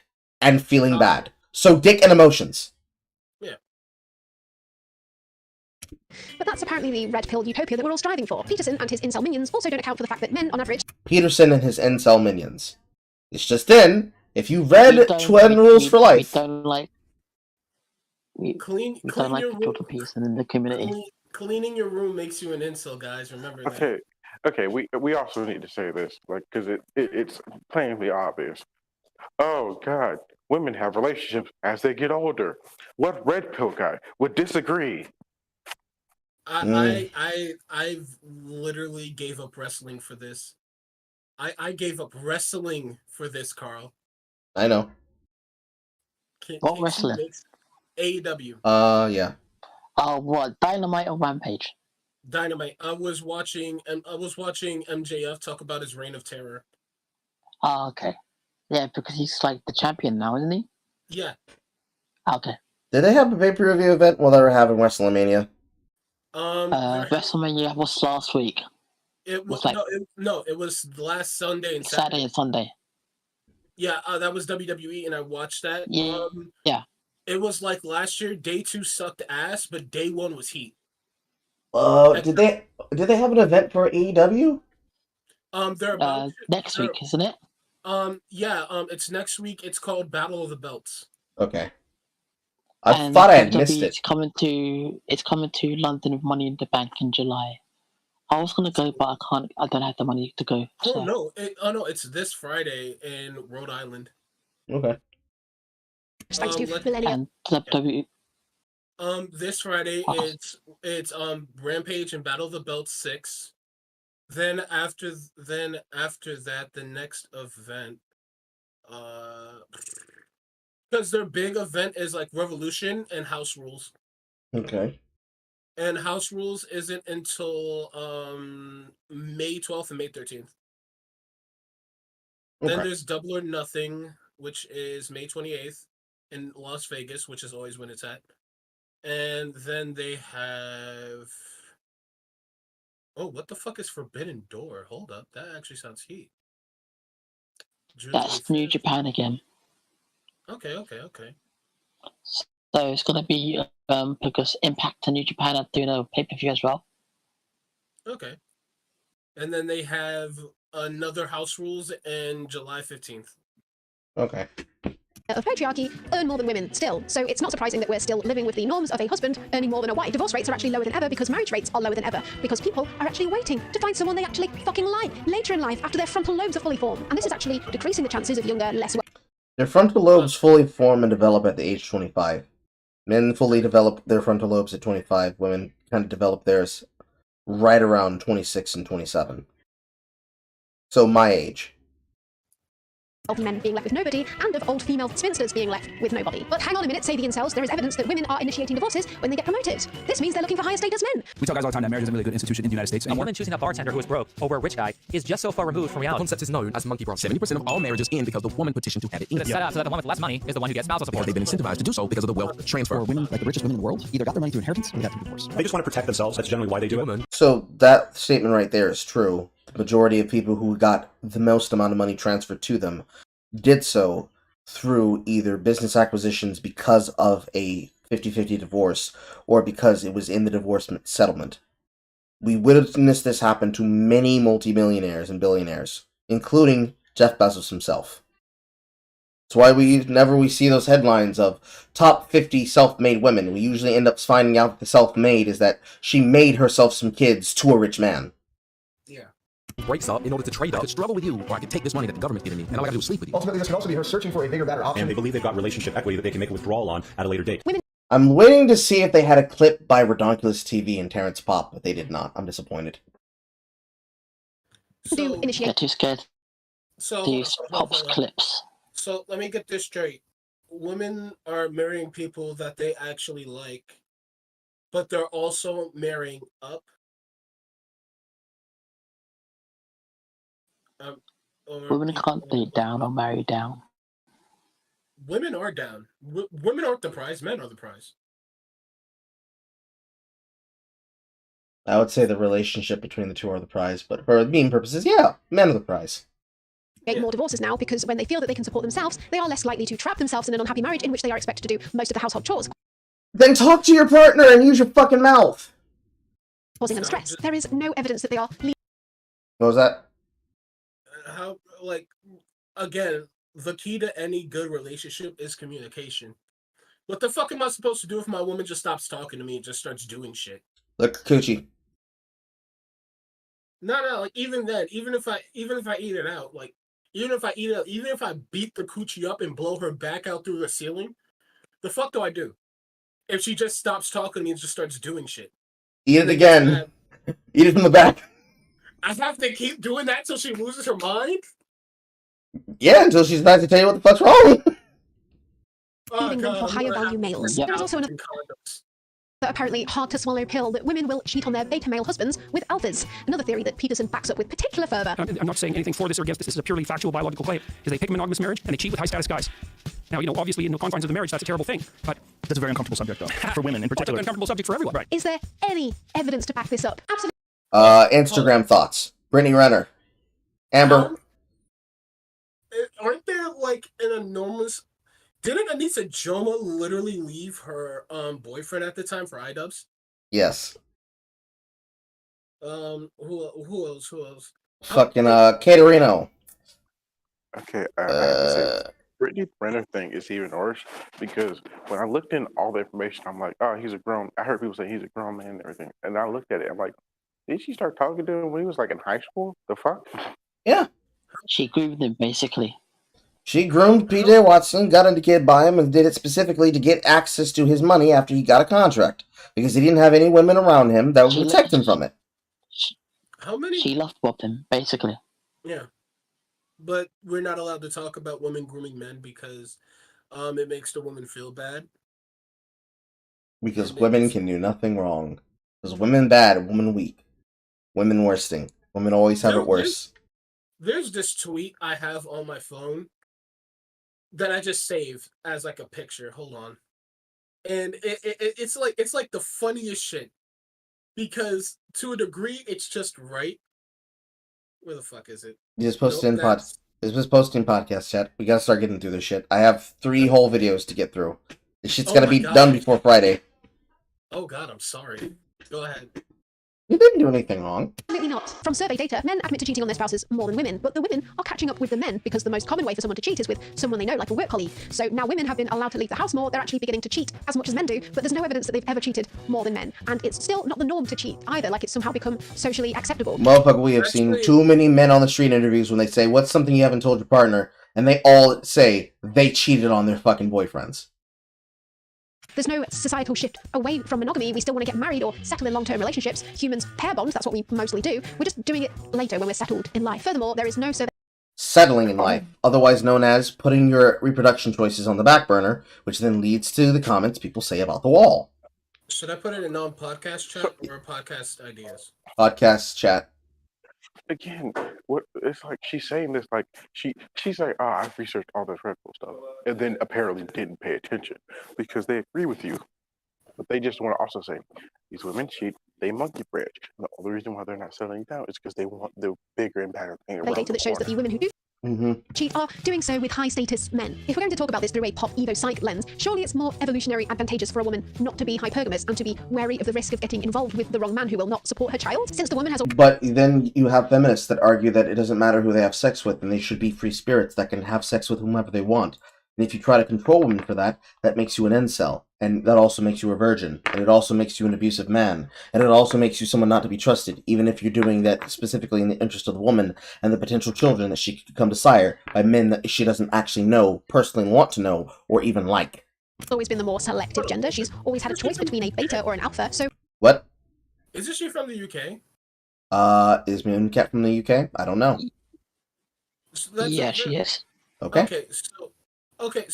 So what I heard is that in the UK, they have women have access to legal counsel, free legal counsel in case of domestic abuse, in which if they want, and a lot of them have been used because it was this group called Justice for Fathers. Yeah, Justice for Fathers. Yeah, they were. And a lot of women, and what a lot of women would do is that in order to get away from their husbands, and if they're losing like legal custody, they would accuse him of abuse, get free legal counsel, and then get a restraining order on him, and he just automatically loses. Mm-hmm. So why would she willingly put herself in the dangers of an aggressive, violent alpha and leave her children without a father? Why not just settle down with the beta from day one who will protect her from all of the preying alphas? These red pill men are simply projecting how they see the dating market onto women when women actually see... You're projecting how you see the dating market without actually addressing the reality that exists between your 2 points. Again, how are we still doing this? Also, the thing with the alpha and beta, why would anyone trust a beta to protect them when they are classified as a beta male? Guns. Yeah, even then, a lot of beta males don't use guns, weirdly enough. Like, even then, when they say beta male, it's like we think of a particular kind of archetype of person, but we would consider anything that basically isn't what we would imagine in our head as an alpha, as a beta. To somebody's definition, they'd probably use me as an example of an alpha male, but realistically, I would be closer to a beta male. But you better believe I better dig these fucking bullets at your chest, because you're not getting back up if you come to my house. Exactly. See it very differently. Take it from me. If a man walks up to me and asks me for my number or asks me on a date, I'm not thinking, oh wow, I wonder if he has a nice car. I wonder if it's more expensive than my current boyfriend's. I'm thinking, I hope this interaction ends without this man getting angry, violent, or following me home. By this... Why would you think that? Why would you think that about that man randomly? Hi, I'm Carl. It's like, hi, I'm Carl. You're cute. Would you like to go on a date? I hope this man doesn't assault me! The fuck? I understand. It can be unsafe. I have actively act like people are out here just assaulting y'all, like left and right, as much as y'all fear. I have actively watched a woman in real time say if an ugly man tries to holler at me, it's sexual harassment. But if it's a hot guy and he's rich, then that's a-okay. I saw that tweet too. So incels were right again. Women unironically say that. So incels were right again. Yes. Involved with the red pill, and by learning game, you're literally giving yourself a 101 on how to give women every red flag in the fucking book. But by far the most tangible evidence the manosphere has for modern day hypergamy is from dating apps. Yeah, that's it. Data from dating apps. This doesn't account for, the dating apps are where we got the understanding of how to visualize the 80-20. It wasn't a perfect science, but yet you motherfuckers took that shit as a formulation of how to make it a perfect science. Which is why people don't pay for fucking Tinder Gold, because it's a scam. Plenty of fish data, the Tinder data that we have, men do not get nearly as many options as women, and even if we're talking about top tier guys, they still cannot compete. In a since deleted 2009 official blog post on OkCupid showed women rating men as worse looking than medium 80% of the time. Most of the men on Tinder, of the profiles they come across, females, they'll swipe right on 60% of them. When it comes to females, they'll only swipe right on 4.5%. The reality is, guys, you look at OkCupid's data, and they behave a certain way. Tinder, Yes. women are. This just in, Tim Pool is now a vehicle and pipeline of the alt-right. Okay, No, it's not. like Tim Pool, his left-leaning status is constantly denied because he is very, very anti their bullshit. But it's audience capture. But like, he even disagrees with his audience consistently. Hold up, can you even call Better Bachelor an incel? No, she's not calling him an incel. He's part of the manosphere. Yes. No. She started talking about incels and then went to Better Bachelor. Literally giving yourself a 101 on how to give women every red flag in the fucking book. But by far the most tangible evidence the manosphere has for modern day hypergamy is from dating apps. Yeah, that's it. Data from dating apps. And this doesn't. Yeah, she started pulling from clips of people talking about the dating app information the same way she did about the hypergamy information. For the Plenty of fish data, the Tinder data that we have, men do not And the clip doesn't even disprove or prove it. She's just using it to paint a narrative at this point. get nearly as many options as women, and even if we're talking about top tier guys, they still cannot compete. In a since deleted 2009 official blog post on OkCupid showed women rating men as worse looking than medium 80% of the time. Most of the men on Tinder, of the profiles they come across, females, they'll swipe right on 60%. I think in this clip that this is this the setup of a person playing a video game and he's talking, or is he watching footage from Better Bachelor that he named in the section there and he's commenting over it? It's just the footage that Better Bachelor took. Okay. I gotta say this. Remember that thing I said about certain political types are just arguing about optics? This is literally this. Not disproving anything, just arguing the optics of the data we see. Mm-hmm. 80% of the time. Most of the men on Tinder, of the profiles they come across, females, they'll swipe right on 60% of them. When it comes to females, they'll only swipe right on 4.5%. The reality is, guys, you look at OkCupid's data, and they behave a certain way. On Tinder, Yes. women are they like swipe right. They like profiles of only 4%. Men, when they see female profiles, they swipe right or like more than 60%. That's a great example of hypergamy. Time to get debunked again, bitch. You like this? Being thoroughly debunked by a vagina haver with a second-class degree in music production? There was one infamous blog post made by OkCupid in 2000. It would be great if that fucking with a secondary degree in music production could just make some fucking music. Honestly speaking, I'm not even thinking nobody's classifying you as a vagina or a hole. We're not even thinking about that. In fact, I'm wondering when you're going to show the alien ears. You look like Katy Perry in E.T. 2009, which supposedly That's exposed fucked the hypergamous nature of women. It showed that women rated 80% of men on the website as It's not her fault that she dresses like she's from the 70s. below average in attractiveness, whereas men's ratings for women's attractiveness resemble more of an equalized bell curve. They jumped on this as proof of their Pareto principle. It's generally believed that this is one of the main catalysts of the modern incel movement, and the blog post was eventually taken down not long after the incel attack in Toronto, where 11 people died. The incels took this to mean that big tech was trying to hide the truth of hypergamy. Ironically, that same blog post actually showed that women Literally, no. It's literally just showing how, that's not even hypergamy. It's literally just showing how our minds work. If you can try to get access to the top percent of men, women try to, and men are just like more balanced. Because it's not as hypergamy, women monkey branching. It's literally just showing unrealistic standards and mentality. Because most people don't use it to say, aha, hypergamy. They'll use like relationship stuff to do that. Mm-hmm. They'll use a story about I was in this relationship for this one guy and then this happened. They'll see public displays of stuff and it didn't use it. women are more likely to be open to messaging men they see as less attractive, whereas men are more likely to only message women they rate as more attractive to themselves. So it showed that even though women rate most men as below average, they are much more likely to message them anyway. So here we are again with Bullshit. Bullshit. Bullshit. Cap. We have Bumble, we have Hinge, we have Tinder to prove that women do not know how to fucking start situations. They know how to behave when they find themselves in the situation. They don't know how to create the situations. And usually the ones that do know how to create the situations are usually the people who have the highest dark triad traits for manipulation. The incel projection of shallow dating preferences on women. In addition to this, r/Tinder data generally tends to show that men will swipe right on most women, and women will be very picky, and the ones that they do swipe right on will very likely result in a match. I need to explain why this is the case. A fact that the red pill seems to gloss over is that women are always going to be more picky than men when it comes to dating due to the increased risk of violence and pregnancy. Pregnancy maybe, but violence and pregnancy, stop dating jackasses from the bar. Not because of hypergamy. Let's have a look at some stats that the manosphere completely ignores. Younger women who have used dating sites or apps are especially likely to report having negative interactions with others on these platforms. Because they are using the dating platforms of the internet, and you can find anybody there, and they are not going to be honest about who they are on a dating application. A majority of female online daters younger than 50 say harassment, unsolicited explicit messages are very common on dating platforms. Because there is a fucking filter between you and them. If they call you a cunt, they're not going to go to prison as if they were to call you a cunt at a speed dating event. 60% of female users aged 18 to 34 say someone on a dating site or The UK, you can get in the UK, you can go to prison for that as well.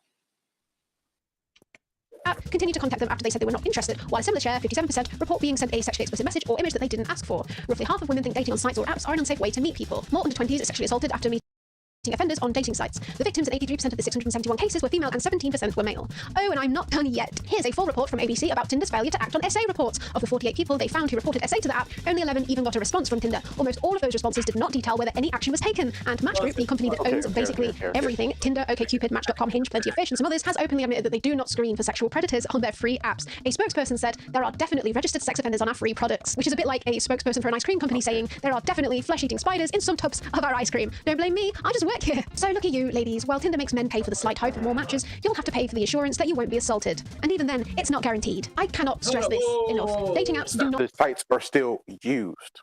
Hold on. There was an experiment done with Tinder specifically. And Carl, you probably know this one. It's where the guys were pretending to be like these fucking ripped giga chads, but would openly talk about how they were child molesters and whatnot. And they had women just flooding their DMs like, "Oh, I'm bad too. I stole a cookie." That was the Reddit experiment.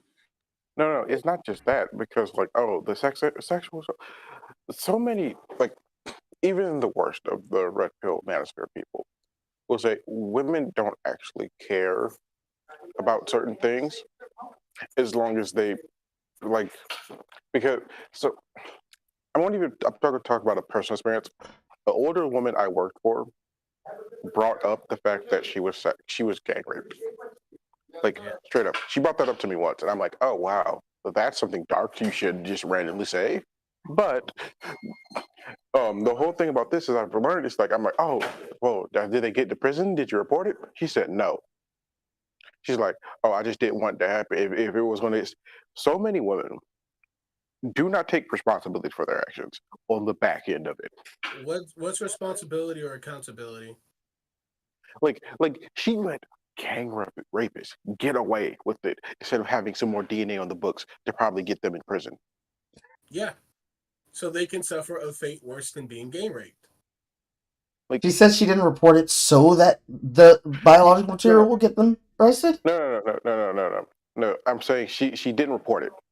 And I'm like, and I was saying, so like, you could have more evidence on the books if she did, and she did. Like, even if she didn't want to go to court with it, she just could have like said something. What was her response to that? Like, it was really weird because I'm like, it was very dismissive. Like, I just didn't want to happen. I'm like, and it happened. Like, what the fuck? Exactly. This is why I was so weirded out by it. I'm like, you bring it up to me, and then you dismiss me trying to say, did you punish those people? It's like, I'm not victim blaming, I'm victim asking questions, and I was just victimized with this information, bitch. The fuck? You can't claim there's a rape culture when you're being quiet about being raped. It's like, I don't get it. Like, at that point, it's not even victim questioning. It's like victim understanding. Bitch, I want to understand. You didn't go to the police because you said, I was upset that it happened.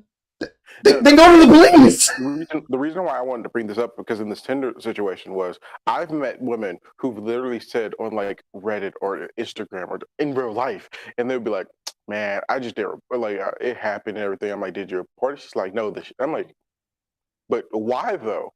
But like, and then like, it's one of those things where I'm like, okay, did you take the necessary precautions of letting people know where you were, this, and I never get like real answers. I'm like, why though? You just didn't take any accountability for your own safety or do any screen checks for it.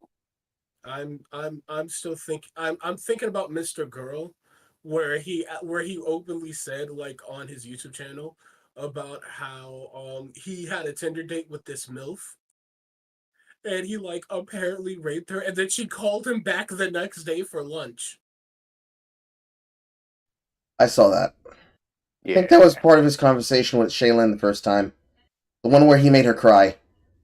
And the messed up thing is, I would somewhat believe him because I've had women I've met say, "Oh, I got that happened to me." Then I went out back with the guy. I'm like, really? But why though? It's always why. Like I especially around like I don't get it, especially since I was abused as a kid. But I'm like, I don't get the mentality of going back to your abuser. I can't. Like so it's like really just fucking weird headspaces that I don't get. If you were hard, call the cops. If someone snatched your body, call the cop. Like, sure, I don't get it.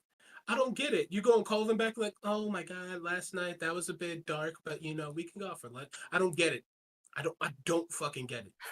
And then I get so many women talking about like I don't feel safe when I'm walking alone at night. I'm like, neither do I. But I have like a 12-inch blade on me. What is your excuse? Are you strapped? Like you ain't gonna like fight somebody off if they really know what they're doing and coming for you. Like this is so. Oh, I remember just to point this out and to break this illusion of you actually fighting off a offender is remember when Tim Pool there was like this brought up this video of a lady getting snatched in like a very nice suburban community, and somebody reported because they heard screams, and the cops said nothing happened, but then someone put up a ring video or a door ring video of her just getting snatched in the street, taking like 10 seconds. See, like it's that real. Like you have to take personal accountability into fact. Like you're never safe. Like understand that. I remember there was this episode of fucking BoJack Horseman, right? And the whole premise was like, oh, women are starting to feel safe because they're carrying guns. And then the more women that carried guns, Congress immediately, without hesitation, passed a law that forbade guns for public use. And I'm like, excuse me? That's not what would happen. That's not what would happen. People are safe now. People are fucking safe. What is this? What the headspace is? Apparently. I don't understand. I don't understand. That's what we're here to do, baby. We're here to understand. Not represent real life. Dating apps represent an extremely shallow, gamified version of dating that artificially creates the Pareto principle. And therefore, it shouldn't be trusted for data for or against? Women are more likely to have had previous negative experiences with men. I'm not discounting that men have them too, but the fact that women have them more often than men is relevant here. So because they put themselves in bad situations and are bad judges of character. And men are more likely to have their and men have less matches than women. Odds up when swiping and chatting, so this causes men to get less matches on the ladies that they're swiping right on, and the men are getting annoyed that they're getting less matches because this leads to less of a chance that they'll find someone that they like. To them, this just becomes a numbers game, so they start swiping right on more and more and more women, and the women start to realise that whoever they swipe right on, they're quite likely to get a match with them. And because they don't want too many unsolicited pictures of male genitalia taken with a pissy toilet bowl in the background to deal with, they start being more picky, confident that this won't matter because they'll still get a lot of matches. Anyway, as the women get more picky, the men get less and less picky. It's a negative feedback loop. It's not real life. Another stat that Red Pill seems to ignore, 80% of users on Tinder are male and 20% are female. The bad experiences are causing women to leave the apps altogether. This means that there are women out there, guess what, in real life, who are single and want to meet somebody, not on a dating app. From the incel perspective, women are hypergamous, calculating, and uncaring as they leverage emerging technology in the pursuit of the ideal masculine partner. What was that? What? So she's talking about Tinder specifically, but what about eHarmony or Bumble? You know, the app where women get to make the decisions, quote unquote. Women making decisions in dating, no, that's the man's job. Silly black African. Ah, yes, I was a silly nigga. Ah, yes, I'm sorry, Carl. I was the silly Negro. Understood. While maximizing the resources they yield from orbiters. Women are also simultaneously sexual commodities, which can be quantitatively evaluated, subject to market distortions, or be unfairly distributed. Here, incels doubly deny women their humanity, as women are manipulative when acting and overpriced when objectified. While incels' observations are accurate, their explanations for these observations are grounded in a reductive and dehumanizing descriptions of both men and women. All of a sudden, communism doesn't sound so bad to these guys when it means the equal distribution of getting a dick wet. Another graph that they love to point to is this one, which shows that almost a third of men are now reporting no sex in the last year. But zooming out and looking at the rest of this data that this graph comes from, it shows that the amount of men sleeping with over 3 women in the last year is still more than the amount of women doing the same. On the whole, men are still being more promiscuous than women, which doesn't track with their 80% of women sleeping with all of the chads theory. The data would suggest to me that women still want relationships with men, but men are increasingly attempting to leverage the dating apps for hookups. How many baby mamas does Future have? How many baby mamas does Future have? Yeah. are ending up more lonely than they were before. In short, guys, gals, and NBs, try opening yourself up to experiences which will help you meet people in real life. Make friends with people of all genders more, talk to people even if you don't find them attractive, because who knows, they could even introduce you to other people you may end up being intimate partners with, or maybe you've just found a new friend. It's about self-improvement, exercising your social...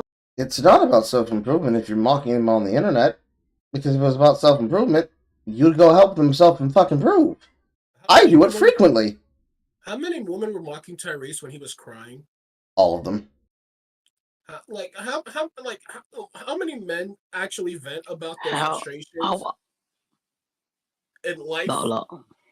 No, like on Twitter, like how many men actively vent about their frustrations in life and etc. on Twitter, and only for like a gaggle of women to just fucking clown them? Mm-hmm. muscle and fighting that inner goblin that just wants to stay inside playing Dark Souls. Is that what you kids are playing nowadays? The men entering the dating market now have never experienced it without... What's wrong with Dark Souls? She's picking out of the many video games that she could have picked out of to explain how you don't go outside and touch grass because you're indoors playing a video game that is perceptive to be the culture home of elitists, which is weird because it hasn't been that since the game was released. Is that what you kids are playing nowadays? The Elden Ring community isn't even that elite anymore, is it? No, it hasn't been since the Prepare to Die edition. I mean, I'm talking about Elden Ring. I know, that's what I'm saying. Dark Souls hasn't been elitist since the game became such a cultural firestorm. The majority of the people that Mooncat is actually representing here are the fucking tourists like Anthony Gramiglia that we're talking about that we don't like, that don't know how to actually understand these things because they say shit without actually providing anything that demonstrates the counter-narrative of what they're claiming. So, when she insults people who stay indoors and play video games, she's basically insulting people like, and I'm going to go through my list because I have some. I hope they're live right now. She's insulting people like, come on Twitch, come on Twitch, come on Twitch. I'm one of them as well. See, there we go. Problem with Tyler One. Oh my God, Tyler One's live right now. She's mocking people like Tyler. She's mocking people like Mathel. She's popping people like Ziz. She's mocking people like FineOK. She's mocking people like iPav. Let's see here. Who else is live on this list? Gazzy TV, Legit Korea, Cupid, Alpharad, Citric Lol. There are lots of people. I mean, shit. If I was just go to Path of Exile alone, which is a video game played predominantly by individuals who basically do nothing but play a video game that evolves season after season after season. Because right now, the reason why I'm not doing the thing that everyone else is doing here, all they're doing is they're looking at status trees, like Subtractem, and doing test builds on Standard, because all they're doing is figuring out what they're going to play for League Starter. Is she? Hold on. My question is she going to start mocking people who watch wrestling? She's mocking everybody, basically, whoever does anything for Cope. She's mocking, basically, if I wanted to compare this to what she just said, because let's go to the people playing Dark Souls.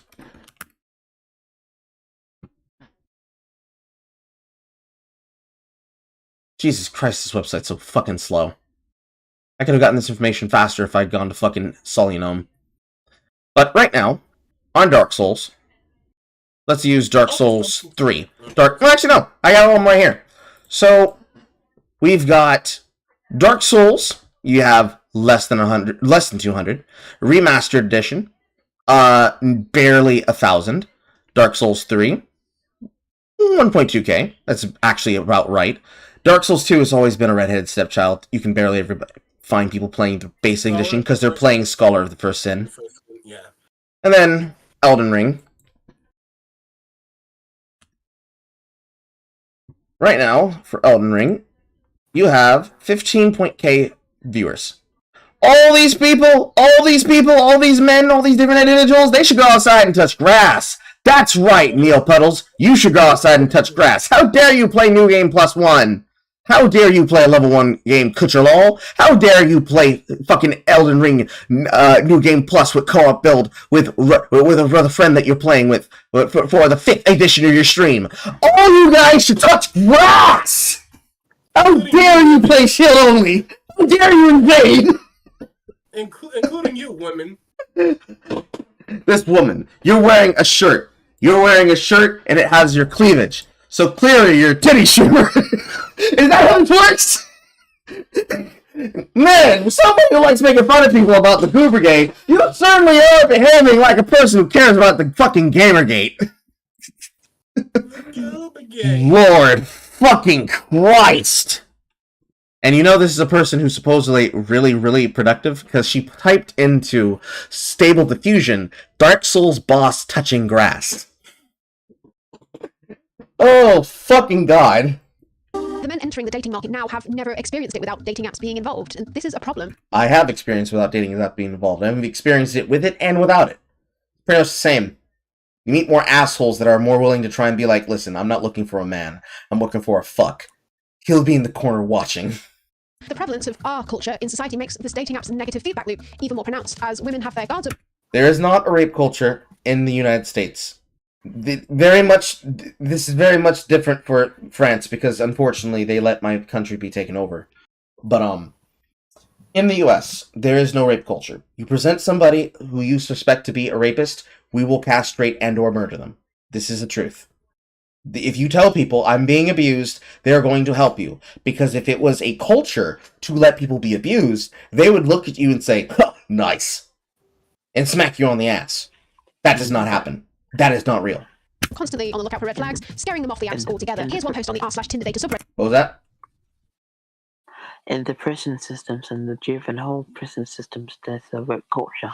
Oh yeah, that is definitely a rape culture. Because those are hardened criminals, and they want bussing. Yeah. And the guards as well. Mm-hmm. I'm looking for booty. I'll take it from you. As well. I need it. Small just some water. Water. I liked you, and I want to. That was a whole thing on the internet. That's still a meme now. That's a real human being. The guy's out now anyway, so. Now he's fucking in the clubs. If the blood is on the floor, and if it shakes, let me know. I want to see that shit clap. Got recoil like shit. I want to go back and make it rap.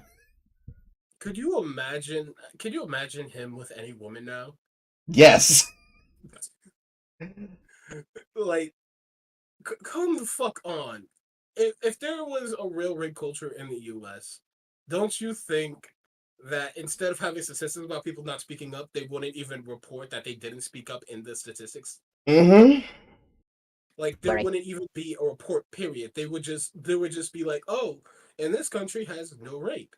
It'd be like they pull the pants up and be like, nothing happened. How'd you get pregnant with a child that's not your husband's? Nothing happened. What do you mean? Like I remember Bill Burr talking about this. He's like, I remember some of the original Me Too shit where it was a guy jerking off and having them shout, "You look at me! You look at me until I'm finished." And I'm like, damn, that's dark. 22-year-old man posted about his experience in the dating marketplace. 22,339 right swipes resulted in no dates for him whatsoever. And this is similar to many graphs posted there for young men. He says that his dating app experience made me waste a lot of time and money, completely ruined the little self-esteem and confidence I had left about myself and my own body, made me lose any real hopes in ever getting a relationship, family, normal life in the future, greatly worsened both my anxiety and depression to new levels never experienced before, made me go back to having suicidal thoughts after years of therapy, and as a result of my deepened depression, it also gave me a cannabis addiction and made me gain 50 kilograms of body weight due to a lack of sleep and lack of energy, etc. All of this makes this man a perfect target for Tinder, who will goad him into signing up for Tinder Gold in the hopes of getting more matches and for the red pill community. What? Did he not say that going on social media? Didn't he say that dating on Tinder fucking ruined him? I dated on Tinder. It ruined my life and made me addicted to weed. I'm definitely signing up for Tinder Gold. I can find myself a dabba. I'll try. I'll keep trying, even though I think about the swinging noose of time. The dating apps and the red pill community are not making money out of finding. And it's not even, and it's like a flash forward to an hour later, and all we just see is a swinging noose. Yes. Tinder Gold in the hopes of getting more matches, and for the red pill community. The dating apps and the red pill community are not making money out of finding you happiness and a relationship. The more sad and lonely you are, the more they've got you trapped. So the communities. The communities aren't making the money. The people who are fleecing people in that audience space are the ones making the money. And they are doing the exact same thing that those female-led companies are doing. Because the CEO of that company and the CEO that owns all of it is a woman. Yeah. But damn, everyone left. Hmm. They probably have somewhere to go, or the computer's crashed. Wires. We're going to be here for a while. Because if I can't get to the end of this shit within the next hour, we're going to have to push these things to tomorrow. Fair enough. Our culture completely ignored by the red pill. Well, they don't think it exists at all. And this isn't a belief confined to the red pill itself. It's actually held by right-wing pundits everywhere. And on college campuses, they like to say, This just in, Fresh and Fit are now right-wing pundits. oh yeah, 1 in 4 women get raped on college campuses. No, it's actually more like 1 in 2,000. This Generation Z is having the least amount of sex of any other generation, but yet we live in a quote-unquote culture. Because using the female 1 in 3, 1 in 4, 1 in 5 women are going to get sexually assaulted on campus. Quoting my Alienopolis, a provocateur that will repeat whatever talking point is useful to get him things, thus demonstrating that he has the ability to continue affecting things, even though he is meant to be irrelevant and is irrelevant in this day and age. Nonsense. Which we both agree is the idea that rape is... Stephen Crowder, not a part of the monolithic right wing. Somebody who was offered money to actually become a part of what is technically the control left wing, and said no. perpetuated, encouraged, or tolerated in society. You would need to present some kind of data. Because it's this idea of rape. This just in, Nick Tricada is now a member of the right-wing punditry. Culture. It's a rape fantasy of, I don't know, third wave feminism. I don't know what it is. I don't believe rape culture exists because people know that rape is bad. Some surveys were run to find the prevalence. Fucking Repsion is right wing. Repsion. Just What a timeline we live in. listen and believe him, all right? Of essay on college campuses in the It's like this turbo honest that's following every Onision case for like the past 8 years now. Listen and believe him, all right? Repsion. He's still following Onision. He said his last Onision video would be 3 years ago.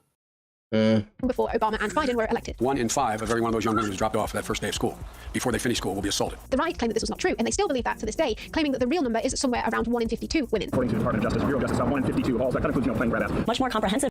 You're now trying to argue against the data that comes from the Department of Justice. There is a problem here, Mooncat. Data from the U.S. Bureau of Justice Statistics estimates that about 1 in 52.6 college women. There's a vast difference between 0.6% and 25%. To play. So are you saying that the Department of Justice is lying and wrong? Because those are democratic controlled. But Carl, they have to propose rape. They have to propose rape culture. They have to keep it up, Carl, because rape culture's pop is a fucking economic, Carl. It's in our culture. They have to lie about it, Carl. It'd be one thing if you said, PragerU said that this number is not 1 in 4, but 1 in 52, and they presented some bullshit statistics, but they're directly quoting the Department. Justice Statistics estimates Directly. They are directly quoting the BGS. So someone's fucking around. This is why I wish Aiden had responded. Aiden did not respond. Oh! Wait, Aiden didn't respond? No, she might be doing something. She might be working on the next video.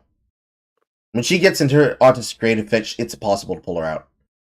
Oh, yeah, most definitely. 1 in 52.6 college women. There's a vast difference between 0.6% and 25%. To play devil's advocate for a second, the survey that found the original 1 in 5 number that the Obama campaign used were conducted across only 2 college campuses in the US, so they didn't really give a comprehensive view of college R culture as a whole across America. Also known as low sample size, therefore I ignore it.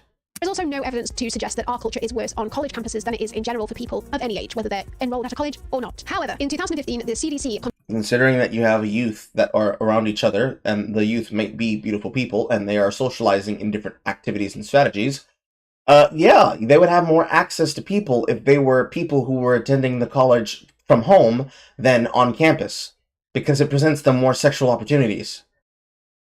Duh! Conducted their own survey called the NISVS, which did not only ask students but everybody whether they had been a victim of this type of crime. Its findings backed up the student survey, saying that 1 in 5 women had actually been AR'd. This contrasts with the numbers obtained by the Bureau of Justice and Statistics, and these are the numbers. The CDC. Aren't they the same people that say that the wage gap exists? But Yes. Just to acknowledge Asians' participation. Yes. Just checking. That the right-wing pundits use. So this number is based on the NCVS Crime and Victimization Survey, which states that around 1 in 52 people of all ages has been a victim of R or SA. For that reason, there's no way for me to compare the stats for college-age women from the BJS numbers versus the CDC numbers for the college-age women, because there's no CDC survey that focused on just college women. So for that reason, I'm scrapping the college-age part. We're just looking at everyone to keep this. How about scrapping the entire thing and moving on to the next point? simple. So I'm going to compare the CDC's findings that 1 in 5 women have been AR'd and the BJS's findings that 1 in 52 women have been AR'd or SA'd. One talking point that they like to give us is that the CDC's definition for the crime is like far too wide, and the BJS's definition for the crime is very precise. And the questions were extremely vague, not direct, like the definition that we gave you guys before, as far as grape goes, according to the FBI. So first of all, let's compare the definitions of the crimes. So there's always going to be grey areas here as to what people define as crossing the line. But If you can't be able to say the word, but you can put it in full context on the screen, so first of all, let's. I do not want to hear what you have to say about it because you are speaking baby speak. Hold on 1 second. Coerced or forced sexual intercourse. Forced sexual intercourse means vaginal, anal, oral penetration by the offender. How is that broad? How is this broad? Includes rape, threatened rape, male or female victims, and both heterosexual and same-sex incidents. A wide range of victimization, separate from rape, attempted rape, or threatened rape. These crimes include attacks or threatened attacks involving unwanted sexual contact between the victim and offender. Sexual assaults may or may not involve force and include such things as grabbing and fondling. Rape is any completed or attempted unwanted vaginal for women or... Wait, hold the fuck up. Any completed or attempted unwanted vaginal, oral, or anal penetration through the use of physical force, being pinned, held down, use of violence, or threats to physically harm, and includes times when the victim was drunk, high, drugged, or passed out and unable to consent. Rape is separated into 3 types: completed forced penetration, attempted forced penetration, and completed alcohol or drug facilitated penetration. Among women, rape includes vaginal, oral, or anal by a male. Hold up! Hold the fuck up! So we're not going to involve same-sex rape. Wait a minute. Does that mean women can't rape women? By this definition, by the CDC, that is exactly what it says. It also includes vaginal or anal penetration by male or female using their fingers or an object. Among men, rape includes oral or anal penetration by male using his penis. And also includes anal penetration with their fingers as an object. So, hold up. So if a man fingers a woman without her consent, is that rape? Is that not rape by the CDC? It is, and it also cleverly does not mention a single thing. What? No, because they said among rapes includes oral or anal penetration by a male using his penis. It also includes anal penetration by a male or female using their fingers or an object. It's not saying that it's only, it's saying it includes these things. Okay. What they're saying, basically, is they have just given what Richard defined us as the example in the UK as the difference between forced penetration and forced envelopment. Nowhere in this does it mention the difference of a man raping a woman or a woman raping a man comparative to a woman assaulting a woman. Or a man assaulting a man. So the CDC added, so the reason why the 1 in 5 is there for the CDC is because they added the completed alcohol or drug facilitated. Which means that even if both of us are completely fucked up, and I end up fucking her, it's technically rape. I technically raped her because we were both fucked up. Even I had more drinks than her, etc. That's where the 1 in 5 comes in. Yes, it's Josie and Jose. If I can find that fucking advert.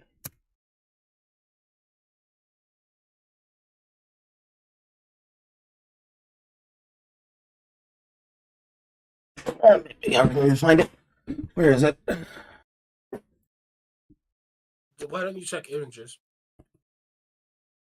Check images with the camera on stream? Are you crazy? No, yeah, fair enough. Wild.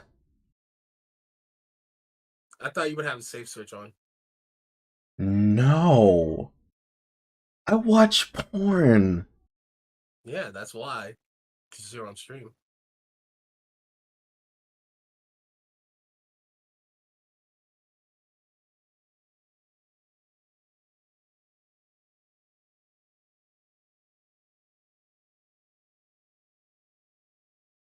Because there it is. It's Jake and Josie. I had the wrong names. Jake was Josie. Jake was drunk. Josie was drunk. Jake and Josie hooked up. Josie could not consent. In this scenario, ladies and gentlemen, if a person is drunk and you are both drunk, neither of you can consent, which means you had a drunken hookup. When you take that definition that the CDC used there, in this scenario, wrong side, in this scenario, that means either both of you raped each other, or neither of you were raped and it was just a drunken escapade. Yes, but they're only including women being drunk. Exactly, because that's what they're doing. What? Hold on. What if you have women who like taking drugs a lot, and you have no. Like, so I was at the bar with my coworker a few weeks ago, and he was chatting up this chick who was on ecstasy, and was also drunk. If he didn't know she was on ecstasy, but I knew. If he hooked up with her, then would that feed into the CDC allegations? Yes. Fantastic. Anything that has to do anything with any kind of hallucinogenic or any decision inhibitor will be included in the 1 in 5 result. It will be included. Richie, you won me over. I'm becoming an incel. I'm not dealing with this shit. I'm not. Welcome to the club. They have cookies. I'm not. Don't look at cookies. Do you know how many bitches do Xers just get fucking so high they don't know where they are anymore? Yes, I do. New York? From experience. In New York? Yes, from experience. Yeah. At bars, clubs, you can't fucking a rave anymore. That's just off the table. You can't fucking a rave anymore. That's off the table now. You have to take them home after the rave. It's clipped. It's clipped.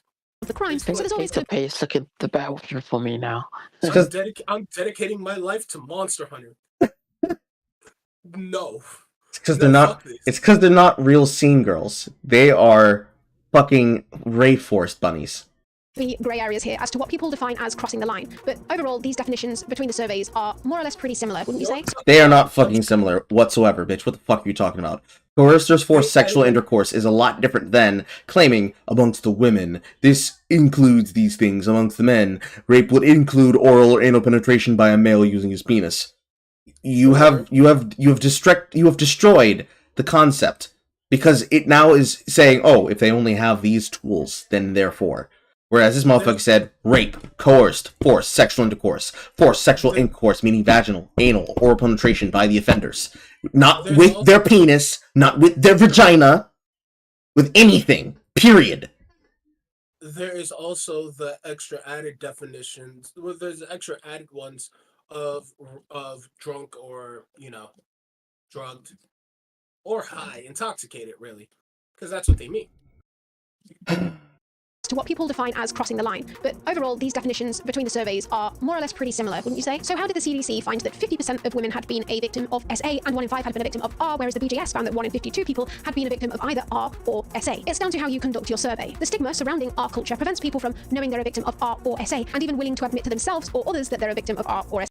If those motherfuckers cannot admit that, that man had sex with me, I did not consent to that, and they're still trying to consider, was I physically assaulted? You shouldn't be having sex. I have willingly watched a woman slowly but steadily convince herself that she was sexually assaulted by the man who wanted nothing to do with her except for pussy. Well, that's on her. And unfortunately, this horror is how we end up spending 4 hours on a 2-hour video. Her makeup's very annoying. Me and Cat's makeup is fine. This is normal. Especially if it was I don't even notice the fucking makeup anymore. I could care less. Yeah. Perpetrated by a I know exactly what color she's wearing. I know what the foundation came from, too. I know exactly what eyeshadow you're using. I know what you're using for your lip stain. But that doesn't matter. close friend or intimate partner, which is most cases. The CDC used trained staff to carry out the NISVS. This survey only asks respondents about R and SA, no other victimizations. They also did not use the words R or SA in their questions, but described events to the respondents whilst reminding them that the event, if it happened, is not their fault. They didn't even make the respondent say yes because that can trigger trauma, so instead they asked how many people have ever made you and listed certain acts so that the person could just say a number. The Bureau of Justice and Statistics used the NCDS to find the 1 in 52 number. So this is a generic crime victimization survey. The staff were not trained on how to speak to people about R and SA. Respondents of this crime survey survey had a screening question jumped on them about RNSA in the middle of other questions which asked whether they'd had their car broken into or their house broken into or been mugged. These screening questions also used the words R and SA, and if the respondents said no, then no further questions were asked. Furthermore, an entire report was written by a board of experts to explain a ton of other factors in the NCVS which also lead to the underreporting of R and SA. These surveys also probably both still underreported because they only contacted household numbers, whilst not including places such as military bases, healthcare facilities, or domestic violence shelters. And it's also very unlikely that someone currently living with an abusive partner would sit there on the phone taking a survey about their abuse. But you want to know why women continue to falsely accuse men of rape? Because they're not being prosecuted. In order to keep all men and employers fearful of false accusations of rape. It is very heinous for you to say. Actually, the reason why they had this bigger number is because they weren't trained to be careful and step around the language of not traumatizing people. Now, here's all these male creators that are saying these things and them being abrasive and saying the reason why this happens is because women aren't being prosecuted.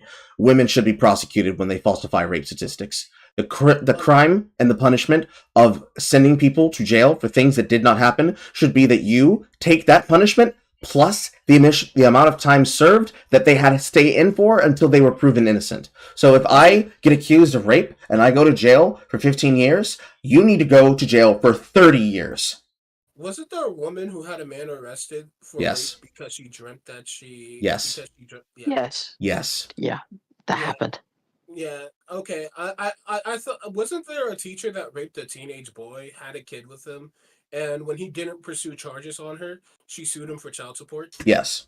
Yes. Yeah, I'm done. I'm becoming an incel. Monster Hunter for life. Let's go. Oh, there was another one as well with a mother who said the son raped her, but it was in a dream. Yeah, Richie, you want to play Monster Hunter? He came into me in a dream, therefore I was assaulted. Perfect. You know what? Fuck it. No, either that or I'm going gay. There's no in between anymore. Why can't you do both? There's a thing called gay max, and that incels are doing now. Really? Yeah. I mean, All right, they had trans maxing, now they have gay maxing. I'm going for femboys. I'm just going for femboys. Yeah, that's what You they're cannot blame the doing. victims as soon as they come out, because sadly, that's what these women do. They falsely accuse people of rape, and then when you call them out, they get mad at you. And a few days later, they say, yeah, it was for clout. You can't completely dismiss this very real fear that men have. That some evil woman could come along and just ruin their life with a In this story. whole era of the Me Too movement, I think that we've done a huge disservice to everybody, assuming that anytime anybody's accused of anything, then it must be true. There is currently no evidence that any women, anywhere, are getting any sort of benefits from accusing men of R. Bullshit! Or It is SA, whether generous. it's false or not. What they're more often getting is harassment and setbacks in their careers, especially when Harassment, also known as questions, because it's not victim blaming, it's victim questioning and victim understanding. There's a director by the name of Noel Clark. He got his career ruined because of a woman say so. Mm-hmm. There was no police report, or the police didn't call him. But the press said he was charged, but the police didn't charge him with anything. And he had his career ruined. Trust me, you don't have to tell them. My audience is aware. I have too many mutuals that if people play it back and they're like, bring up this examples, it's like Google, things, cross-reference to Twitter, headlines. Because she's talking about headlines that people remember. Women don't benefit from lying. Bitch, what the fuck do you mean? when it's a powerful man being accused. But how many of these accusations are false? Well, Rollo and other manosphere influencers like to insinuate that these sneaky females are doing it all the time. So the thing is that It does happen all the time. It happens all the time on college campuses. It happens all the time in the workplace, which is why that lovely song on TikTok that keeps going viral gets used so often, saying, "Don't fuck your coworkers." Mark Pearson, anyone? That happened to one of my friends. It happened to this guy I was cool with when I was getting my security license. The thing was, she raped him because he was asleep and drunk. That happens more often than not. And they say that you should say thank you when that happens. the definition basically says that any allegation of rape can only be classified as a false allegation if it has been determined after a thorough investigation that a crime did not occur. It's basically trying to prove the negative. So just because those fraudulent ones were the ones that they could record according to the definition of what it is, does not mean that 98 to 98% are true, but that is exactly what a prosecuting attorney will try to convince a jury. It is true that we'll never accurately know, but there is an estimate of between 2 and 10%, and if it could be as Motherfucker, I would not base any statistic on the 2 or 10% chance that maybe she's telling the truth. I would say, listen, find the evidence, produce it to me. Why didn't you go to the police? Oh, you didn't go to the police with it? Let's set the motherfucker free. We don't have a crime here. You couldn't even report the crime in question? What do you want us to fucking waste our time for? But my feelings. Okay. What about his feelings? Well, that's. But hold on, I'm doing a bit. Now that's going with the fucking victim, Carl. You're victim blaming. You have to go to prison for that. Really? I should go to prison because I didn't care about your fucking feelings because you couldn't even tell the truth about what supposedly happened to you, bro. If you can't defend your fucking self, why are you demanding other people do it and attempting to ruin lives in the process? And I don't just mean ruining their lives or ruining their chances. What about the chance of the victim? No, if the victim is assaulted, tell me. Please tell me that you were assaulted by someone, and watch how quickly I mobilize and move for you. But the second I find out you're bullshitting, motherfucker, all that mobilization is turning on you in a goddamn heartbeat. So fucking fast that you will let your head spin. Didn't that happen to Slazo, Quiet, Pyro? Yes! Yes! So many public examples. But it's not even the public examples that matter. It's the ones that we never hear of that never have an article written about them. That's who the indignation is for. As many as 1 in 10, that could be a problem. Okay, so let's learn about false R allegations. To best determine whether an R allegation is false, police look at the nature of the allegation, based on previous investigations where Rs have been proven to be false or the accuser has retracted the allegation. Looking at these cases, the most common occurrence is a minor who has skipped school or missed a curfew, and to avoid punishment, they say that they've been assaulted. In the vast majority of these cases, the parent will file the report on behalf of the child, and when the child comes into the police station, it becomes clear that this was not a real event, as they will not name or describe the perpetrator or the event. Other common motivations include people attempting to cover up unfaithfulness to their partner, anger or revenge, attention, or sympathy. In these cases, when the allegation has served its purpose, it is normally retracted or dropped. Another large portion of them come from... You mean that thing that you just said didn't fucking happen? Hasn't Roma Army covered like a bunch of these? Yes. And Roma Army has done it herself. And she's done it her fucking self. She is the reason. She's the reason that one meme of the guy that she ended up using for like attention and validation eventually went off and found a woman of his own because she was using him for the validation of like dad coring. What did we frame that meme as? What did we call it? It was dad something. I need scumbag dad. No, not scumbag dad. She was basically using her male friend as like male validation and as a stepfather for her child. Somebody in the chat should remember. Because I'm remembering the goddamn word. We had a good word for it. And she got so bitter about it that it made her have to respond to that. You know what? You know what? I'm just gonna unsubscribe now. I need a... You were subscribed to Mooncat? No, Roma Army. You're subscribed to Roma Army? I didn't know. I don't know any of this shit. I randomly get her videos in my feed from time to time. Do you understand how hard of a rock I've been living under? I'm just now learning MJF is the champion for 79 days. That's because his contract was up for renewal, and they had to give him the belt. Like I am just learning this. Do you know how lost I was when I learned they made a John Wick 2 after seeing the first trailer for John Wick 3? Do you realize how fucking lost I was? I didn't even realize there was a John Wick 1. Like, I am lost, okay? And there's a Super Mario movie coming out today. I know that. It came out a few days ago. Yeah. And Dungeons & Dragons movie is actually pretty good. I don't want to be sold on that yet. Nobody tell me anything. I gotta finish this shit so I can actually watch it today. Like, I live under a rock. Most of my information on people are just from Carl now, which is honestly sad. Oh, is it? And Brittany Fenty is saying "Think before you sleep."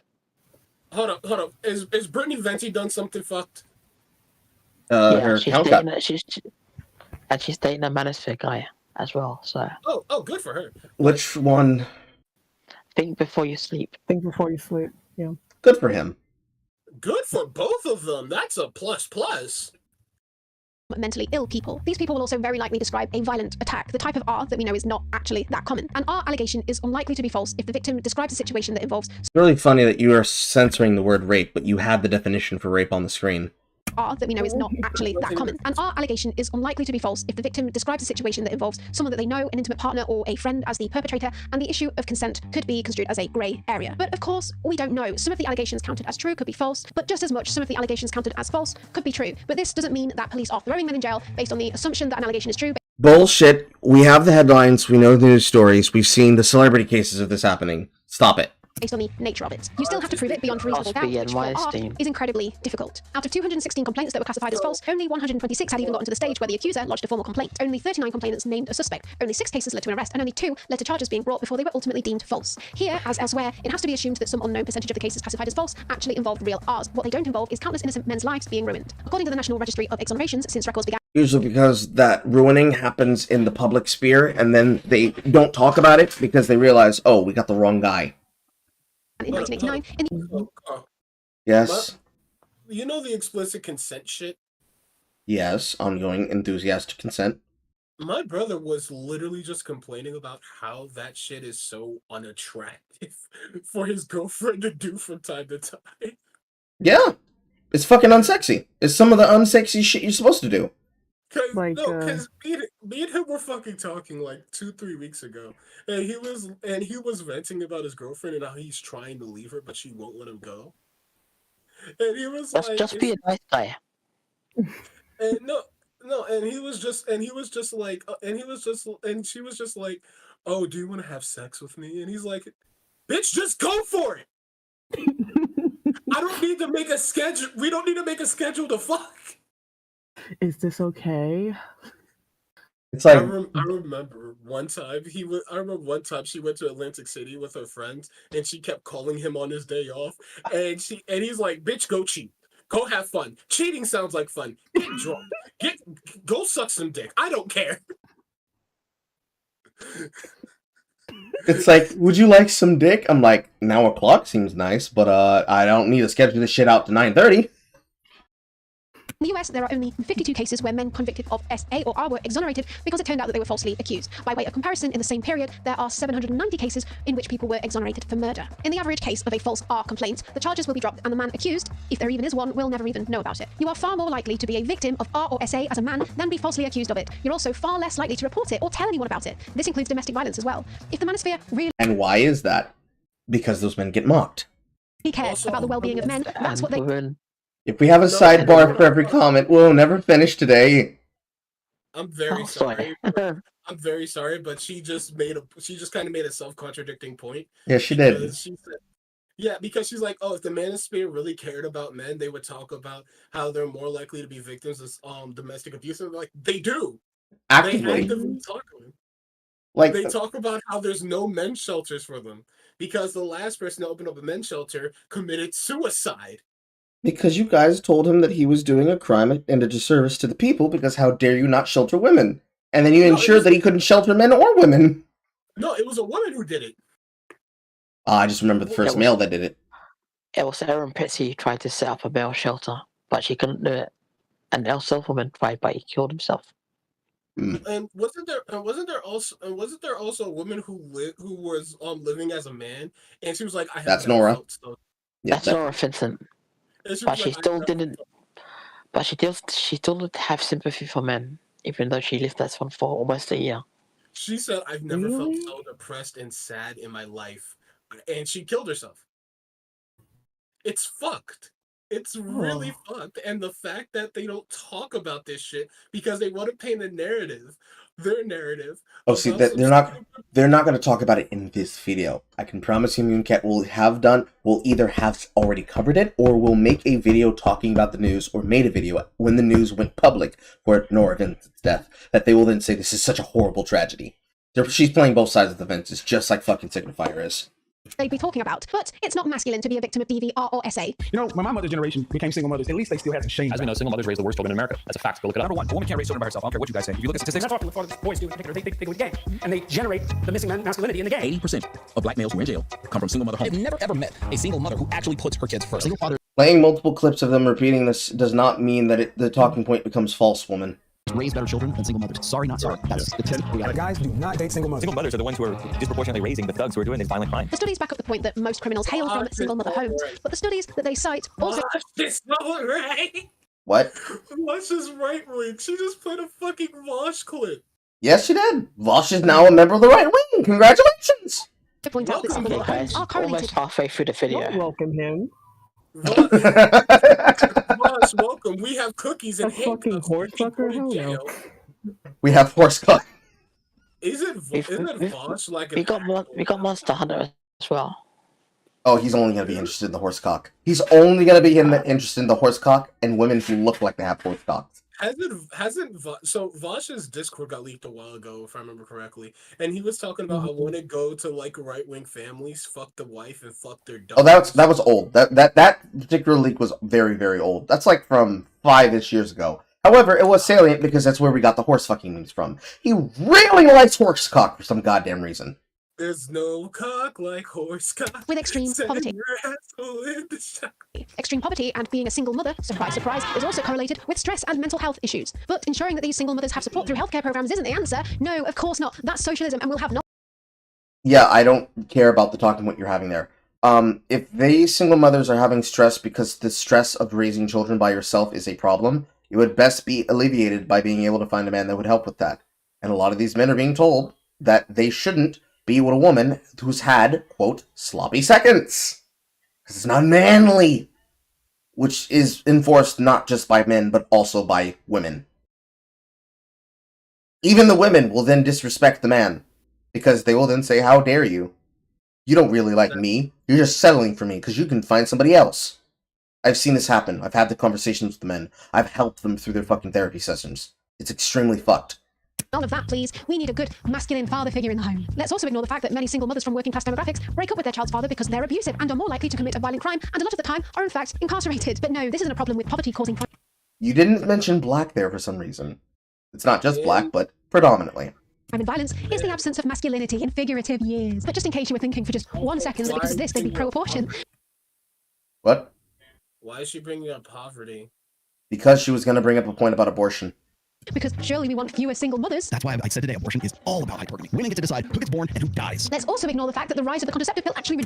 Look, she's drinking Bud Light. Isn't it so nice and topical that came into the news because of Dylan Mulvaney? Who's that? Also, why the fuck is she talking about abortion like that just taught more people to be irresponsible. Because she's using it to suggest that they're against abortion because hypergamy, rather than being for abortion because it then allows women to terminate the things that they don't want to hold for accountability. But thankfully, thanks to Signifier, we know that there are women who do want to use abortion for that, and that they would do it regardless of having men talk about it anyways. And the only thing that, quote, stops those women is being shamed and told you shouldn't kill children just because you had sex with a bad man. I'm just going to download episodes of Pretty Cure. We were in the 80s. Let's also not mention that better education and funding for family planning services prevent even more unwanted pregnancies. No, it doesn't. You closing your legs prevents unwanted pregnancies. You having control stops unwanted pregnancies. But what about the rape? Guns and men protecting you will stop these unwanted pregnancies through rape. So I have this friend, right? And he missed D&D one night, and the reason why was because his roommate told him that he caught his roommate in like the middle of being raped, and he just fucking was going after this man for dear fucking life. He was beating this man's ass.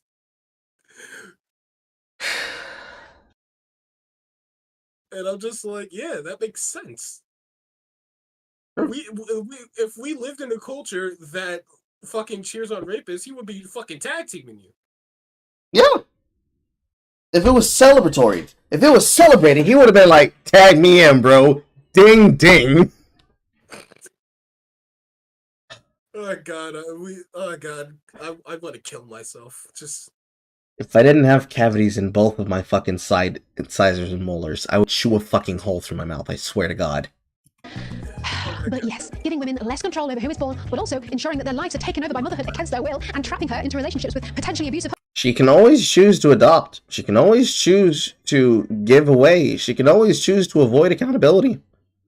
These choices didn't leave her just because you claim abortion was disallowed because I wanted to kill the child up to 9 months of pregnancy. Husbands is the answer. Sounds like some good, strong foundations to build the fabric of society upon. But wait, the women clearly all cut out for the workforce because of the gender pay gap. So the wage gap myth does not exist. It's a fallacy. It's been debunked a million times.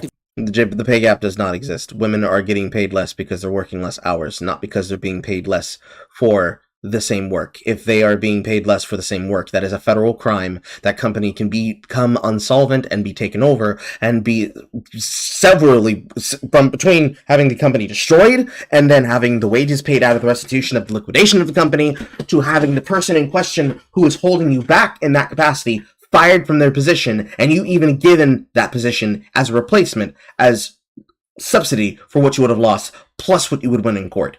That what you're describing is a federal crime in the U.S. In the U.S. I'm not sure about the U.K. Hasn't that been the way since 1969?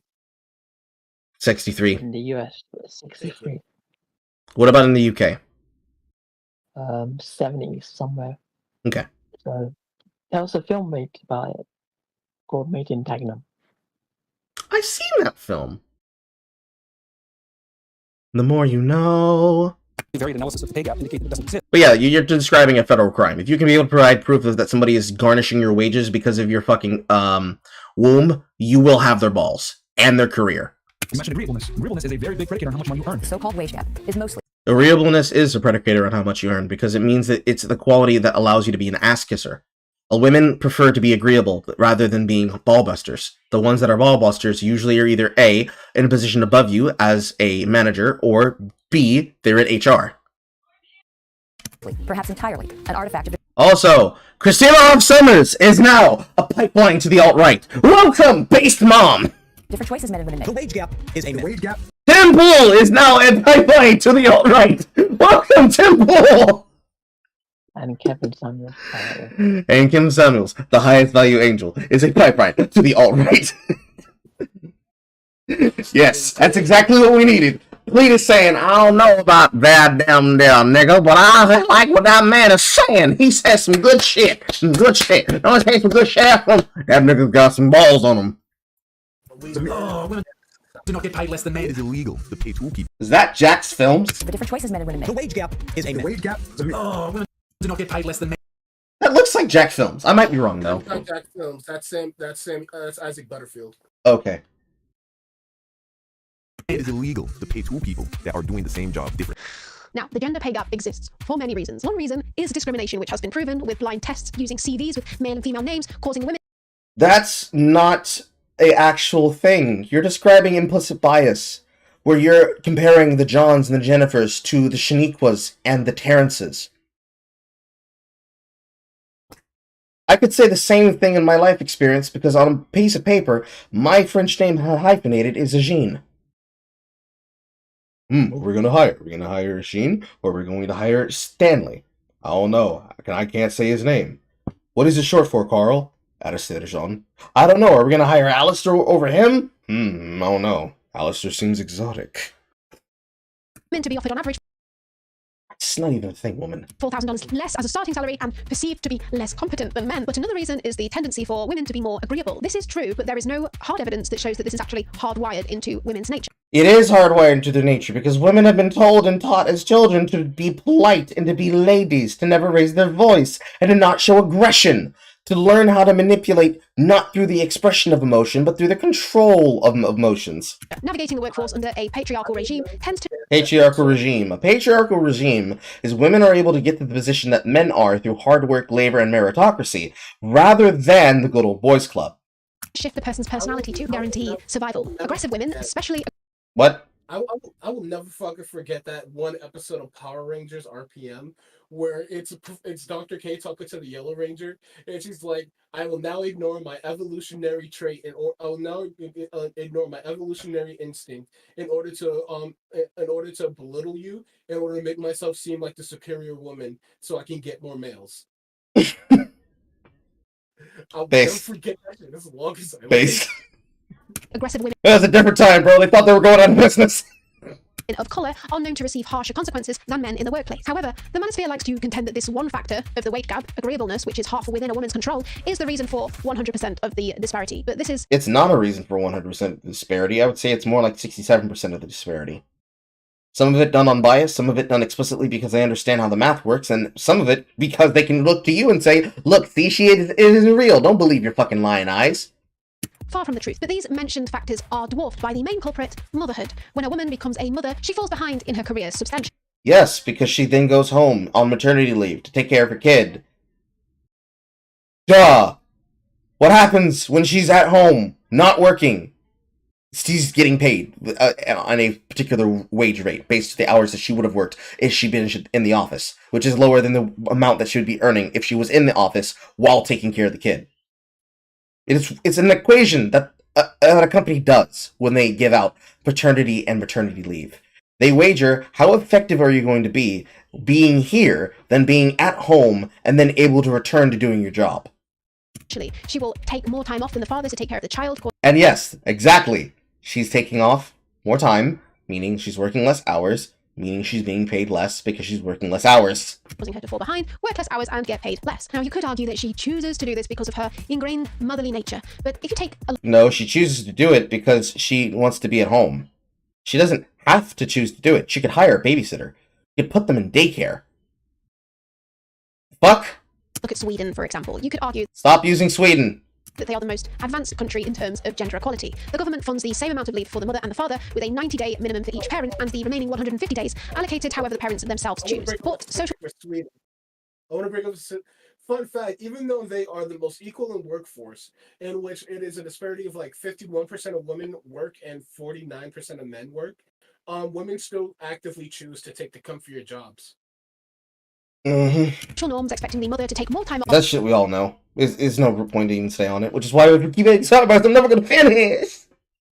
Still persist, causing them to do so. However, the disparity of hours worked between men and women in Sweden is actually the smallest in the world. And how has this affected parents? Well, it has been found that men are actually more likely to persist in helping with the household chores throughout the rest of the marriage if they get in the habit of doing it during paternity leave. And men helping out with more of the household chores actually reduces the likelihood of both women and men to become depressed, leading to a healthy marriage. So what truly is choice in a society which expects you to act in a certain way when your family members and your boss are looking at you and your husband and expecting you or even pressuring you to take more time off than your husband? Especially in countries where government-funded paternal leave is far shorter than maternal leave, or both are non-existent like the US. If the woman You tell those coworkers and you tell your boss politely in a way that is not going to get you fired from your job, and you tell your husband directly to his face or your wife directly to the face, "Fuck off and help me, asshole." That's what you do. Earning less than the man, it makes sense for the woman to take more unpaid time off. Okay, there's no gender pay gap. There's a mother gap. There's other reasons too, but women really take a hit when they become mothers. Okay, that's unfair. Fair enough, man. Also, you notice that you're quoting him directly and he's helping you with your point, which means you can't say that he's a member of the alt-right because he does the thing you want. You guys really love to flip-flop. What the hell are you going to do about it? Well, an all-encompassing solution to this could be government-funded paternity leave equal to maternity leave, and shifting societal norms towards expecting the father to raise the children and take on household chores. It's called get the fuck up and do your part, asshole. You don't need society to endure this on top of it from a hierarchy or from the government. You do it by telling your partner to get off their fucking ass and change the diaper. It's their turn. The fuck? As much as the mother. For a public intellectual, this man is incredibly easy to debunk. It's not, you're not debunking anything. You're actively using him to prove your point. And you're doing it by taking something you agree with him on. My God. I'm a fucking bimbo with an internet connection. But, the incels have got us again. They've got studies which prove that women are unhappier than they've ever been since the 70s. And what's to blame? Get your red pill bingo cards out. You must be getting good at this by now. Yep, it's feminism. After women have hit the wall in their 30s, they apparently become 40s, not 30s. Depressed because they have not yet fulfilled their ingrained need to procreate. Inseminate me. Fertilize my eggs. I need to create life. That's a good meme. That'd be a good meme to use. I'm not going to use it, but it would be a good meme to use out of context. Ingrained need to procreate. Inseminate me. Fertilize my eggs. I need to create life. Aren't anyone? Isn't anyone that isn't gay like genetically hardwired to breed? Yes. Okay, so I'm not tripping. It's not like I'm not mentally tripping.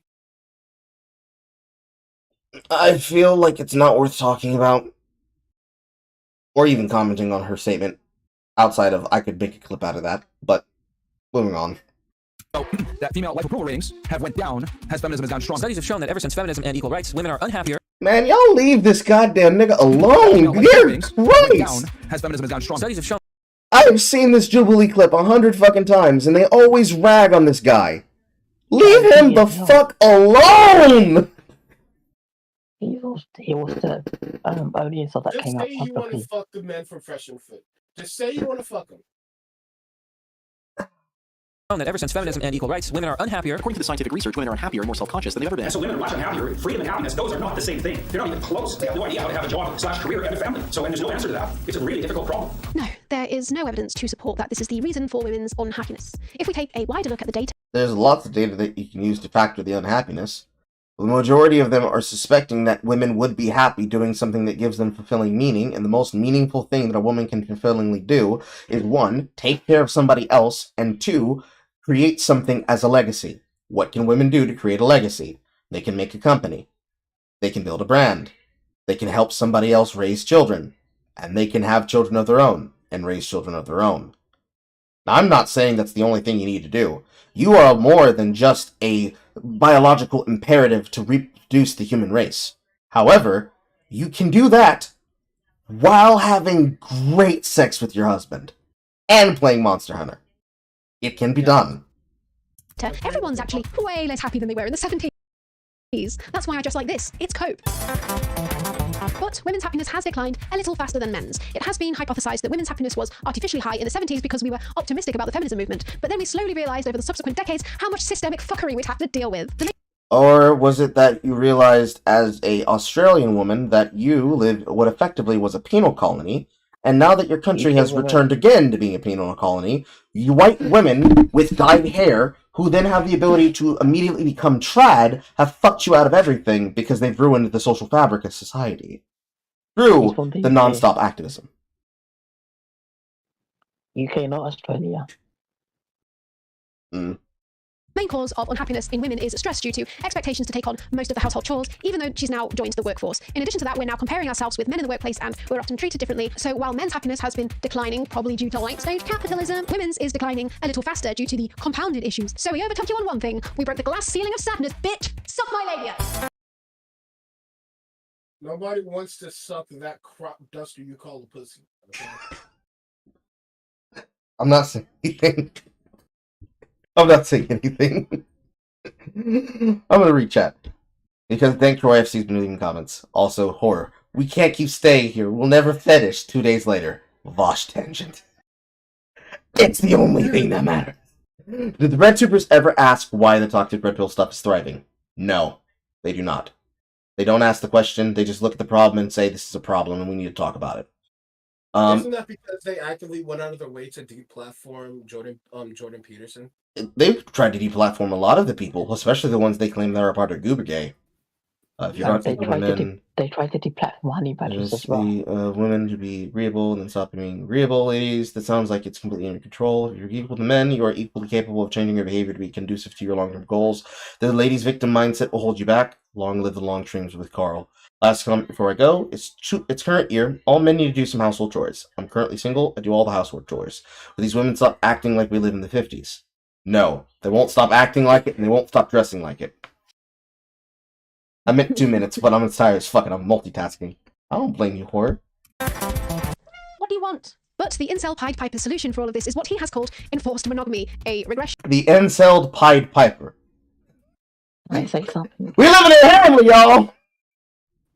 Take us to Hamlin. Into the societal pressures that cause women and men to get married at a younger age, therefore not allowing sneaky women to be constantly on the lookout for a higher value male and not pushing them into workplaces that they clearly don't want to be in. But why is enforced monogamy the solution for people that are involuntary celibates? Well, it's the solution to the relationship between men and women. He was quick to point out or damage control by saying that he didn't mean literally state enforced monogamy, Handmaid's Tale style, but rather culturally enforced monogamy. Enforced monogamy meaning the people around you try to guide them in a way that you think is going to lead to a harmonious family. Yes, it's built deep into the cultural norms, and if that starts to destabilize, then there's trouble. Which I would argue is still the norm anyway, just at an older age. But How? it's too late. The little gremlins had taken the idea of a Gilead utopia to heart.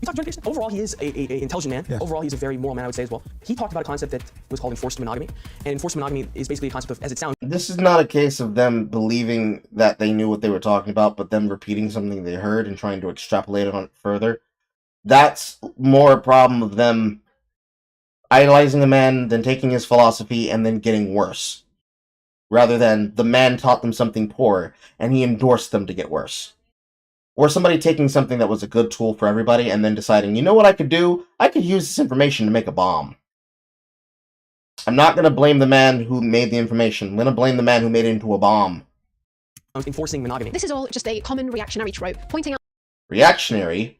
is when people do things proactively, then people that were talking about the people doing things proactively to solve problems reactively talk shit about them on the internet. The growing pains of a social movement in progress and using these as proof that the social movement is wrong and should be reversed. They point out the problems in a movement that they themselves cause and use those problems to insist that it's wrong. It's a long fight, but it's one worth fighting. But once these incels have been in these communities long enough to give themselves a GCSE in woman hating, you can be sure the Dunning-Kruger effect takes place soon enough. And these men think that they know women inside out, especially inside. What's a roasty? The labia that looks like roast beef. I mean, we all make fun of them for this kind of language. The problem is you should probably not put this on the screen if you don't want people to be exposed to that. But okay, we're definitely taking the mockery examples from the BreadTube. Beef flaps because it's been destroyed by many chads. It's all females slutted up with a chad. They're all disgusting. Also, another thing about labias. Labias don't act like that. If anything, they are muscles, just like the penile sponge that consists of the penis. The penile sponge that consists of the entirety of the shaft of the member that we describe as the penis. Age is a factor, but it is a muscle. If you exercise it, it will become firm. And also, that's something no woman can control. Labias look the way that they look, the labia minora and the labia majora, because that's how they look. You can get the surgery for labiaplasty to remove the excess skin, but that is effectively the same. Well, it's not the same as. It's akin to getting the snip.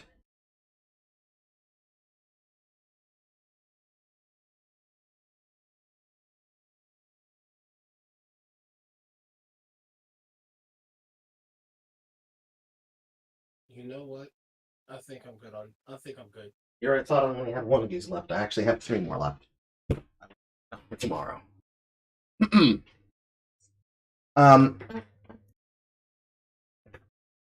It's very silly when you actually have an understanding of sexual wellness, because you actually understand and paid attention in life sciences, or you at least are not dumb enough to repeat things on the internet, and you just, even if you were to just go to Pornhub and you go to the blog page for sexual wellness, just read from an actual sex psychologist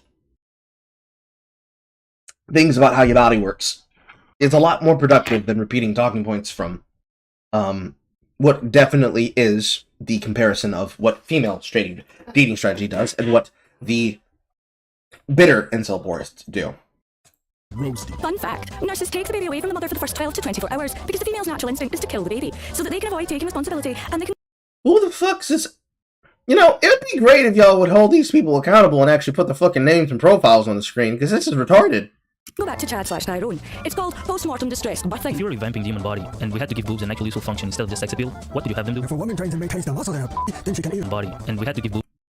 Well, you see, the person who you're getting the screen cap from obviously downvoted on this post. And there are probably comments there mocking the person who posted this. This could be from somebody who's not even an incel. This could be from somebody who was actively trolling and wanted to see if people would fall for bait. I guess we just have to take your word for it. And just ignore the fact that they were probably getting mocked for saying this. Boobs an actual useful function instead of just sex appeal, what did you have them do? If a woman tries to maintain the muscles there, then she can even pick up a pencil with her from just having control of the muscles there. LOL. And when a woman has some control of her muscles, and for any man with regards to her favorite... That seems like bait. I will mention, however, that it is possible for a person to actually practice using their kegels to milk the peni. There's actually a TikTok that I saved yesterday that actually describes this in detail.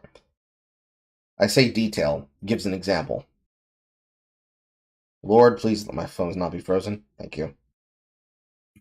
I'll show you when I pull it up.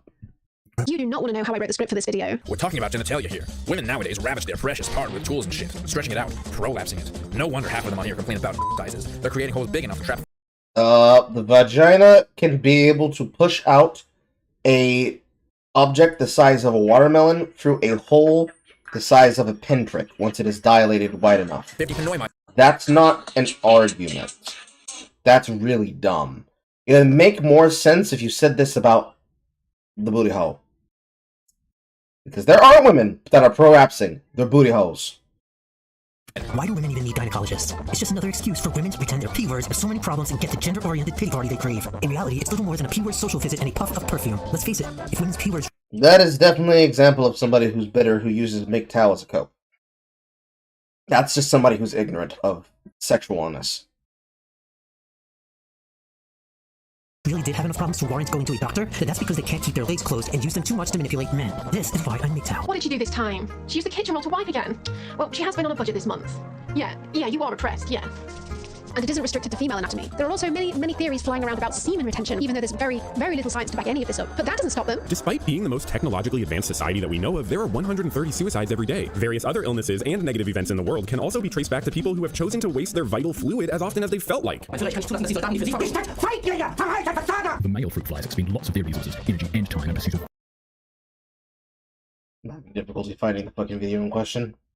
Please tell me it's on my fucking favorites and likes.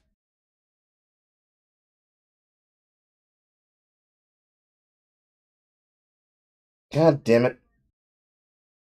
Ah, fuck, it probably got removed.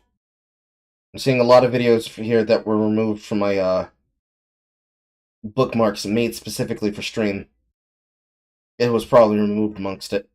That fucking sucks. Shit. Oh well. Virgin female fruit flies. As a result, they have less energy for self-maintenance and growth/development. The trade-off is the benefit of sexual success and the cost of a shorter lifespan. I suspect that this ecological principle of trade-offs is not much different with humans. We love a manosphere king who frantically searches for that one animal which carries out social principles we personally wish society lived by. I'm a big fan of the social... That is weird. You just had something talk about fruit flies and you flash a picture of the lobster.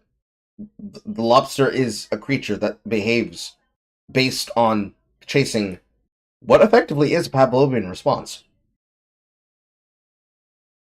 Humans don't necessarily chase Pavlovian responses just off of emotion alone, otherwise we would be much more differently constructed as a society. But to say that we don't go after a reward system, that is cap. Hierarchy of the praying mantis. Eating her mate gives the female extra protein to lay more eggs. So the male's loss is his offspring's gain. It's a kind of happy ending, after all. I suspect that this ecological principle of trade-offs is not much different with humans. It's funny to laugh at the incels, it's all just a bit of fun. It's just a bit of fun. You say, as people unironically then say some of the most demented things possible,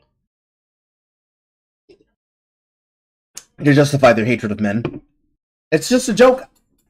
Except it's not a joke. It's harmless, aren't they? Humans. It's funny to laugh at the incels, it's all just a bit of fun. They're all just harmless, aren't they?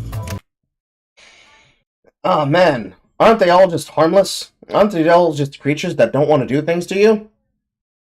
Except when they start doing the murdering. Murdering of the alt-right pipeline. I just wanted to play video games. That was all. Just wanted to play video games, man, and now we gotta go see Heil. Goddamn. Another thing taken away by women. So fucking stupid.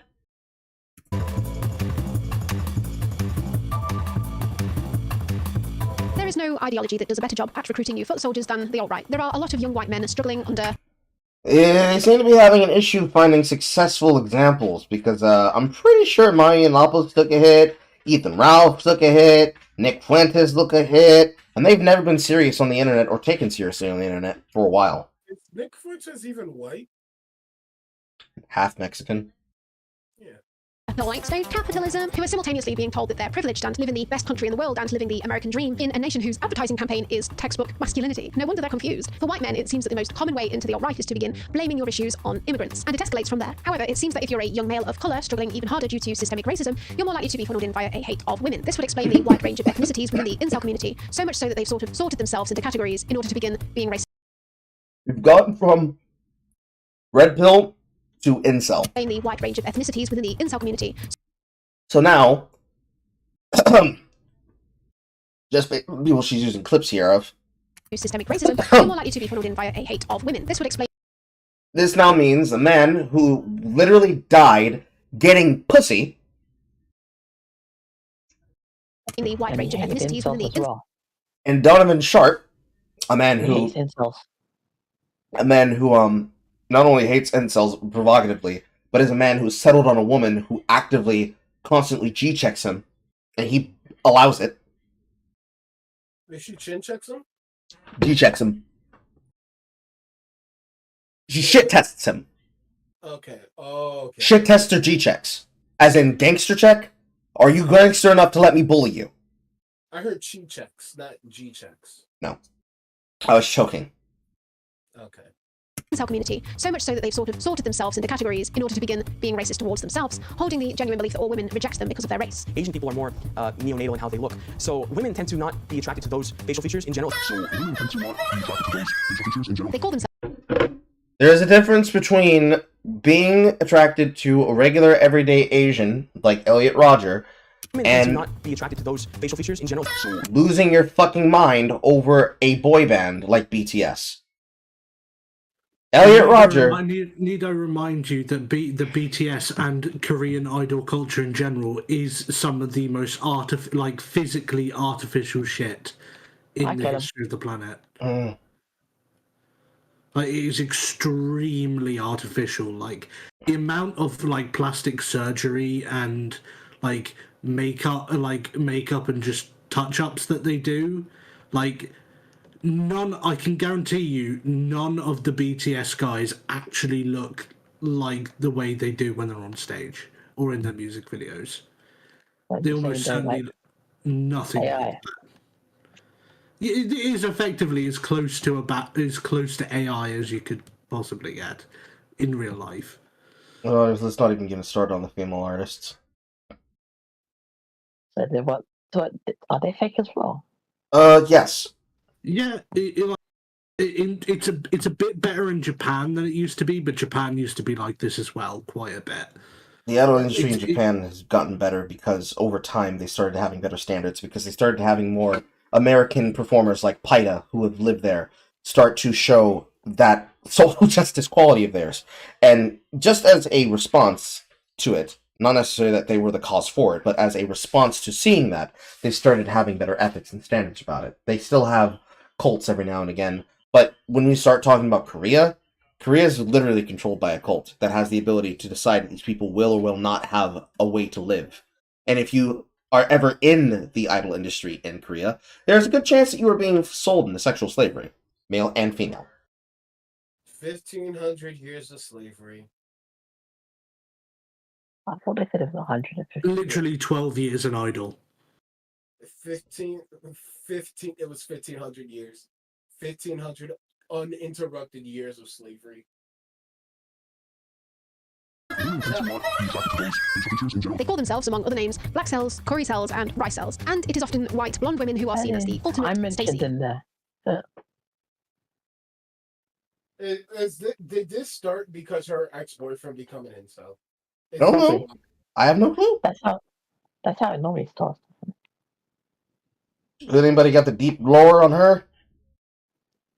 Some spurg in the chat probably has. Every single spoiled, stuck-up, blonde slut. Black manosphere influencers will follow this unfounded junk race science in order to identify with the rest of the manosphere. Kevin Samuels, may he rest in was one of the most prominent Shitting on a man because you don't personally know him and you blame him for all the things that you claim are a problem with the youth. proponents of this. So would you rate yourself on a scale of 1 to 10? Most of his talking points from other black manosphere people.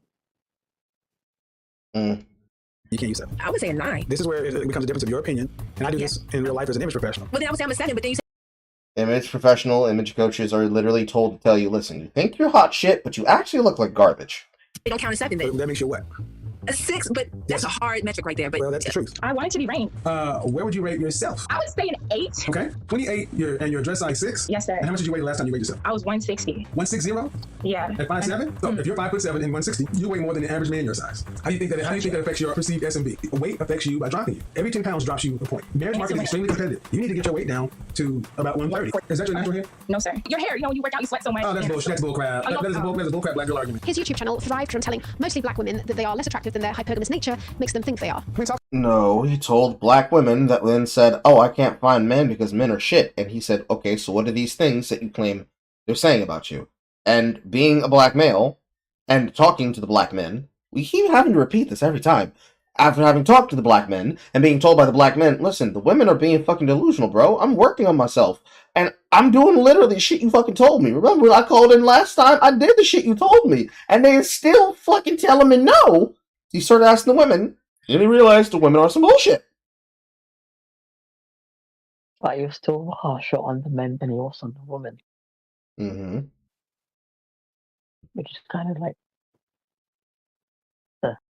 He did do an Incel episode though as well, so... Talk about white women. Your image is beneath them. White women do it too. You ain't on that level. You don't have to. Oh, I'm not supposed to say that. Beauty is not subject. That's why we have the golden ratio, the Peggins equation. You can map their facial structure, and it goes to a mathematical calculation. And the thing is, we're talking about black women. They are on the opposite end of the spectrum on all ranks. How much would you say you spent with Mr. Kevin Samuels? Guesstimate, I would say probably in between upwards of $10,000. $10,000? Upwards of, yeah. Wow. Black women who find it hard to find a husband have their problems exacerbated by people's preferences to date within their own race and there being less black men to go around because they're 5 times more likely to be incarcerated in the US. This can make them insecure and lonely and come to Kevin Samuels for advice. A cat's called man's best friend? No. What's called man's best friend? A dog. Right. Kevin Samuels was not the only one playing into this. Every problem I ever had came from the black woman because I believed in them and it came up short. Black women have the lowest approval rate of all the other races of women. I'm gonna say.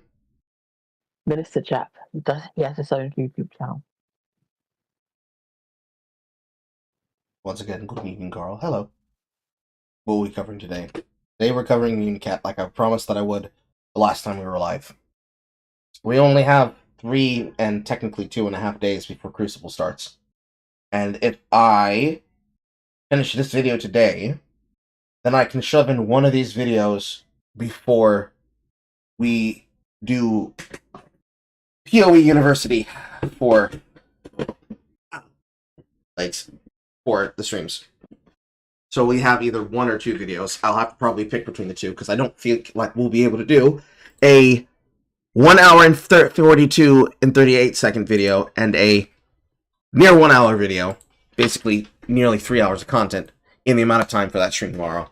Because I want to make sure that everybody who's going to be playing on Friday has an experience of what to expect from Path of Exile.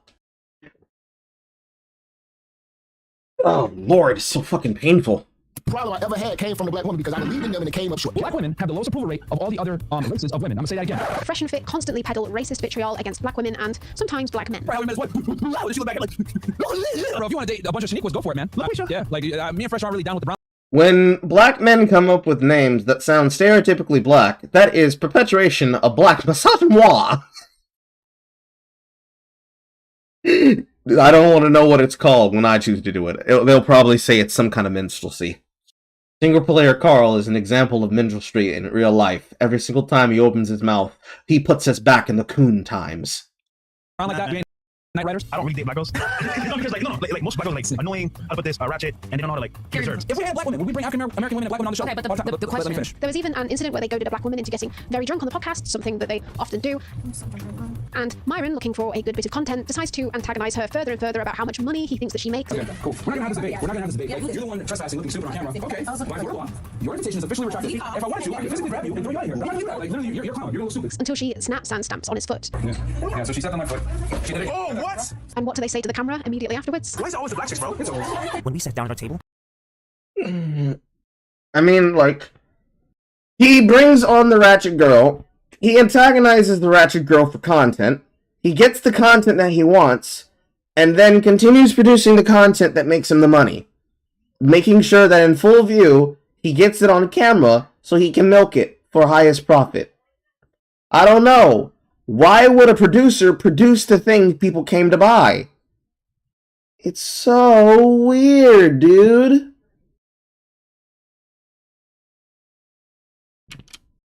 That was not my spacebar. I saw a young couple sitting a few tables down the row. The sight of them enraged me to no end, especially because it was a dark-skinned Mexican guy dating a hot blonde white girl. The true sign of racism, everybody. When Elliot Roger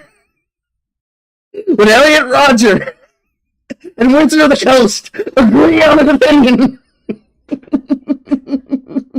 How that Mexican date a white woman?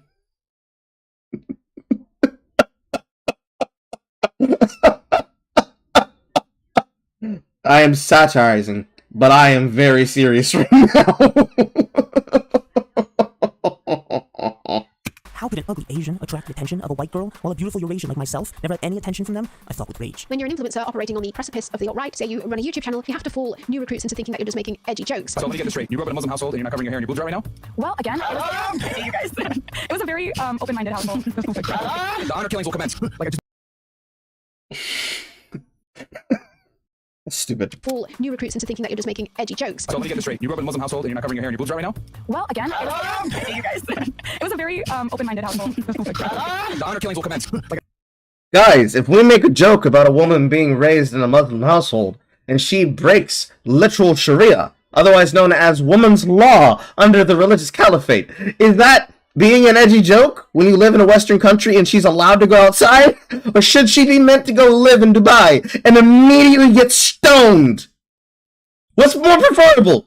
The girl having a joke saying, oh, that's haram, you can't do that, you cannot do that, or getting stoned? Which would you prefer, Mune? Because it seems like you prefer the stoning. Niggas can't tell jokes. How dare you? How dare you niggas tell jokes? You can't be entertaining. Whatever entertainment you can find. You can't be entertaining!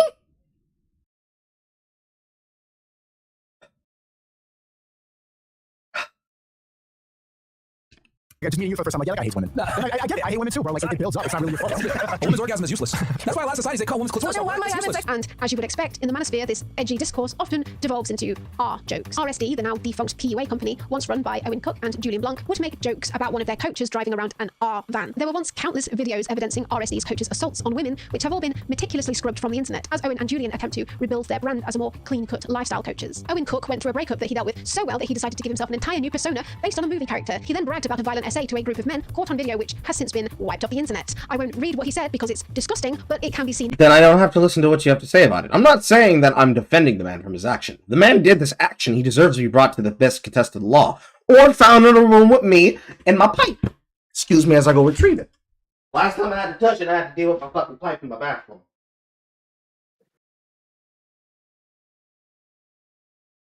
So how's everyone doing? I'm doing fine. How are you? They don't need no law. We don't need nothing. Just need me. Slightly dark room with one lamp light that can be turned off by a pull switch, and this rod. He gonna feel justice. He gonna feel justice. Carl, I know how to waterboard people. I don't need the waterboard. I don't need one thing. Fear of the dark and a stick. He gonna fear justice. I am the law. God damn it, Carl. We're not doing that alternate universe Batman where he beats people with a metal pipe. I'm not gonna beat him with this pipe. It's going on his backside. Oh no. I am the law! Sodomy. You can see, this is ribbed for my pleasure.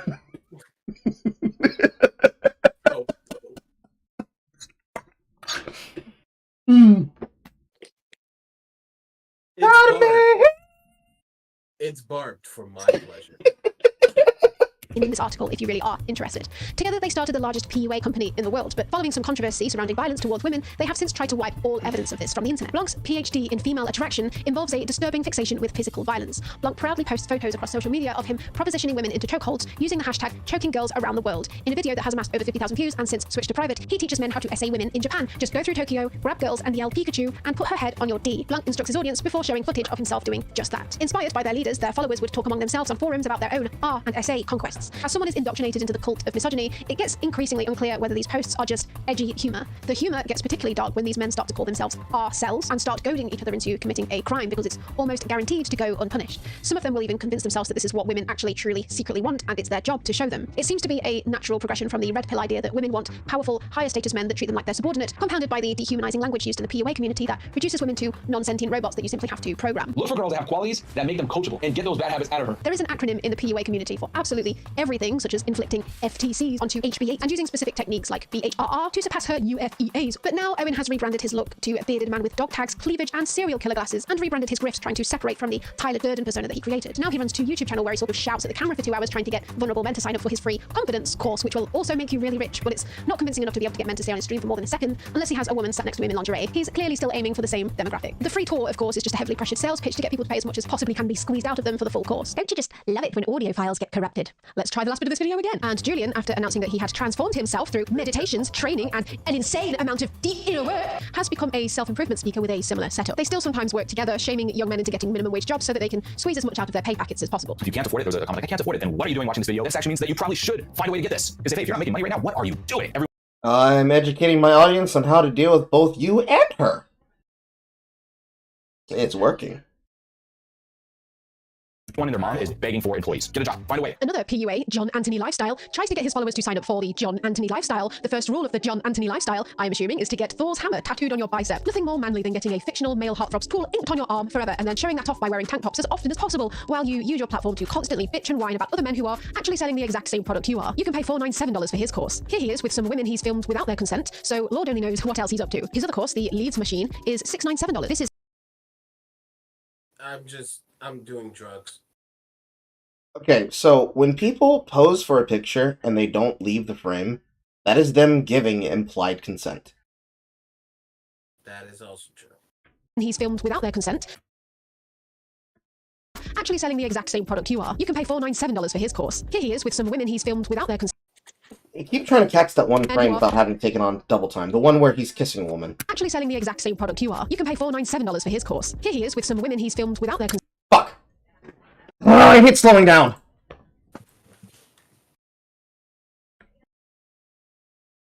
$7 for his course. Here he is with some women he's filmed without their... There we go. So, the flash is in front of them. This one is even getting a finger to the camera. They know they're on camera. This is with consent. If I could say anything, he's probably a bad kisser, because, kissing in a sideways position when you're seated is really fucking awkward. Yes, it is. Like, you can see how awkward it is for her, because her hands are still resting on the table.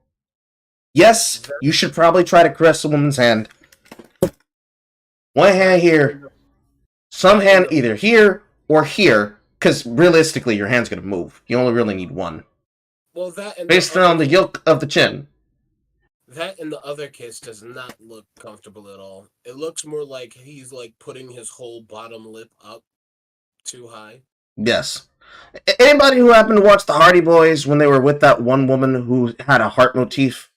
The one that they had her... You talking about Lita? She was in WrestleMania this year. Was it Lita? Probably. Because I know it was just him and his brother, and they were doing a storyline where he was like dating her, and they was gonna do and they did a spot on tape where he was like going to kiss her. Like he did the rap. It might have been either Lita or Trish Stratus. One of the two. He did, like Matt Hardy did a thing where he did a wrap around her face with his hand. You know the thing that we men do. Like we cup their fucking hands with their face with our hands. That shit. That's usually the most effective method, guys. It was Lita. It was Lita. Okay, it was Lita. That's usually the most effective method. The shit he's doing here, where he's got one hand around the shoulder and the other hand on her face, that's really hard to control and really awkward to do.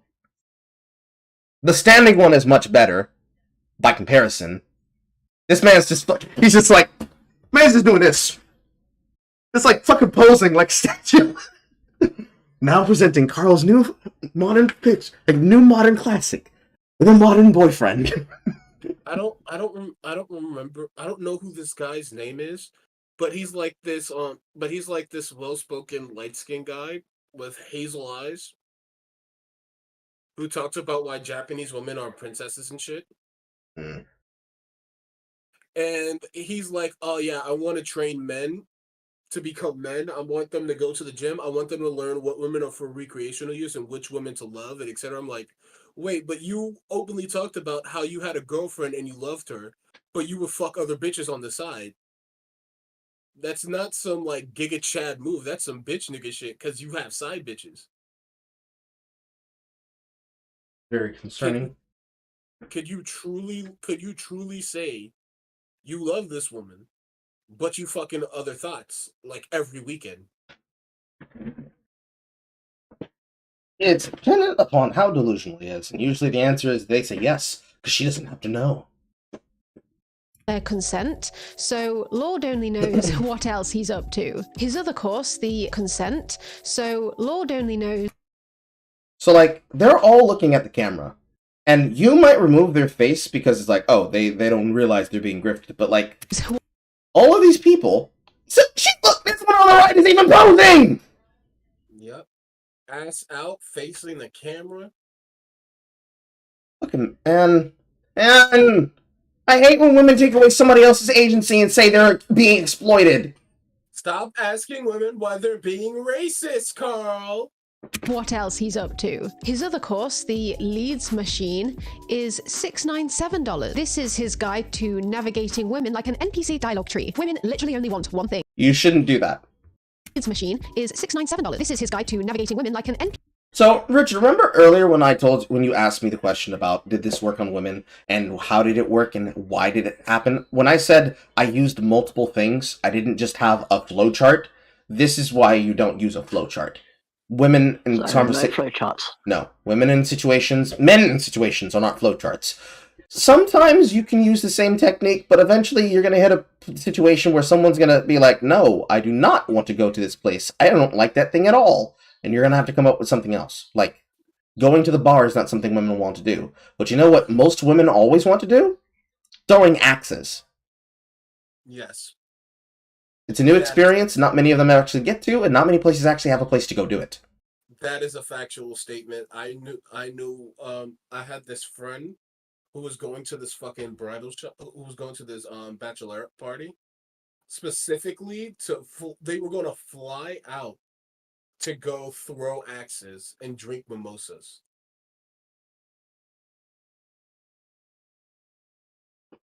PC dialogue tree. Women literally only want one thing, and that's being spoken to like she's Siri. This guy loves his flowcharts. His USP is that he used his hyper-analytical skills and engineering background to develop the most efficient, tried and tested dating system on the planet. Sure. I mean, technically, that is a flowchart. The most tried... That's literally what conversation trees are. They are flowcharts. I say a thing, you say a thing, I say a thing, you say a thing. My response is based on the thing that I said before, and if I have other prior information, it gets factored into the tree. That's not to say that you should try to give people a coach lesson like they are a flowchart, but you will probably use a flowchart to represent a prototypical situation. But you can't tell them, here's the answer to do every single time, that if you do this, she will definitely let you fuck her. No. No. Oh, dude. Even the star of VH1's 90s show, The Pickup Artist, Mystery, was far from a well-adjusted alpha male. A man who goes by only one name. Mystery. That's the He show. invented the concept of peacocking, which is dressing in bold statement clothing in order to strike up conversations with women. Even if this means dressing like your mum said, we've got JK from Jamiroquai at home, I ordered him from Wish. Or like you've just left the welding factory to go to your second job as Satan's toilet. This looks like if Mystery had just somehow had a random happenstance of meeting Andrew Tate while he was in the middle of, like, a phase. That's all I can see! That's all I see! This is Andrew Tate's closeted phase that no one talks about. This is Andrew Tate after he left prison. He's already out, isn't he? Mm-hmm. Yeah, he's already out. He has hair. Oh no. Oh no. I mean, he had hair before. He was just shaving his hair bald because he didn't want to deal with the male pattern baldness.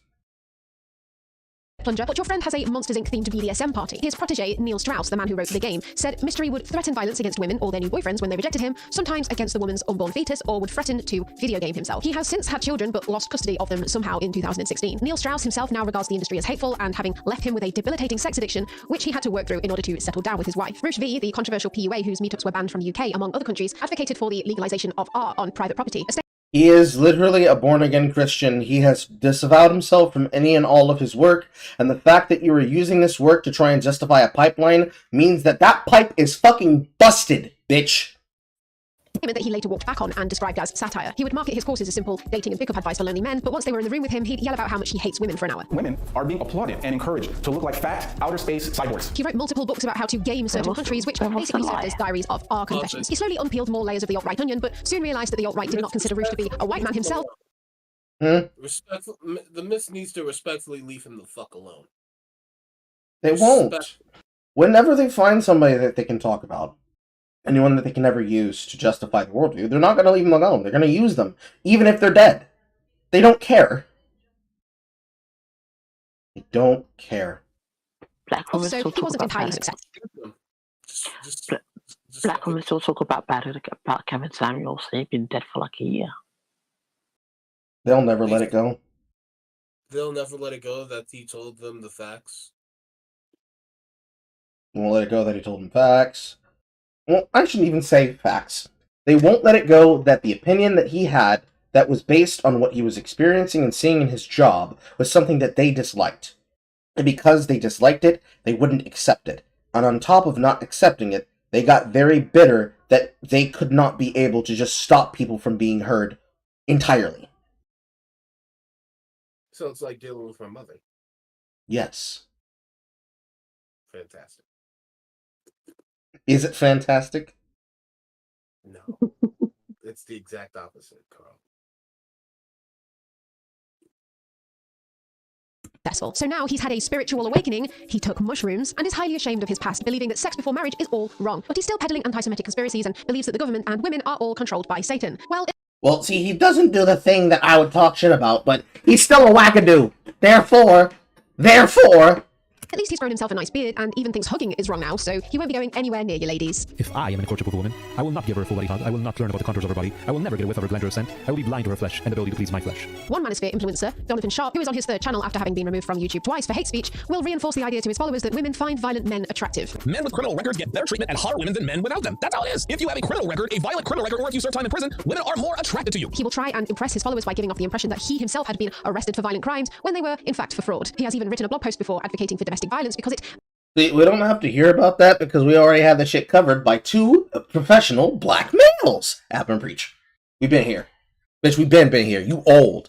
Granted, this video was 9 months ago, but they had covered that shit long before you made your video. Makes a woman respect you. Dude, I had a sucker, and I would have just decked her. Dude, I would have broke this fucking face. This is the problem with women. Dude, that makes me want to break her mouth open, dude. I probably would have hauled off and decked her. He's a better man than me. I punched the I'd been like, you what? Dude, I'd have cracked her right in her cheek. Dude, her cheek would have been the size of a fucking cantaloupe. Dude, I'd have throttled that hoe. I'd have fucked her up in front of everybody. And none of this is helped by the insinuations of public intellectual Jordan Peterson. That underlying threat of physicality is always there, especially if it's a real conversation, and it keeps the thing civilized to some degree, right? Like if we move beyond the boundaries of civil discourse, we know what the next step is. Okay, that's forbidden in discourse with women. And so I don't think that men can control crazy women. And what meaning do you think the manosphere takes from all of this? When a woman exposed Myron for telling her he will only have her on his podcast if she slept with him, a master of game and pickup right there, Myron managed to turn it around on her, contesting that she was in her feelings about his proposal, and in turn his doting followers sent her abusive DMs and death threats. She was a single mother, which made the vitriol 10 times worse. When the apparently bulletproof PUA techniques marketed to lonely young men surprisingly don't work, many red pills will influence each other into becoming violent, some will join the PUA hate forums, become incels, and may even go black pill and lose all hope and start posting suey fuel to each other and start joking about attacking the Chads and the Stacys in a day of retribution, which is exactly what Elliot Rodger did. In an online forum in which... Black We all know she was going there. Being black-pilled is completely different than being a fucking incel. Hold the fuck up. I need to represent my set now. I need to step the fuck in. No, you don't care about humanity. You don't care about society, but you still hope for better. That is the point behind Black Hill, you dumb bitch. Oh, God. Do you not understand the point? The point of Black Pill is that society is rapidly decaying right before our eyes while you just continue to fuck off and live your life and just slander everyone you fucking can. But you don't understand that we still hope for better. We still wish better. That's why we're not fucking dead. That's it. We go for walks with depressing fucking music dead at night because our sleep schedules are shit while we work dead-end jobs. And you don't understand that. If we wanted to attack the Chad and the Stacys, no one gives a fuck about them. Do they exist? To some extent. When they come up in society, they usually get laughed at, and then we return to listening to the Zoomer Jazz playlist as we play video games again. There's a Zoomer Chat playlist? There is a Zoomer Chat playlist. I will give it to you. There are several, in fact. Did you not know about the Doomer Jazz playlist? No, I did not. I know there's Zoomer and there's Doomer. Well, I know about there's being like 4 Doomers. A lot of them come from Fallout. I can just post this inside of music, and you can just go from there. Okay. I don't understand why slander Black Pill. Because it's the same thing. Because to them it's the same thing. When they say Black Pill, they mean, oh, these guys are so hopeless that now there's nothing stopping them from becoming murderous. And it's like, no, there is something stopping us. Humanity. We still have faith in it. We ain't got faith in you, bitch! We gotta have faith in humanity. We have hope. That's all we got. That's all we fucking got. Hope is irrational. Can we have our hope? Can we not be labeled as fucking schizzos and psychos by society, please? Because, like, the entire point is that we hold out hope that humanity will get better while expecting that it will continue to get worse because we hope that we'll be wrong. Example, Dr. Ramrikan. For years, he had been a MGTOW. He did not have hope of having pair bonding in relationships because for him, and he's made videos explaining this, for him, the value of a woman does not come from her ability to spawn. We don't know if they are fucking without condoms or not. Not necessary for us to know. But what we do know is that Mike got out. Mike found himself somebody. Whether or not they have kids or not is irrelevant. Mike found one. So if Mike can find one, after years of saying, bro, I'm going to be MGTOW, I don't know if I'm going to be MGTOW forever, but I'm definitely on this path, and he found one, and they're making music together, bro, they making music together, you know what I'm saying? And if they can do it, you can do it. It's literally monkey see, monkey do. Or in this case, monkey romance, monkey fuck, monkey copy the romance and fuck. I think they'd be put off by my walking stick. We're almost fucking done.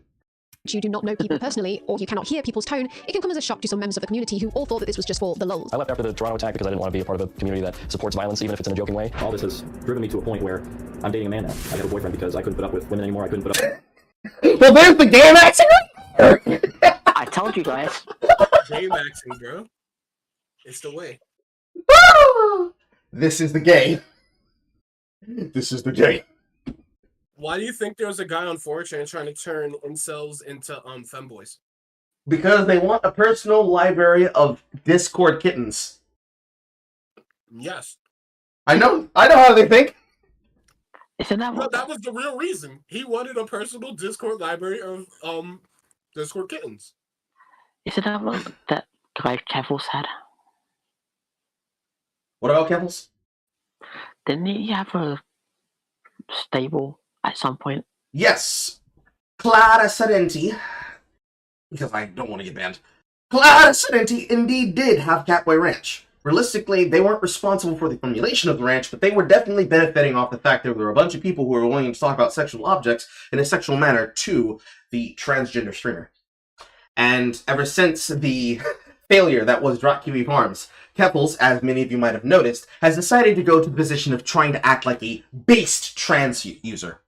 Literally trying to use Destiny to jumpstart her career so that she can be relevant again. Because, and I'll probably show you the Sully Gnome, it ain't good.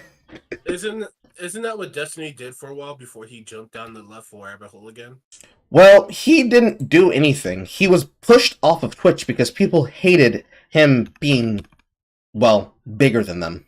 They thought that if they got him banned, that they could be able to, wow, they haven't streamed in the last 7 days. That's wild. They hoped that if they had been able to jump the numbers away, that they would be capable of having some level of relevancy. But that did not work very well. I need to make this bigger because you can't see with just what you see there on the screen. Let me use window 2 for this. So, here's Keppel's Sully Gnome for the last 365 days. Average views, 677 average viewers, right? Here's the thing, though. Track the release of these stream titles, where they have as low as sub 400, and compare the peaks of these. For example, the peak of April 30th, the peak of September 5th, the peak of January 17th? Yep, 17th. Consider the fact that all of this is during the length, beginning, middle, end of DropKiwi Farms. Look at the side, here, at fucking follower count. Look at average of viewers. Look at the amount of people who have been there for the amount of time that they've been streaming. They're doing poor figure numbers for somebody who's supposed to be a big partnered streamer. These are abysmal fucking numbers. Keffels haven't had a follower since the end of February. No, since the end of January. Holy shit, that's sad. Majority of their stream is just chatting. There is no excuse for this kind of failure. But we were to listen to people like me and Kat, supposedly, the opposite of what is the reality is the truth. Up with being cheated on by women and being lied to and betrayed, and so I've pretty much gone gay. Andrew Tate became the laughingstock of the manosphere until everyone, all of a sudden, realised that everything he was saying was actually true. He moved to Romania because of the lax SA laws there and bought a mansion in which they run their business. I refuse to make Ran their business. A joke out of this man. I don't care how many quirky things he said about sparkling water, because all evidence, in my opinion, points to him being a dangerous sex trafficker who should be in jail. Tate made a joke out of the raid, uploading footage of it to his YouTube channel with alpha male pimp music over the top, which his fans ate it all up. Vice exposed a seduction artist, Justin Wayne, who would often videotape his conquests in the bedroom as proof that his techniques worked, without the women's consent. He was caught on camera threatening his girlfriend with his weapons if she did not comply with his demands. Just get the shit over me because I want to hear for the money. I'm not gonna want to pay if you can embarrass me on camera. I can do anything I want. Get to remember, I'm always gonna have more weapons and stuff like that, okay? Just don't fuck with me, please, okay? I'm gonna lose it all. I'm crazy like that. I've always been crazy. That's why I put girls online and they put years and no one does anything to me. It feels like it's just fake, you know? Like, yes, say this on the tape, and we'll just keep recording this, and you'll have absolutely no idea that you're being recorded at any time. Just, you guys somehow find so many stupid people. Carl, are you saying that you're doing this? No, what I am saying is, as somebody who has seen this behavior thousands of times before, why is it that all the people who find themselves in these positions are some of the most stereotypical, by-the-book, Tyler Perry-ass, dark-skinned niggas that you could ever have, including the women? Including the women. Why do these niggas act like fucking supervillains? I hate you and I hate Jesus. I hate you and I hate orgasm, bitch! I get back in that room. I'm gonna lose everything. The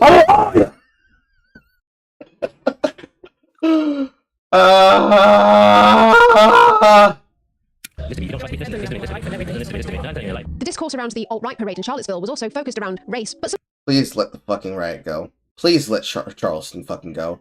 Yes, it happened. We've already seen it. Stop it. Stop it. Stop it. I would rather you bitch about Andrew Tate than you continue to use this fucking riot. other protesters were chanting white Sharia now, an expression of their desire to control women, to secure the white race, by not allowing women to sleep with other races. Yet another joke that started out as a meme on 4chan. The female victim of that parade was then ridiculed online.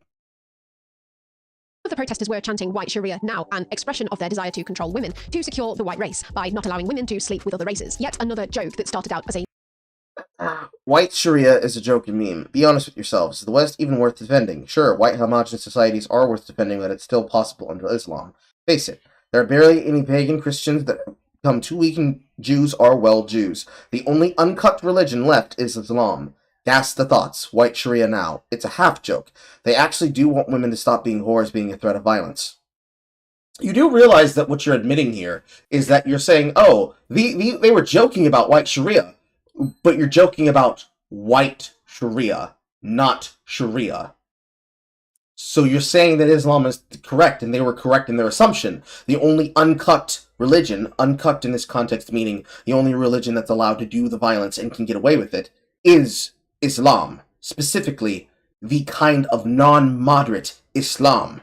You're not talking about Sunnis, you're not talking about Shiites. Those are the moderates. Wahhabis are the extremists. So you're talking about the religious caliphate of the Qatari state. The kind of people who are able for fun, capable of buying WWE and buying the ability to host FIFA and esports. All of esports. Women will post this shit and then wonder why the entire planet and every major religion has imposed strict social restrictions on their sovereignty since the dawn of time in every place humans have ever lived.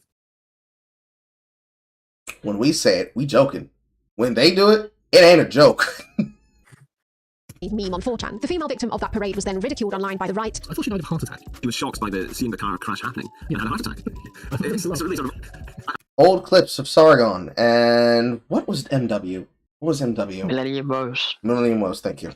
I know, it's horrible, but it does seem like a dramatic reaction. It's more that the alt-right are being blamed for someone having a heart attack. The Christchurch attack in New Zealand was accompanied by a manifesto starting with the words, "It's the birth rates, it's the birth rates, it's the birth rates." His manifesto included theories about white replacement being caused by invaders impregnating white women, stating, "Weak men have created this situation and strong men are needed to fix it." Anders Breivik's manifesto included the theory that women's greater erotic capital is causing the... How do people know that? Because you guys remove these manifestos as soon as they hit the public.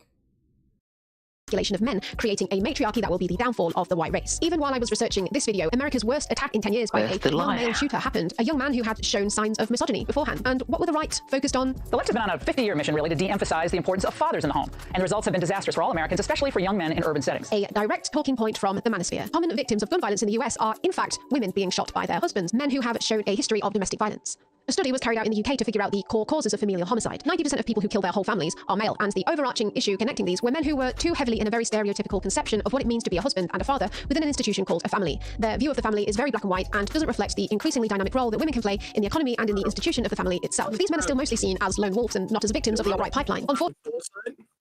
What? Fun fact, the amount of people who commit filicide are women. Chan Alec Nassian had posted, men are more likely to gun down the family. Women are most likely just to kill all the kids. there will be a beta uprising tomorrow. I encourage others to follow suit. Incels will applaud other attackers as jokes until, of course, they are not. Jordan Peterson, of course.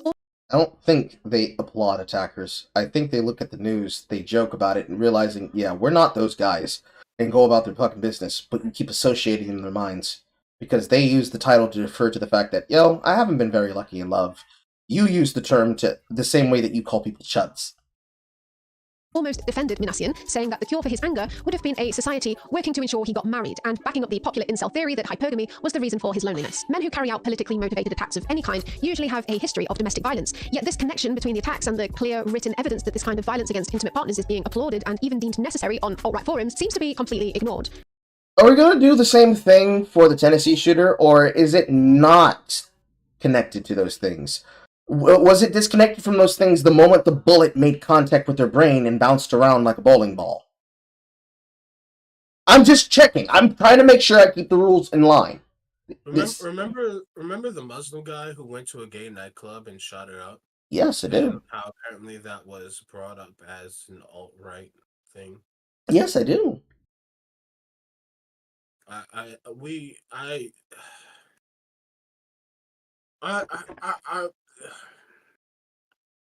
They're not sending their brightest. They're not sending anything. Well, they're sending something. Answer.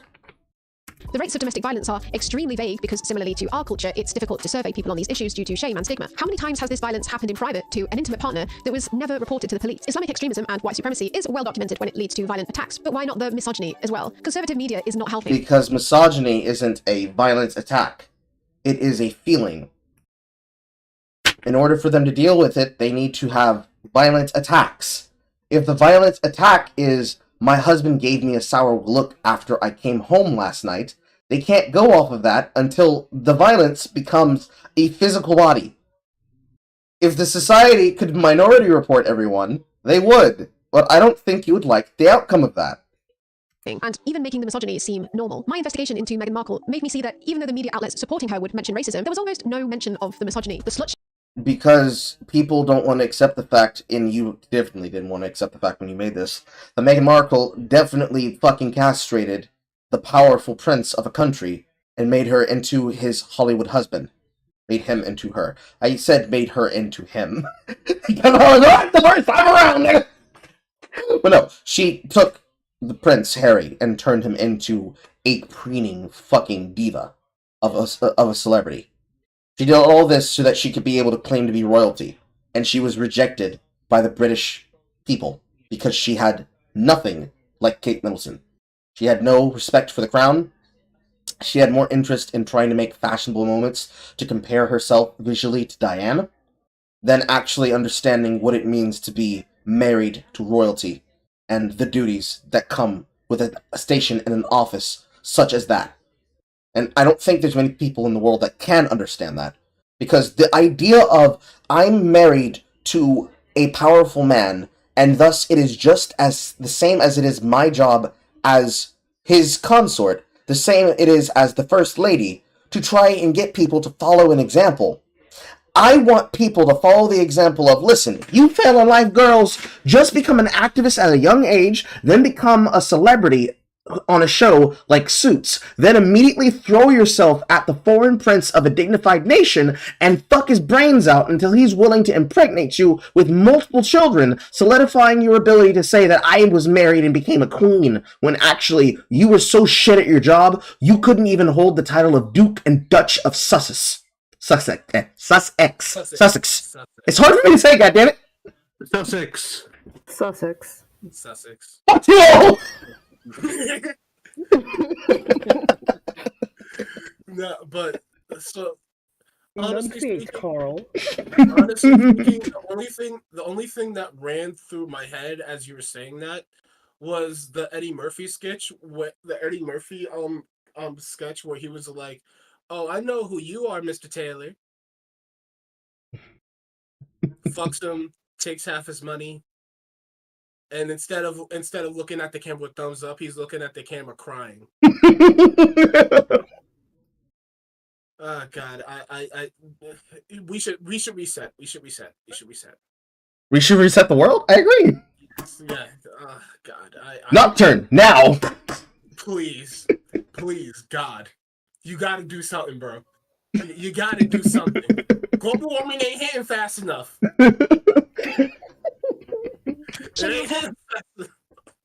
It's not coming fast enough. We need it to come sooner. If I ever get cancer, I'm just gonna be hitting licks, Carl. Are we gonna, Carl, if we're gonna talk about Carl's rod, do we want to really name this my rod? I have many of these things. Many phallic-shaped objects, not many rods. This rod is mine. Carl, what you do with your butthole is none of my business. What about what I do with your butthole? That is my business. That's my business entirely. Stay away from my butt. That's my business. You stay away from my business, Carl. You keep your rod away from my business. Oh, God. Didn't who get canceled for saying retarded? If you're talking about Sargon, no. He got well, I say he got canceled. He lost Patreon because he called a bunch of white supremacists hard R. Something that Vosh would then go on to repeat in a similar setting and said, no, it was okay when I did it. I was claiming it was social power. And specifically because Jack Conti's a pussy. Yeah, Vosh. Honestly speaking, every time I think about Megan, all I can think is, Miss, no one looks at you and think you're black. I mean, I'm looking at this right now in the still and she don't fucking look black. She looks Asian. She looks more Hispanic to me. That's because she has rose in her cheeks in this. Yeah, that's exactly it, honestly. I remember I was actually talking to one of my British friends about the whole scenario where she was like, "Oh, the Queen was racist to me," and etc. And she's like, "Miss, no one looks at you and thinks you're black. They think you're just an average bitch down at Westminster." It's like it's more likely that the Queen went down dying, thinking, "Oh my God, my son's dated a fucking Yank," rather than, "Oh my God, my son's married a Negro." Or excuse me, my grandson has married a Negro. It's much less likely. Carl, did you just censor Negro? Yes, I did. Grow. It's a skill. I don't wish I had this skill, but it was really interesting when I like ranting. And the expectation of her to be quiet and subservient to her husband was the most overt of the hate towards her, and the expectation that an American citizen live up to British royalty standards? Believable! I've never heard of feminism. Mostly came from other women. Misogynistic views are almost seen as entertainment and not serious. It's just content, with a reliance on outrage click. I mean, we gotta ignore the fact that women actively put societal standards of women on women. Yeah, like, are we gonna ignore that? Like, you yourself right now, Mooncat, are reinforcing those standards. You are content. And this content of me making content of you is content for somebody else to make content from. I've never heard a man say that's unladylike. It's always someone's mother saying that. Yeah. The more extreme a view your platform, the more eyeballs you'll get, even if the guest's views aren't that popular to the general audience. I believe that feminists may present a choice to women between career and motherhood. It's a fake choice. It's not real. Because they're pushing an agenda behind it to push them to delay motherhood. All you have to do if you're a right-wing pundit is pretend you're anti-establishment while having your sleek studio funded by a sugar daddy billionaire and talk for 3 hours until your batshit ideas begin to sound plausible. That's not what modern intersectional third waves is called feminism. I mean, yes, we know that Milo Yiannopoulos did that, but that's not everybody else in the world. I wish I had somebody standing behind me with money. You know how quickly my butthole will be open? Carl said jokingly, not realizing that somebody actually will do that. Carl would actually bust Carl would actually just bust it down straight up for $1 million in cold hard cash. I've already talked about what I used to do for money. This is not new. It is not new. But at least for that, I was paid. $1 million cold hard cash. It's new to me. Listen. It's not game maxing if it's for money. Still game maxing though. It's not game maxing. It's for money. My coffee has arrived. It's not game maxing. It's just game. Now I can be able to put together a course for you guys. See? Got you there. Okay. That was essentially walking Almost finished the video. Oh shit, Technicals is playing fucking Overwatch 2 again. I'm never gonna see that nigga again. Who? Technicals. Yeah, that's right. They did release that Korean to cover up the fact that they are being exposed yet again for more bullshit. But yeah, Technicals is streaming Overwatch 2 again. He's never gonna get off that fucking game. R.I.P. my nigga. Playing Blizzard games in current year. He used to play Smash. This is like a step up if it was like a stippy step. You know what I mean? Yes. To me, and I think to a lot of women too, primarily to be about man-hating. It is a very angry, bitter, profane, lesbianic sort of feminism. The manosphere also loves these evolutionary psychologists that have fancy-sounding qualifications such as Dr. David Buss. He hops around podcasts talking about his theories about the evolutionary reasons that women and men act the way they do in courtship. Women go because people are willing to have him on, while you're willing to talk shit about him, about people having him on. For good genes, cues to good genes in the short term, and cues to resources in the long term. Affairs are one way in which women divest themselves of a cost-inflicting partner or a partner who things aren't working out well with, and it's a way to either transition back into the mating market or to trade up in the mating market. And it appears as if it's based on scientific fact. And it literally keeps getting proven correctly. Thanks for that, Tia Maori. No, I said it was Tamara, wasn't it? Because we did this on stream. Yeah. Tia and Tamara. God damn, what happened? Sister. Yeah, fair enough. Fact, but when you look into the research of this nature, it's often been debunked. Turn into a fool. Turn to what? One of them turned into a fool, like she was for the streets. She got divorced from her husband and turned into a fool. It's like she was stepping out on him despite the fact that he was getting work, and then something, I will find love again, and then immediately into Tiger Print. The way I see it, she probably was upset that she wasn't getting work, whereas, I guess, the sister, whichever one is on the reel, is... I think it's the one on the reel, actually. That divorced the husband. Again, they're interchangeable to me, so I don't care. It's kind of like the Williams sisters. The only reason I know who Serena is because Serena's the one that decided to start, well, not decided to start, married and then had the baby of the Reddit creator. One of the 3 original Reddit creators. Or the methodology is wildly flawed, but it doesn't matter to these guys. As long as they're getting funding for their research and getting publicity on podcasts because they're backing up think tank theories on what they think should be the way the female mind works, his career is in the bag. His only job is to keep backing up their worldview with a scientific flair. I've not found one morsel of... Yes, that is exactly what audience capture is. Now what are you doing? Hard evidence for the differences between male and female behavior. There are physical, biological differences between hormones and brain structure, but no conclusions as to how these actually affect actions. Everything this man talks about... Men are goal-oriented. Women are results and situation-oriented. If I can tell a man that he can work towards things, and I give him the tools which to do it, and I instill within him the drive to do it, he can do it. Women are situation-oriented. Which is the reason why, despite how many times Ethan Ralph keeps trying to suggest that he's the alpha male, he keeps finding himself in scenarios where women will actively run away with children that he has fathered with them into the arms of other men. And as he goes on vacations to try and box people like Andy Rorsky, he finds himself getting his ass whooped in places like Portugal and getting his man purse stolen because the gun is so fucking titanically stupid and large, he does not learn from the actions or consequences. Is conjecture based on his theory. I think his brain went to his gun. Maybe. Yeah. theories predicated on the shaky knowledge of how humans survived thousands of years ago. We even have a name for this. It's called a just so story, an untestable narrative explanation for a cultural practice, a biological trait, or behavior of humans or other animals. It is impossible Wikipedia won't make you more right.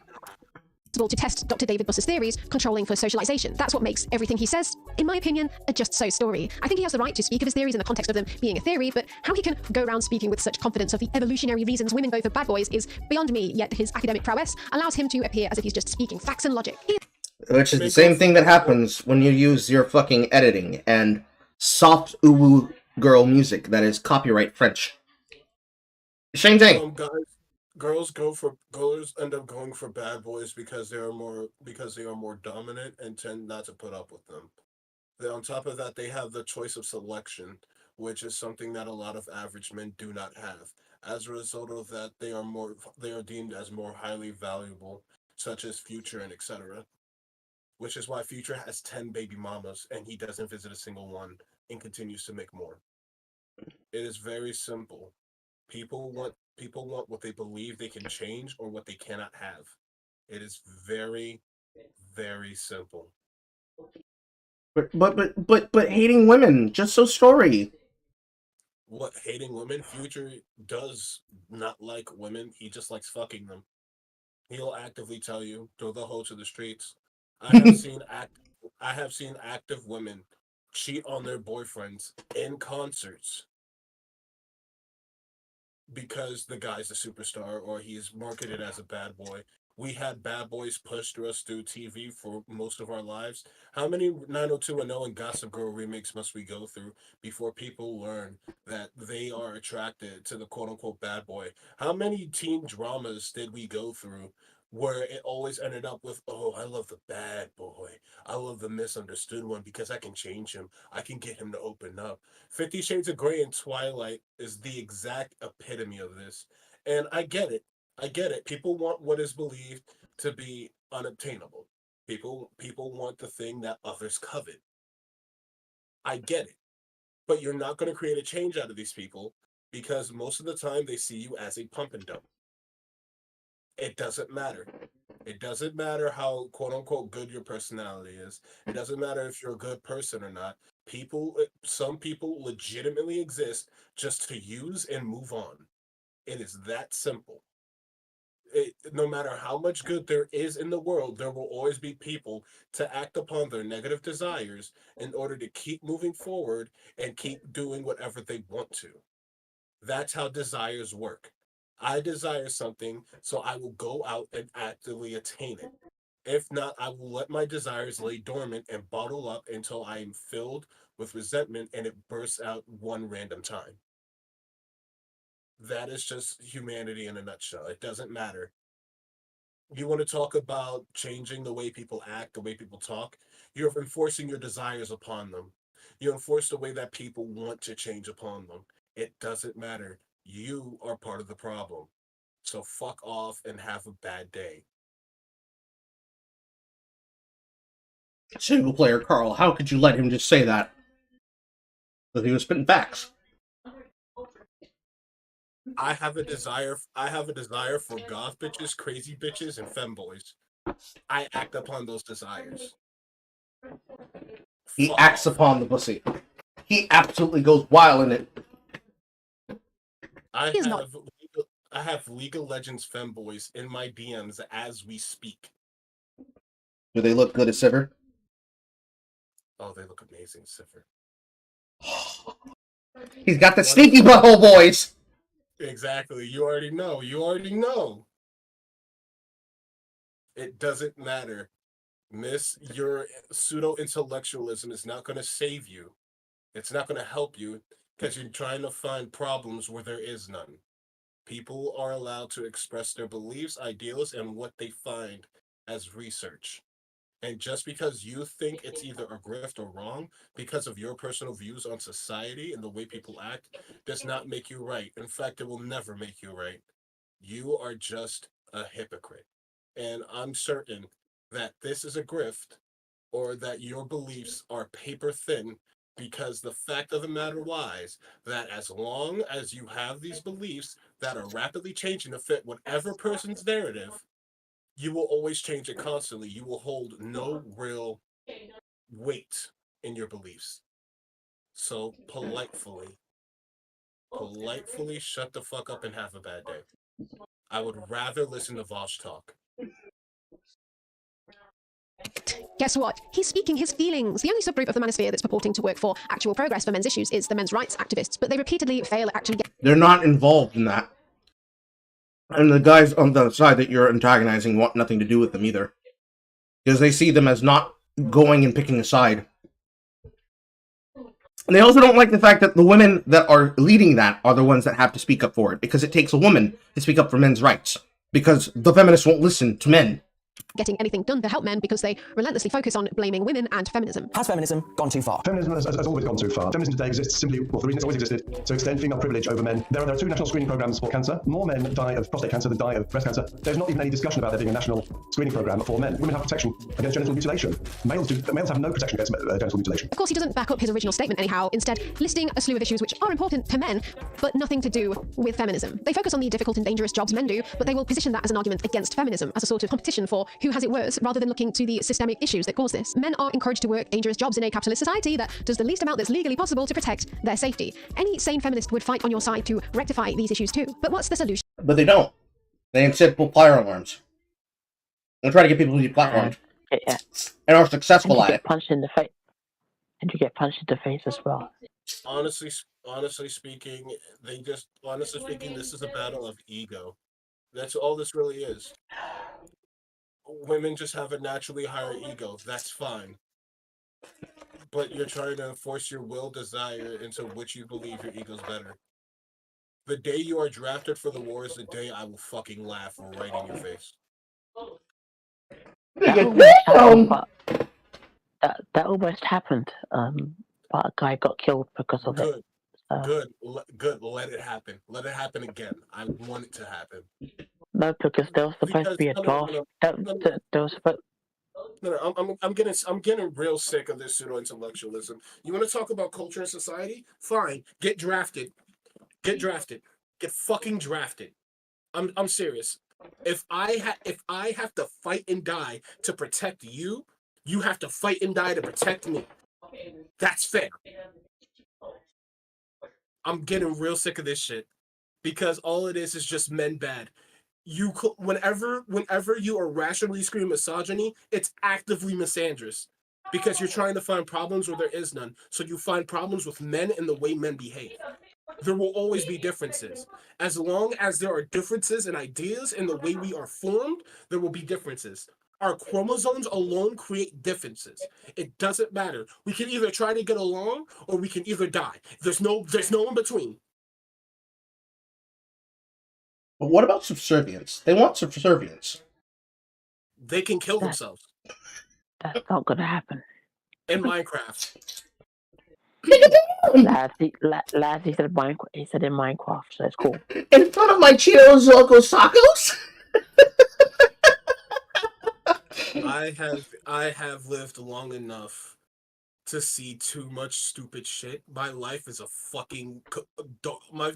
eldritch comedy that I'm sure some god is laughing at. I don't know which, and when I figure it out, I'm gonna fuck him up. But I am sick of her shit, and I'm sick of most of this political shit. They have actively ruined the art of politics, and it fucking sucks. Because every day I am reminded that retards like this exist in life. True.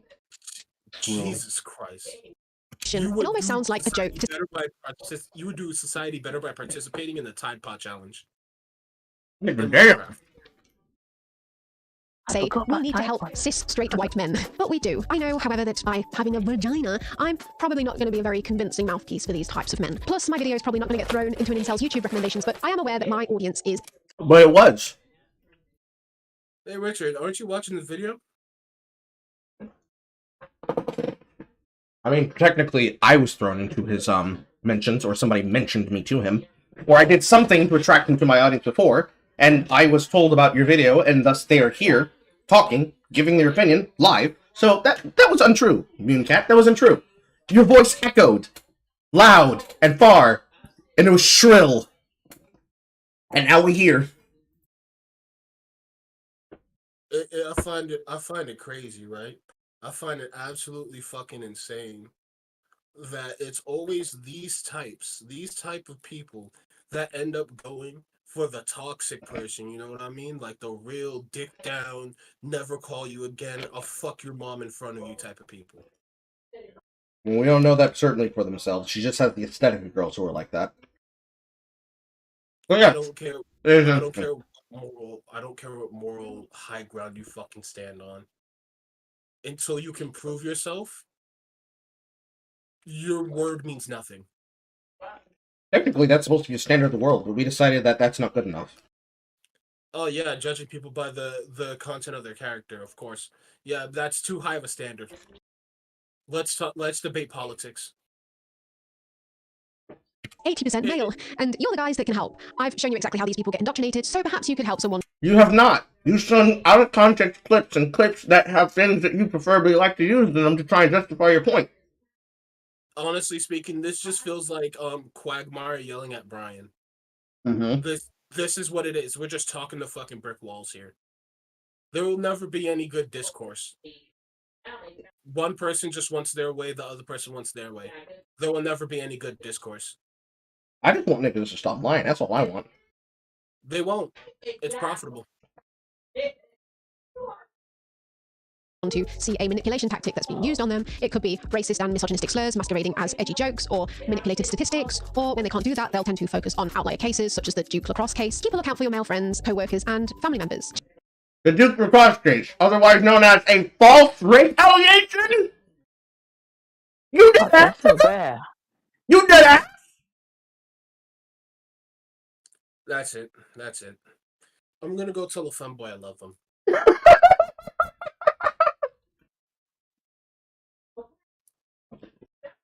You think I'm joking? He's not joking. He is not joking. Done. He was, in fact, dead-assed. And then later, he will be bare-assed. Nah, I'm the top.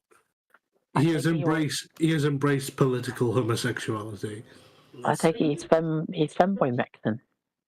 I claim the new term. Yes. Good, Richard. Good, you've acknowledged it. The true path to happiness. Femboy Max. Pussy Maxing. The newest innovation to stop inceldom.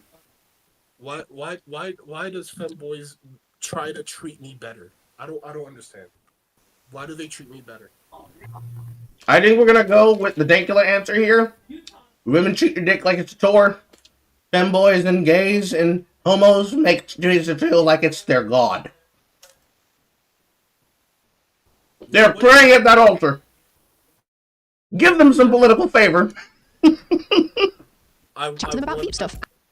I want to start a new political group. We just target femboys. Not for anything. We treat them with love and respect because they seem to be the only people that deserve it. A wild, crazy political movement. We go to femboys and we fuck them. We target them for sex. Keep up until the news notices.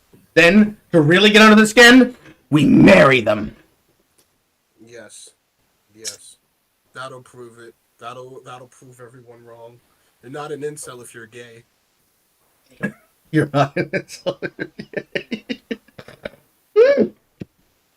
When one can't find a girlfriend, you become the top boyfriend. Yes.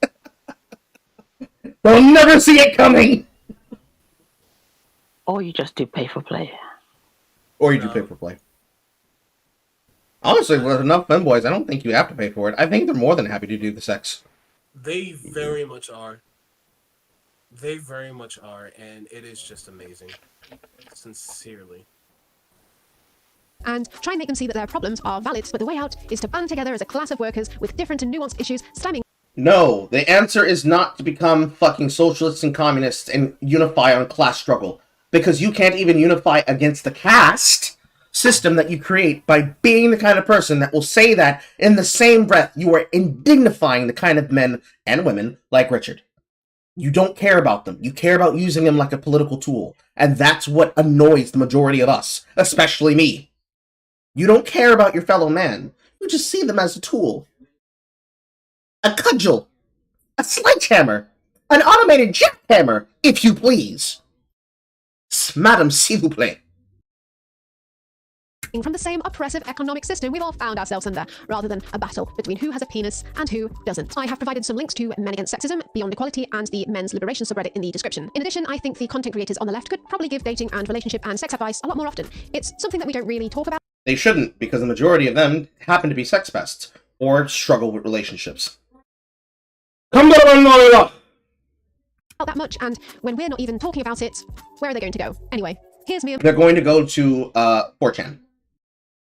They're going to go to their bedrooms and play video games. They're going to go... They can't go to incel.co no more because it's dead. They'll probably go anywhere where you guys are not. If I were them, I would go to like a private store for Maple Story and just remember the old days.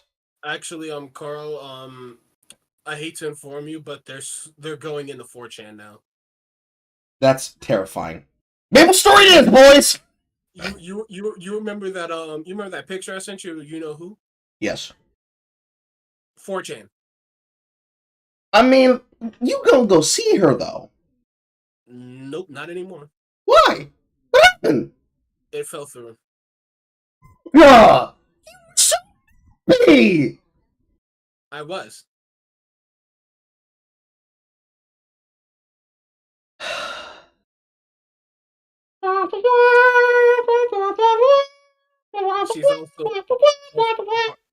She's also a hardcore communist. I mean, bro, I could tell that from the way she cut her hair and dyed it. Fair enough. I am a whore and a horrible person. Kill me now. So what exactly made it fall through? I was extremely curious now. Well, I followed your instructions and let my intentions be known. And then she hit me with the, yeah, I don't think things are going the way we think they are. What did you say exactly? Did you say you wanted to smash? No. I said I want to get to know you better before we make this decision, and I want to come visit you sometime. Darn it. Oh, what is it with unstable bitches and the desire to fuck guys that they barely know and move with them across the state? There is some manic pixie dream girl shit. Yeah. And then she's like, yeah, I don't know about that. And I'm like, well, okay then. And then I just didn't talk to her again. Oh, do you know your friend that having the girl problem that he wants to break up with? Tell him to act like you did just now. You mean my brother? Yeah. Tell him to act like you did just now with your girl. With the girl that you planned to meet up with. See, that's the thing. He has actively told her, I do not want to be with you anymore. And she ended up making him she ended up getting a reaction out of him. Then the neighbors came in and told him to shut the fuck up. And then they went back together again.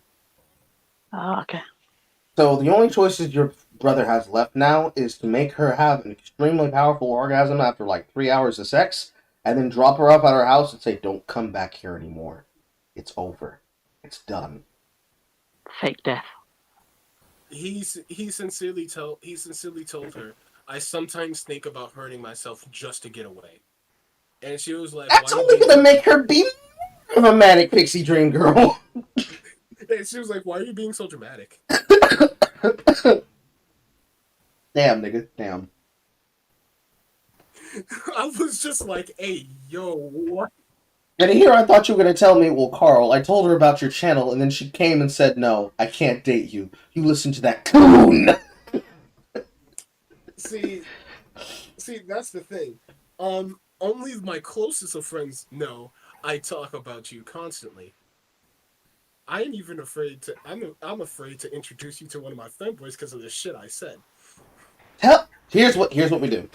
Have them come by the stream tomorrow when we are getting everybody acclimated to Path of Exile. Let them spend like 3 hours near me. I have work tomorrow, what time and you play? the answer is no. Damn, nigga. What time are you playing Conan tomorrow? No, not Conan. Path of Exile. Oh, perfect. So what time are you playing that tomorrow? Preferably all day. It's gonna take you guys at least a while to get acclimated before season start. I've got something to do in the morning, but I'll be there for the afternoon. So.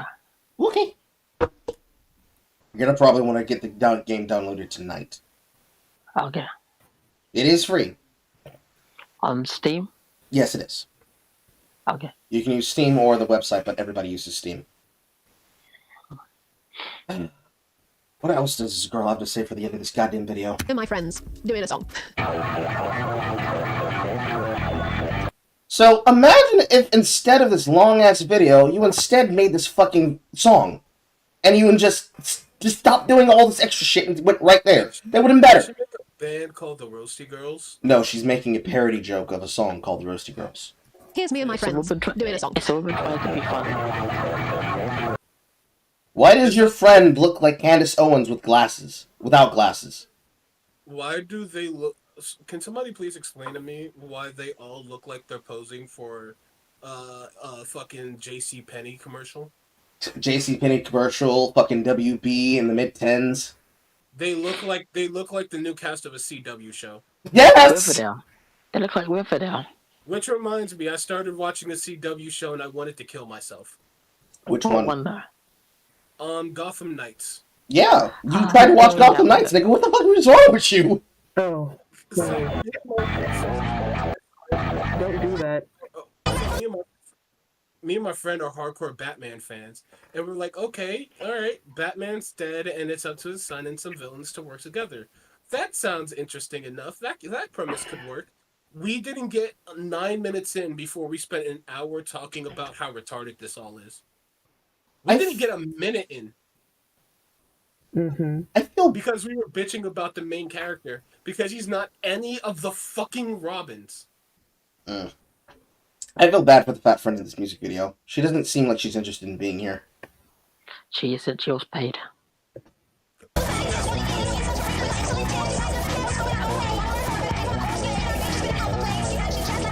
See, the bass line is not any bad, even though this is on double time. But why do you sound like the Beastie Boys, but even higher pitched? Because it's the Roasty Girls.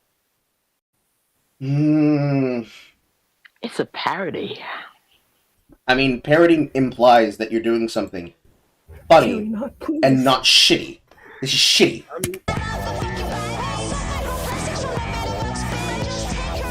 Oh my god, they are trying to do the Beastie Boys! No!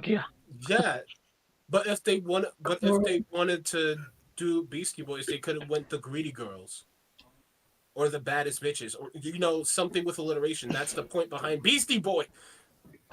I'm getting autistic again. Where's my cigarette? Don't be autistic. This ain't no fucking intergalactic. I can tell you that fucking much.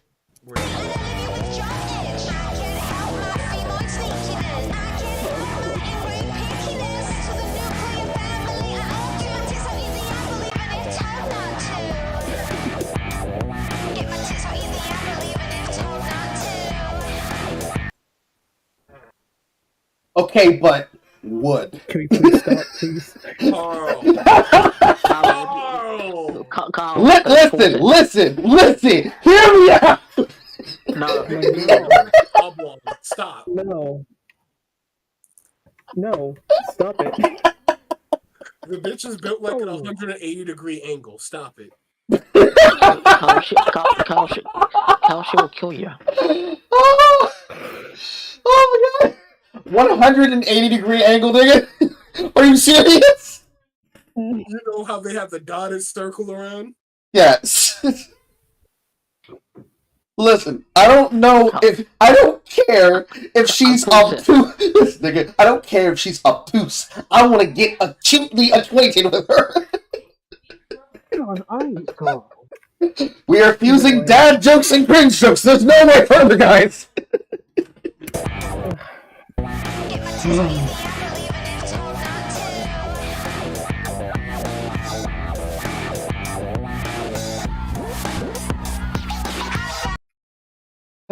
Have we done enough? Have no ass.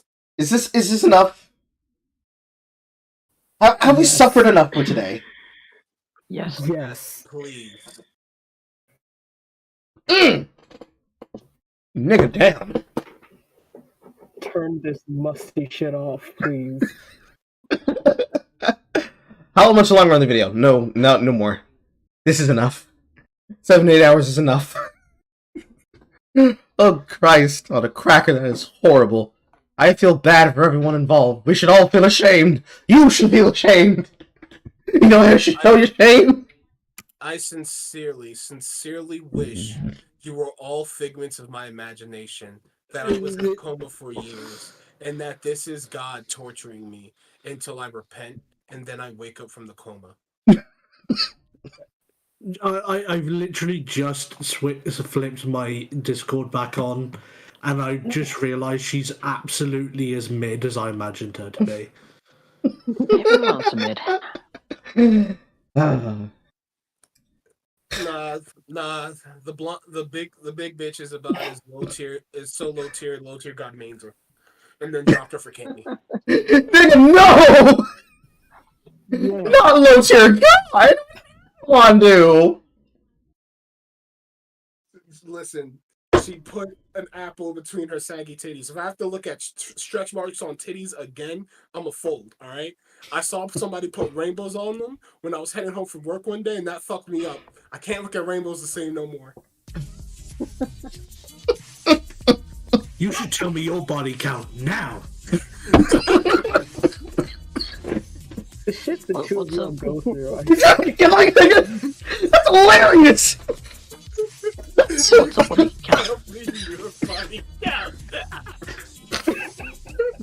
Oh, fuck Christ! Oh, people are killing me! Tell me your dick size.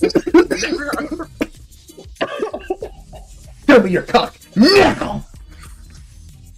You should do us all a favor and give him a blowjob so everybody can get a bit of that cum and breathe air easier without him having to suffocate all of us. Disassemble the nuclear family. I'm sweating! Oh my god, I'm sweating! Nice talking to you guys. See you tomorrow. Christ. Gotcha. Alright, see ya. Richard. And if you would be able to help make content like this possible and potentially kill Carl while he drinks coffee, that'll become the support of the channel at any of these locations here. We are releasing the Black Sun Watch Through on Ko-fi. You can simply be able to join in and watch and be able to see all, what was it, 10 episodes? 8 episodes? I forgot. 10. 10 episodes of Black Sun of us watching along at $5 and up tier. You can sub for $1, you can sub for $2, you can sub for $3, you can sub for $4, you can sub for 5, 10, 20 or more. And you get a free sub if you suck some dick. Just saying.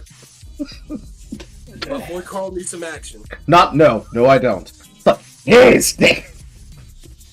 Because he fumbled a girl. He fumbled a real mentally ill one. Oh, fuck Christ. And remember, consider becoming a united Negroid cringe founder. As a member of the UNICEF. A Carl's a terrible thing to waste. I'm the SinglePlayerCarl, and this has been our chat room. And I will see you all tomorrow, bright and fucking early, where we will be learning how to play Path of Exile before Crucible launch. Cause some of y'all motherfuckers probably stay. I'ma hold your ass to it. Oh, fucking Christ. I will see you all tomorrow. Goodbye, everybody.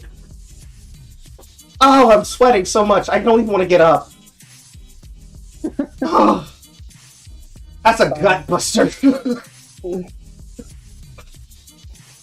No, I might even have to fucking delay the signifier shit and just simply focus on Path of Exile until we've gotten to a healthy point. Because I can't be fucking bothered with signifier.